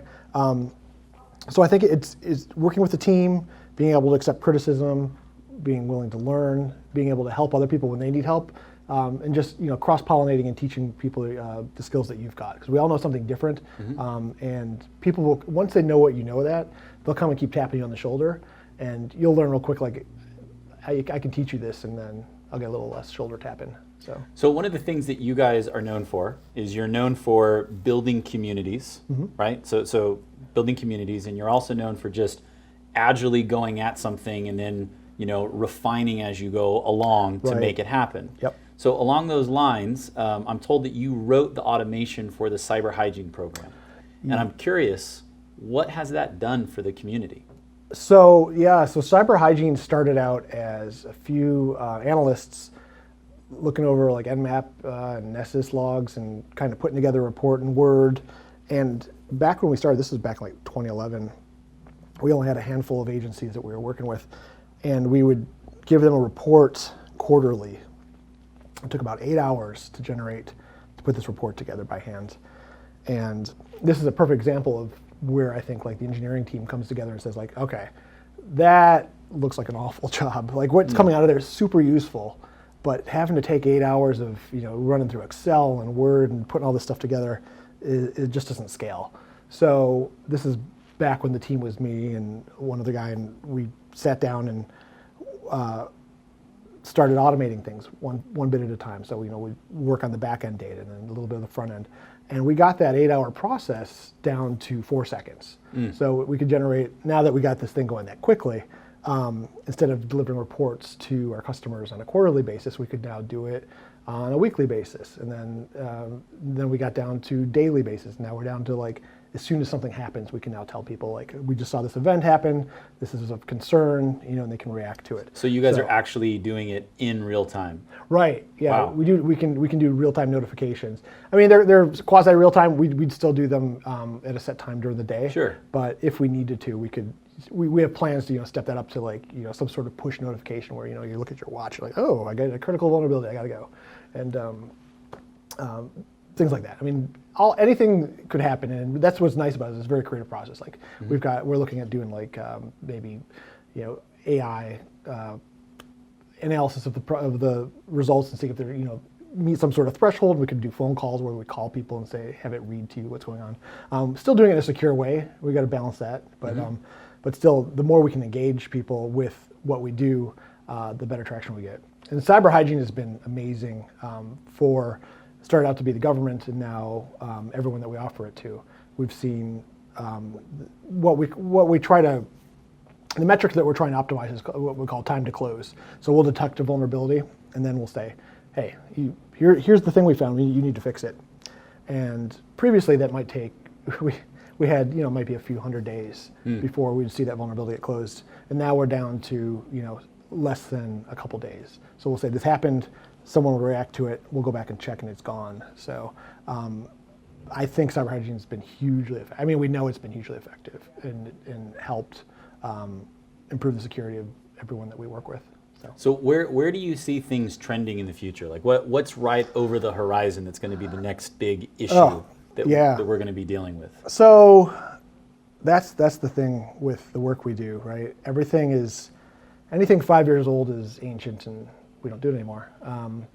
The next big thing is already past us, which often happens, which is cloud computing. And so from our point of view, a lot of the stuff that we have done has been based on in this building and based in our servers, and now we're moving all of that infrastructure into the cloud and making it something that can be spun up and scaled as we need to, and that helps us have more reliability, because then when things happen in this area, we can still keep in this geographic area. If we have power outages or floods or whatever, we can still have our resources out in the West Coast that are continuing to process things. So the cloud is the next big thing for us. We're going to be looking at, as we've scaled things, we need to do more self-service for our customers. So we're also looking at giving them more access, like I said, real time to their data, but also allowing them to kind of dive in there and really manipulate things and set up their own notifications. So it's going to be more of a back and forth. Right now, it's been a lot of us saying, like, here you go, here's your results. And it's going to be more of them replying back to us and saying, well, this is good, this is bad. So more basically building the community more with our teams as well. Overall, what the next big thing is, I don't know. I am not good at predicting things. If I said anything right now, by the time that this airs, it'll be different. So, but that's what's great about this is we're very nimble. Like, so as soon as something comes up, we'll do it. So it sounds like people that do well in this type of environment are people that tend to really enjoy an ever-changing landscape. Oh, absolutely. Where they're having to react to things, and can you talk about that a little bit? Yeah, I mean, it's good and bad. I think we complain more about that than we praise. I mean, people don't like change, but change is inevitable, and it happens a lot here. But it's fun when you look back at it. You're like, okay, this thing happened. I mean, we had the emergency directive earlier this year for DNS, and that occurred at a pretty inopportune time for us because the government was closed and we weren't being paid, and then this happened, so we had to work even harder than we usually do. So there was a whole lot of change going on there. But looking back at it, we came up with this great service now where we're looking at people's certificates, we're looking at expirations, we're looking at the certificate authorities that are issuing these certificates to agencies, and being able to tell them, like, hey, here's a threat. All of a sudden someone's issued a certificate that you probably didn't expect and we didn't expect. So the change, you need to be good with it. It can be fun. It can be annoying, and often it can't be controlled. So yeah, you do really need to be flexible. Okay. and you got to be good at prioritizing things. I think that's definitely something that's hard for me, but I float things up with my leadership. Are we going to be able to?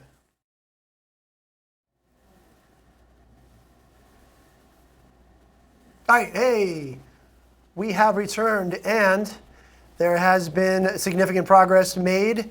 We have a hole blown through the wall with Team 2. We're going to cut to that. Everybody can take a look to see what type of progress they have made. And I believe this is the keypad to the elevator door that they're working on now. So they blew a hole in the wall in the chemical lab, walk out that door, and there is an elevator with a keypad. They need a decryption string to enter that, to activate that elevator. That encryption string, I believe, comes from the Python file. I believe so, yeah. Yeah, the alternate data stream on the Python file. Which they reverse engineered, and they escaped. And there they go. Awesome. 6 hours, 47 minutes, and 50 seconds. Yes. So first team to escape. So they're breathing a sigh of relief from there. They're high-fiving. They're feeling good. They can rest knowing that they currently are in the lead. So second place. Second place. Sorry, Total, second place. Total score is 7,504 points. So pretty good. Prevented a massive cyber attack, so they got to be proud about that.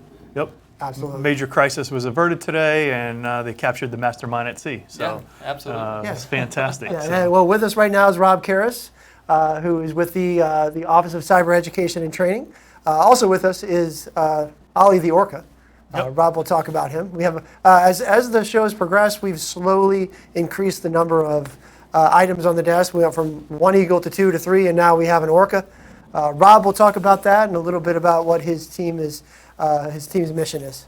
Yeah, so thanks, Bobby. Thanks, Adam. And I want to thank you all and congratulate you. You have a lot of endurance and doing this for the past 6.5, 7 hours. So great job to you. A lot of good comments from the staff and from people out on the internet. So the Cyber and Education Training program that I'm building is going to help cut down on the workforce shortage gap that we have in America. So currently there's statistics that say there's a crisis in America, and it is a national crisis. CISA feels that there's a national crisis. There's over 400,000 to 500,000 job openings for cybersecurity. Wow. So, which is amazing. So how I got involved with this, I've mentored at high schools and middle schools throughout the Northern Virginia region. I've also been a big advocate of something called the Scholarship for Service program.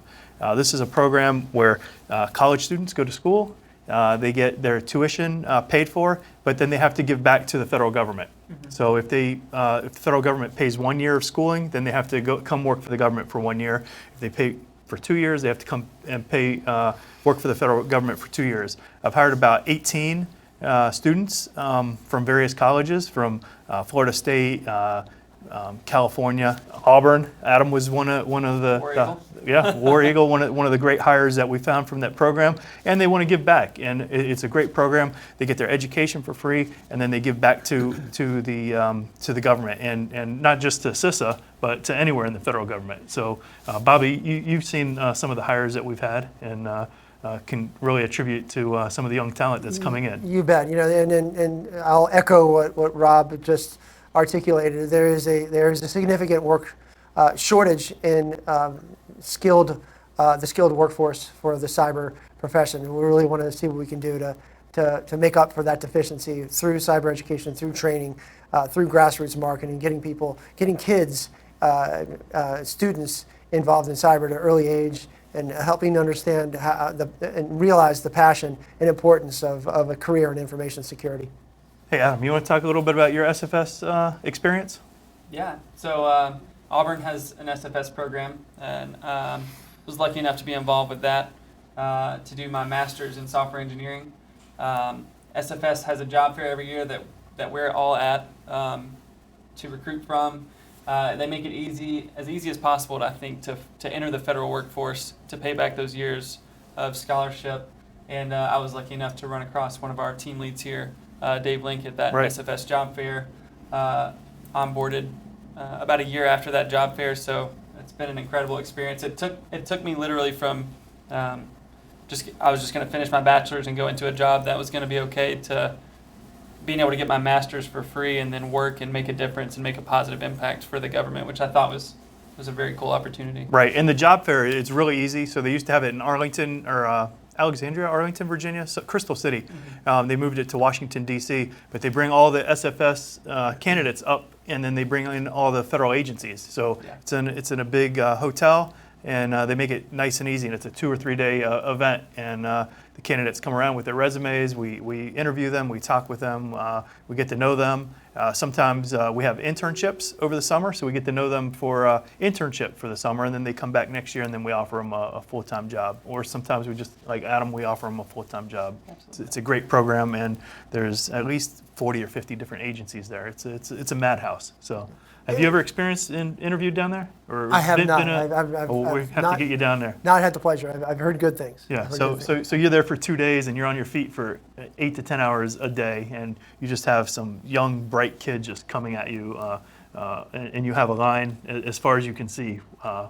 Students wanting to come work for you. A lot of opportunity there. A lot of people kind of chomping at the bit to be part of the mission, which is very comforting, especially on this side of the table. Rob, the President's Cup has been a resounding success. Can you talk a little bit about what it took to bring this this competition and this event to fruition? And when it started, where the idea originated, and how it came to be. Yeah. So the idea originated several years ago. A few people in the government had this idea, but it took them.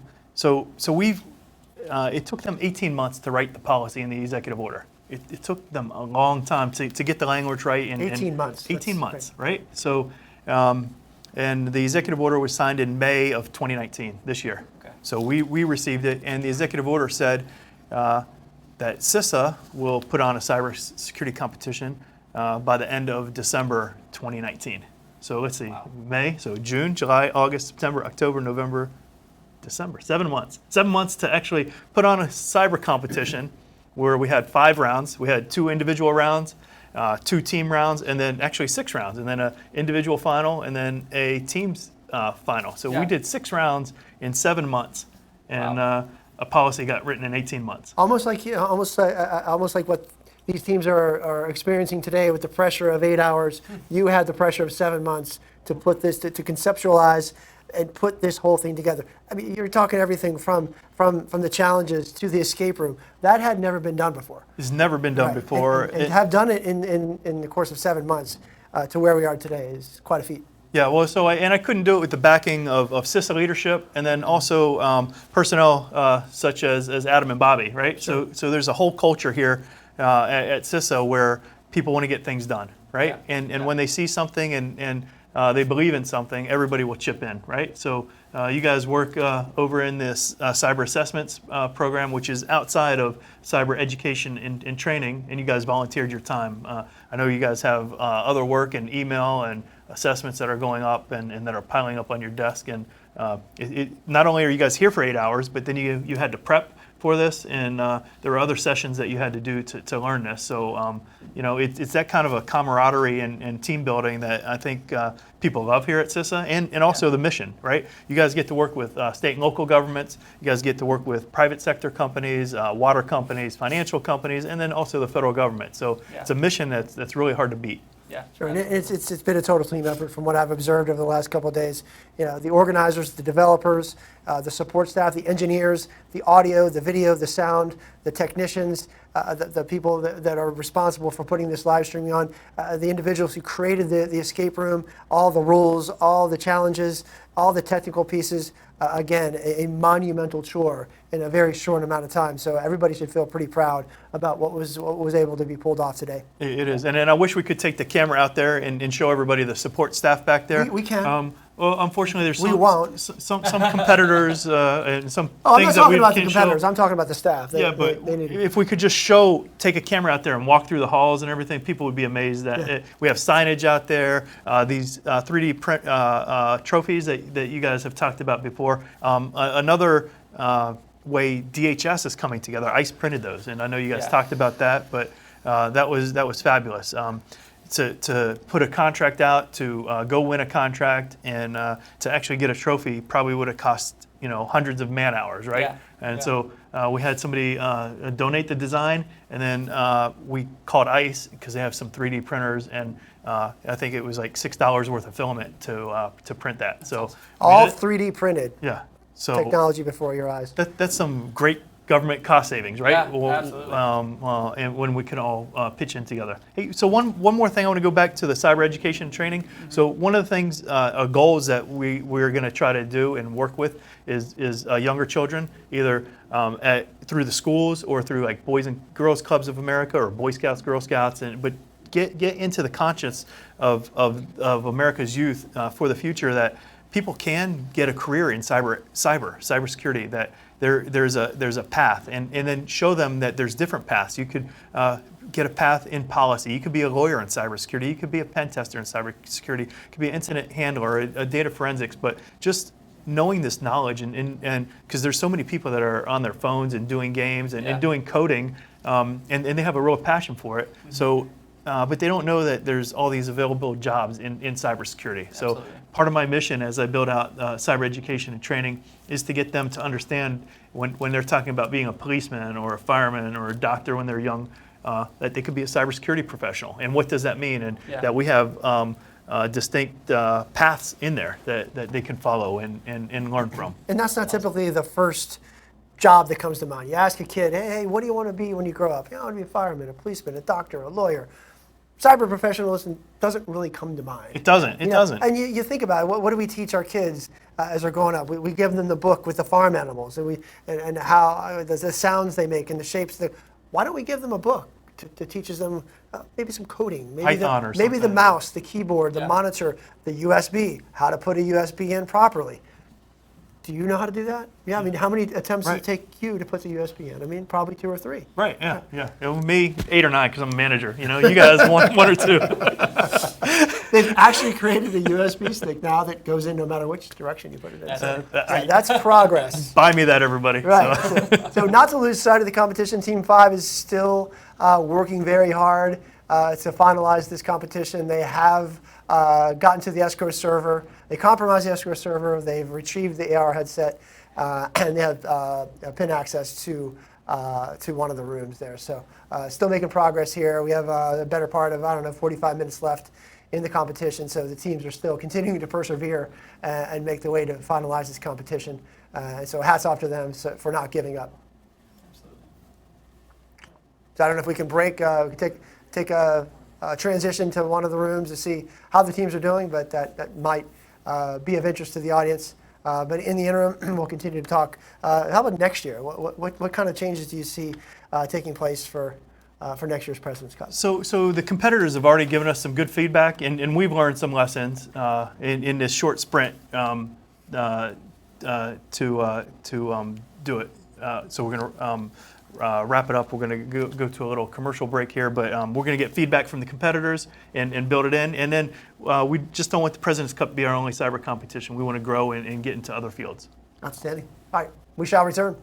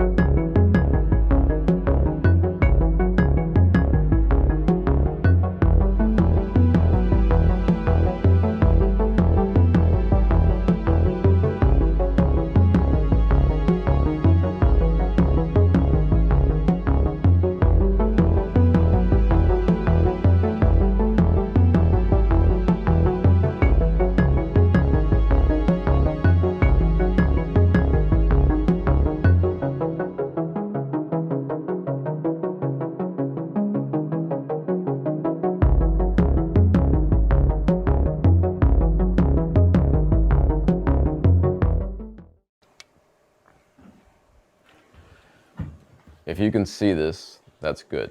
You're still with us. I heard from HQ, and I'll do everything in my power to get you out safely. But I absolutely cannot blow my cover with Dr. Mofert or U3 Corps. Since they don't know how much you found out already, Dr. Mofert is taking no risk whatsoever and insists on destroying all evidence that we were ever here. Everything's going up. The papers, the computers. I mean, they've already done away with non-essential personnel. They're going to blow this whole place up as soon as we made it to a boat, entering international waters. That should give you about 8 hours to escape. You've got to make it out of here before it's too late. They think I'm in here making sure you're already dead. I was able to grab an ID card off of one of the non-essentials. It's still active. I stashed it nearby. You also need... Ender, let's go! You take care of it yet? Yes, it's done. I'll be right out. You'll need this too. It's your way out of here.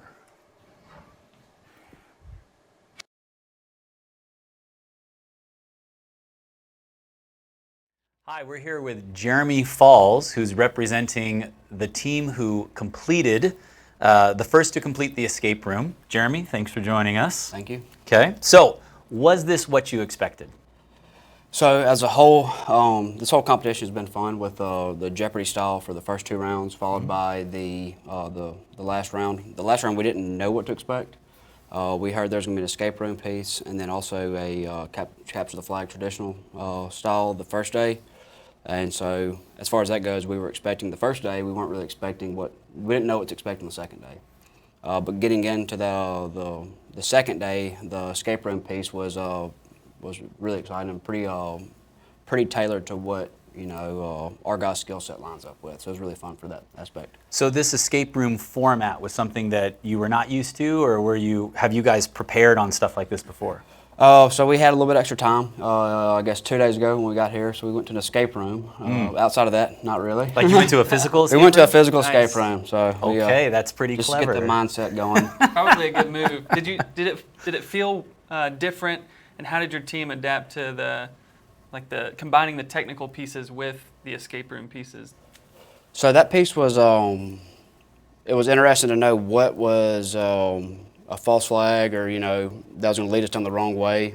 And so keeping track of all the different keys and passwords and emails and personas that were associated with each information and where it came from was probably the most difficult piece. Yeah. And then also until we got onto the Cali box, I believe that was in the NOC. Until we got into that, we were pretty much one guy on one computer.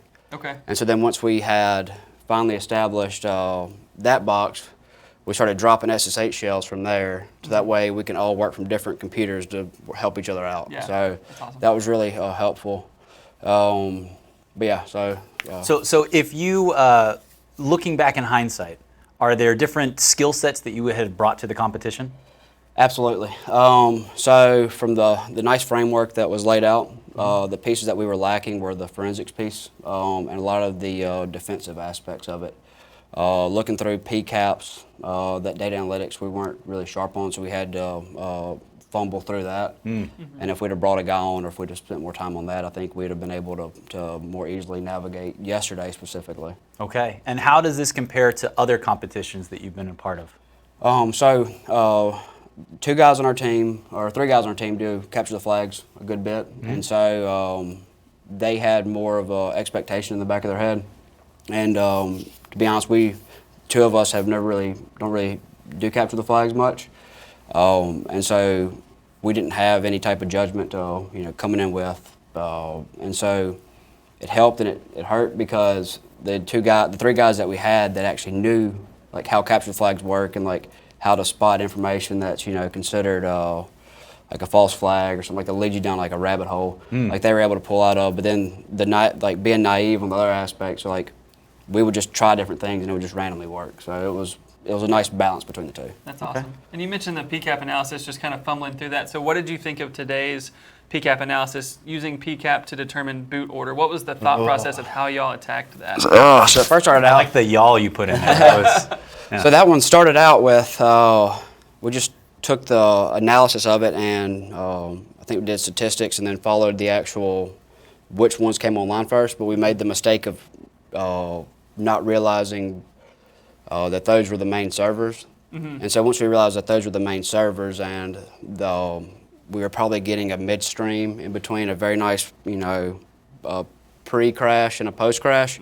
So we pulled up the TCP errors, and they had a spike in errors around like the 3,600 second mark. Interesting. Okay. And we took that mark and moved it to the right. And when we saw the devices come back online. What protocol were you using to determine that they were coming back online? I think so. We just did statistics at that point. So after that point, we narrowed down the IP source adder to the 29 subnet, and then from that we did our endpoints and sorted by relative time there, and just went with that model. Awesome. Before that, we tried a million different other things. Yeah. With none worked. Exciting to watch, but yeah. That's awesome the way that you guys figured that out. So now that you figured it out, what do you think you're going to do different to prepare for next year? Either we're going to do a lot more studying up on the data analytics piece of it, and maybe some capture the flags here and there, just so we can get that practice in. But outside of that, probably focus on just getting better at what we're good at right now, and continue to hone our skills as doing offensive style work, which is more of our bread and butter, like the coding aspect and the pen testing piece. Okay. So now, if I can ask more on a personal level, being from Mississippi, how did you actually get into cyber? So I was scholarship for service from the National Science Foundation, and so from there did an internship, and then was offered a job at 780th in my brigade, and accepted that, and landed in Georgia. Okay. That's awesome. That's pretty cool. We actually have a lot of scholarship for service students here on site, and I know that at the NSA and other places, the scholarship for service program seems to produce some really brilliant people, as you are here. So thank you very much. Well, I appreciate it. Thank you. Okay. And now we'll hopefully Team 5 is making some progress. We know that they have gotten the escrow server. They're starting to decrypt some of the drives, find some more information. So we'll check them out as soon as we come back from this break.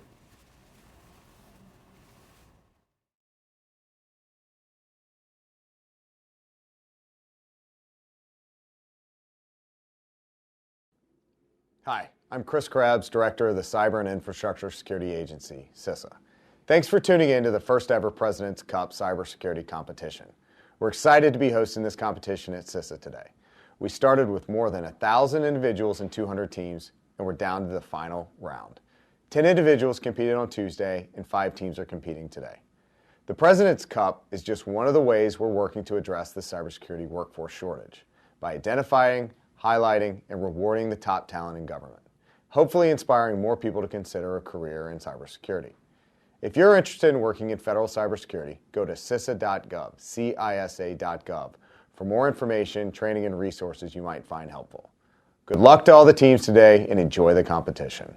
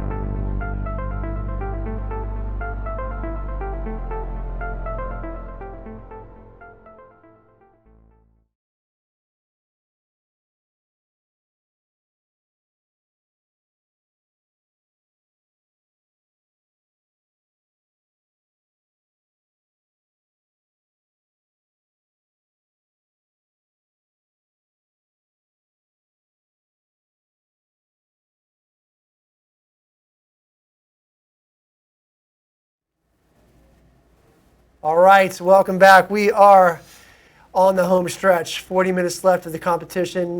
We've still got Jeremy here with us, offering insight and analysis from his end. Team 5 is still paving their way. They've gotten the door to the rest of the map, and they've gained access to the PLC in order to change those configs. Same things that Team 2 had worked on earlier, saving those config files, rebooting the servers, mixing those chemicals. Explosion hopefully will be forthcoming. Jeremy, insights on what you've observed today. Teams making the right paths, doing the things you would have done. Is there anything you would have done differently? So from our aspect, things we would have done differently. Based off of the exit interview we had, we should have ran that initial mix.xmpp file to modify the chemicals that way instead of we really just started trying every single thing, throwing the kitchen sink at it. Sure. And so we probably should have figured out how to modify that file directly instead of going around it. But when we tried and it didn't work and we thought we did everything right, we just said we gave up on it and moved on. And so we tried a couple of different things that just didn't pan out. And then we got lucky. And, well, you were right there. You had the reboot in front of you. You had the instructions in front of you. You guys not kicking yourselves, or you going, I should have caught that earlier? Probably a good thing there wasn't mics in that room. So. I was just going to ask you, what's the dynamic like? What's the vibe like in the team? I mean, you guys you're right there. You know you're close. Throwing out profanities. You're keeping it calm and cool. And what's happening? So the biggest issue for that one is that all the other boxes we found a way to tunnel in through to have everybody working at the same time. Okay. With one computer on that subnet and SSH into it. And then every time we tried a new way to write that file, it would reboot. We just sit there and just wait. And it's like, all right, queue up what we're going to do next. And so once it hit, we'd try something new, different. And then just over and over again until we finally got it. It's a great strategy, though, to plan out your next step as you're waiting on it to come up. That's pretty huge. Yeah. Can we see where Team 5 is at right now? Maybe Jeremy can give us some insight into what their mindset might be in the current state. Yeah, here we show the leaderboard. So Team 2 definitely finishing strong, 1,500 points for the day, 7,500 points overall, finishing super strong. And then Team 5 through the 6th stage currently. So they're at the. They have access to the PLC. Yeah. So they're right there as well. Okay. If we can take a peek at that, where they are. There we are. Yeah, we got the same thing we'd seen previously with the SCADA system. They've accessed the SCADA system. Not seen it. There's the config file. They're working it through. Jeremy, what was the biggest challenge you and your team faced? Was it this last step? Was there something else that was a bit more vexing? One of our guys made the comment when he saw the home rolled key server, said, it's going to be a SQL injection, and we all were like, nope, not doing that. We're going to figure something else out, and then it was that. Well, we saw the single quote. Yeah. They're right there. And then you all you had to get was that semicolon and those last couple tax. Tax. Yes. I learned not to say dash. I'll never say dash again. Tax. Tax in there, and we knew it was a home run. Yeah, and so that was like once we hit that, the floodgates opened and we all dispersed back out just finding random stuff. Right. And keeping track of all that information was not fun. It was stressful because, like I said earlier, there's personas, there's keys, like there's an end-to-end mapping of all the data. Yep. Yeah. And so you're just going back and forth trying different things. And so when we ran out of boxes to try, we just had a guy trying every different key for every different machine until it finally knocked through. And here are the instructions that were right in front of you, telling you to reboot. Yep. And obviously they're at that same point, so they're right there. Let's see how quickly they get this done. What was the biggest win for you guys outside of actually, the final step? Where were you guys like, yeah, we got it, man, this is awesome? So let's say the decrypting the files, maybe was it So the way we got the email password, one of the guys found a way on Google. There's probably a lot better in Metasploit to do it. But he found a way to decrypt the email login from a registry key, and he hand jammed that over. And once we started rolling with that one and trying new ones, we tried the first one and it didn't work. We're like, oh, is that actually the password? So we tried a different one and we got a key, and then it didn't unlock it. And that's when the SQL injection popped off after we logged in with that crack thing with the SQL injection. I think that was the turning point, because once that popped, everything else was downhill at that point. Gotcha. Good. Let's celebration. You guys got to be tired eating pizza. You've had pizza 3 days in a row. You've been drinking high sugar sodas. What's the celebration like? You guys going out for burgers? Don't tell me you're going for pizza again. You going to grab some sushi, man? We got to figure that one out. Okay, you haven't thought about that yet? Before I got here, the guys went down to Uncle Julio's down the street, and he offered them a chocolate piñata. Okay. So I don't know if that is, but we might go there and get some of that. We'll see. Okay, you can't go wrong there, you know. So nothing wrong with a little bit of good Mexican. So were the guys on the Team 5? Are they? They're on the PLC, the mixed PLC box, and they are. If we can cut back to that scene, please. Let's take a peek. It looks like they might be doing similar things that you guys were doing, which was enumerate the box, maybe look at some PrivEsc. Y'all had some interesting PrivEsc attempts, trying to modify that. You found a file that you could run with sudo that wasn't actually there. Tried to write a program to that spot to run something as root, and of course that didn't work, so you couldn't write to the folder. But it was an interesting attempt. So the big one that we tried that absolutely failed, which I don't know, I believe we tried a Python module hijack on the mod on the on-off generator, and so we couldn't actually see where that was getting called, and so we don't actually know if that was getting kicked off. That's why we were rebooting for a long time, was trying to kick that off, and it never kicked off, so we were confused about that. That sucked up a good bit of time. Yeah. But I'd like to see how they would do it. I'm like that last piece of it where we hit the mod pole. Like we had no clue what we're doing, and we're like, all right, we got like 16 of these. We can try to run out. But at the end of the day, you guys had fun. Oh, absolutely. Right? Had a good time. Yes. Yeah. It is much funner to be outside that room now than.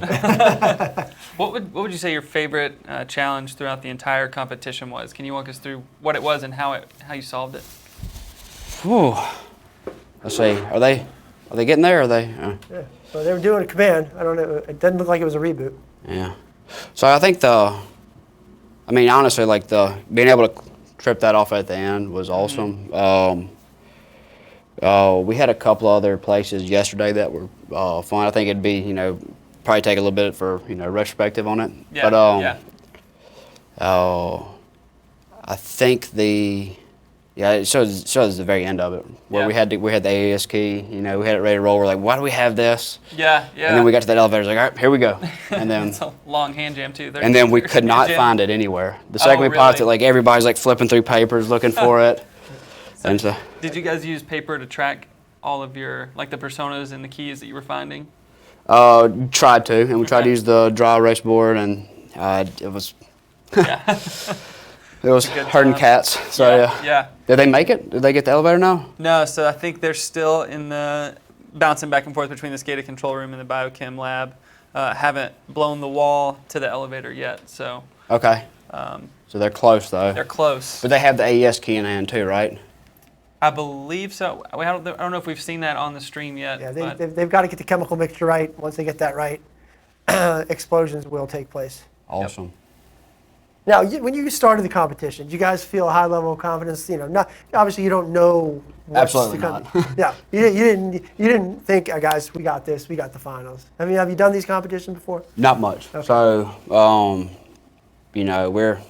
we come in, confident. Sure. But just being up here and being able to compete with everybody was awesome. Yeah. Well, I want to make a quick point that we talked earlier about. You weren't listening, but we kind of talked. Hey, what do people think of when they think hacker? Right? They think person with a hood, a mask. Jeremy breaking out the shirt and the tie, totally going against the typical. You see Jeremy on the street, you don't think hardcore hacker, but you're doing it, and it just goes to show. Doesn't matter what kind of clothes you wear. It's what's inside your head and the good work you do. All right, for sure. Good stuff, man. So it looks like Team 5 trying to find a password to sudo with, which you guys enumerated that several times. There's 3 commands you can sudo with no password. Is that correct? Reboot. Yep. Shutdown and PM. Some type of PM. Yeah. Suspend. Yeah, suspend. Yeah. So not necessarily. I would say Team 5 probably doesn't need any password to sudo with. correct? Yes, that was. We were told that afterwards. Okay. And we didn't without it, but we tried to figure out what the admin had that wasn't root, and Right. we saw that we could actually execute stuff from his, and we saw the mod probe, which was actually part of the phase 2 or the second step of the competition. And we had a guy fumble with that for 4 hours. He was like, I know what we got to do. And we're like, all right, let's go. That's awesome. And then we started messing with it, and we had them out of order, it looked like. And the next thing you know, we heard an explosion, and we just took off, with the, so it was. It's like something you did triggered it and it worked, and then Yes. ran out to victory. Yes. Yeah, and now if this happens in real life, you'll know exactly what to do. Absolutely.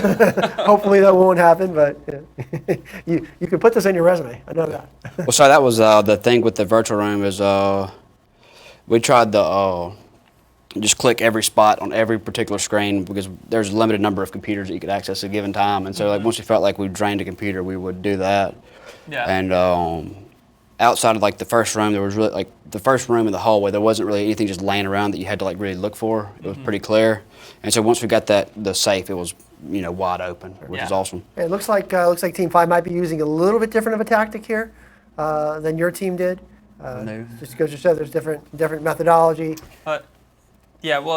Team 5 is, I think, going about it a different way, but you guys actually hacked ModPol. Yes. To take advantage of this. Can you explain exactly the thought process and how you figured out to do that, and then how you executed it? So the process we did was we tried to modify like the email said. It didn't work. I believe we tried sudo nano. Okay. It didn't work. And so we said, so we switched over to set UID. Nothing really there. Yep. Can you explain set UID for? Yeah, so on Linux systems, the set UID is applied to programs that you need to run it with an elevated privilege, but you could run it as a lower user. Absolutely. So for instance, in order to be able to elevate privileges, you need to run sudo, right? So, and then there's to run, there's other elevated commands and stuff that you need to be able to run. In this case, reboot was one of them. A lot of times, lower end users can't reboot. And so that was key there. We were looking for any misconfigurations because that'll pop up places where somebody has to nmap, or if they want to use ICMP for stuff, for network stuff, they'll end up doing set UID. And some of those have interactive modes where you can kick that. So that's what we were looking for. We were looking for any place we could write, any links that we could write to. Just a bunch of, just everything that just the checklist of like, all right, now you're on the system as a low priv user, how do you elevate? We ran through that list in our head, and are taking cron jobs. I think at one point in time we freaked out because I believe some of the people in the NOC were checking where we were, and so they were like, "Oh, they're cutting this file. Like, is this important?" And we looked at, we're like, "They're not cutting anymore. Like, maybe it's running on every so often," and that brought us to I think a grading script that was in our PS. That I think is what tripped the elevator or the explosion to happen. Okay. And so we saw that, we catted that file out, and we're like, all right, so like, we know that this is what happens whenever we do kick it off, and so when actually we got it right, we made it pretty there. So then after that happened, we were just hosed on what we could do. And that's when we started looking into we grepped for. We grepped for something with the ModPol to see exactly where that Python module was supposed to be at for on-off generator, and came across home xnet admin, and we said, whoa, we can read that? And so once we jumped into there, that's when we saw the ModPol. And again, we had two guys that beat their heads up against the wall in the round 2. And so having them have run that, we tested it again, and we just started writing, That's awesome. The thing that we were concerned about was like, did we have to actually transfer, like empty out, a tank all the way and then transfer stuff to there, which we didn't, thank God. But we're just going to give it a shot this first time. If it didn't work that way, but we changed the values, then we were going to go with how do we actually change the tank. So we have lots of good insight from Jeremy.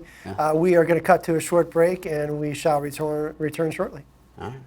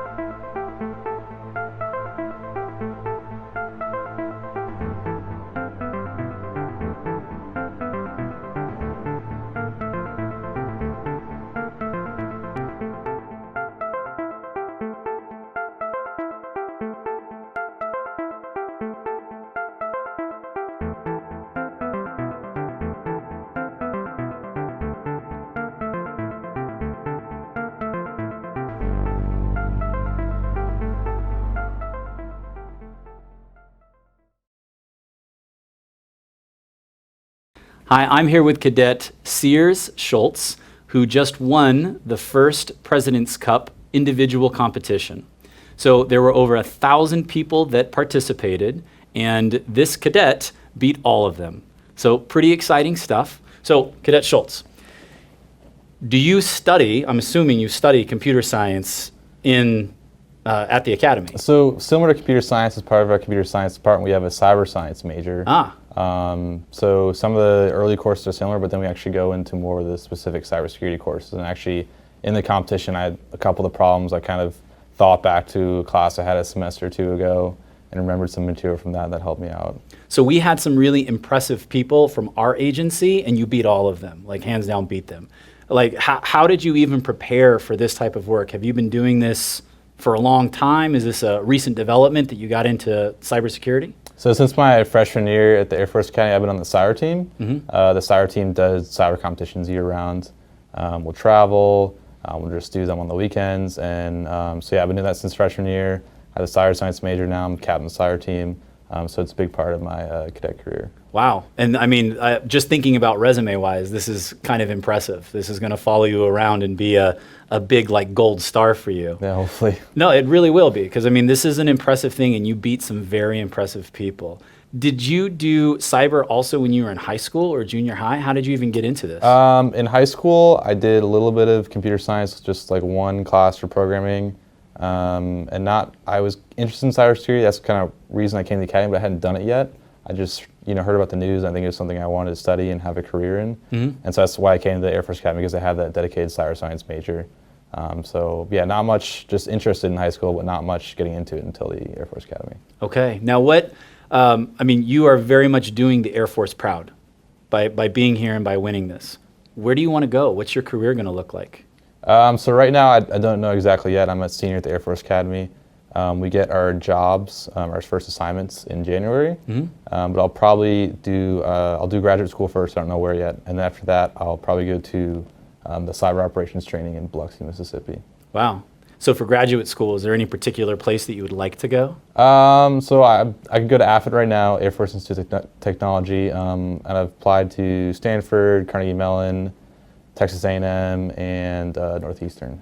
Okay. So see what happens. I mean, this is a pretty good entrance level thing to win a competition like this and try to get into a university. So I have a lot of faith in your ability to get into a school. So what did you think was the hardest part of this competition? I think the most challenging part was figuring out what problems you could best apply yourself to. Everyone has different skill sets. There's different types of skills in cybersecurity, and the competition involved a variety of skills. So it's really digging into the problems and seeing which one you could spend your time on and get the most out of it. And I think that was the hardest part to figure out. Okay. Was there any that was just really easy for you that you'd already been practicing? There was one easy one, just because I just felt a simple one. Just kind of told you what you had to change to fix it. And then another one I kind of mentioned before. I took a forensics class a couple semesters ago, and I think that one went a lot quicker because I took that class and I knew a lot of technical concepts in the problem. Okay. So final question. For people that are interested in either joining, like maybe they're considering going to the Air Force Academy or they're thinking about doing a career in cybersecurity, what advice would you give them? I would say there's a lot of cool opportunities out there, especially in the government. I think the government has probably the coolest mission for cybersecurity. There's also private companies out there. I worked at Palo Alto Networks. And so you don't have to study cybersecurity. Not every school is cybersecurity. You can always study computer science and specialize in a career later, get your master's in information security. So yeah, just plenty of opportunities. Just do your research and yeah, try your best, I guess. Okay. Well, thank you very much and congratulations. Thank you, sir. You definitely have wowed all of us, and I look forward to seeing what you can do next year. Okay, thank you. Okay.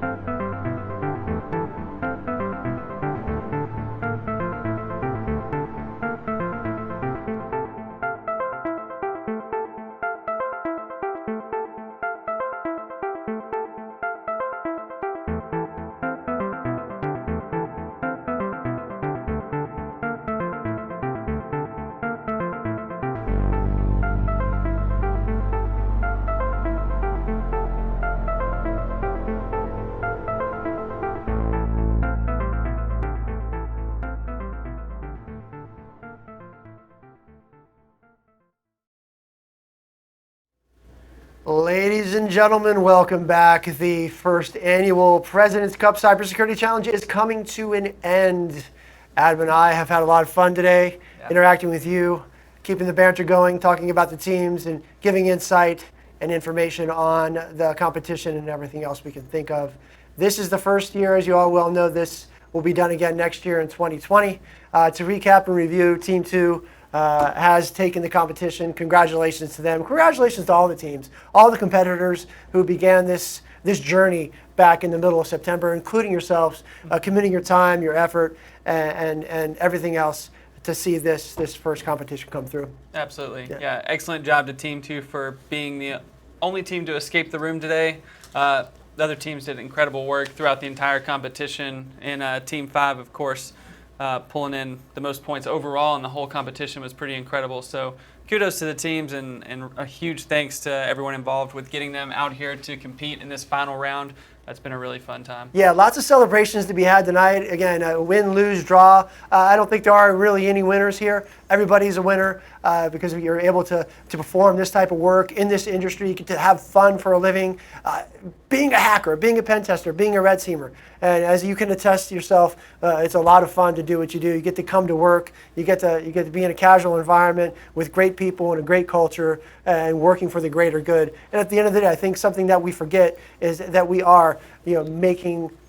Do we want to say that we're making the world a better place? I don't know. That might be a stretch, but we're certainly doing what we can to bolster the security posture of the federal government. So with that, Bobby Thompson, Adam Brown signing off. Thank you very much. We'll see you next year.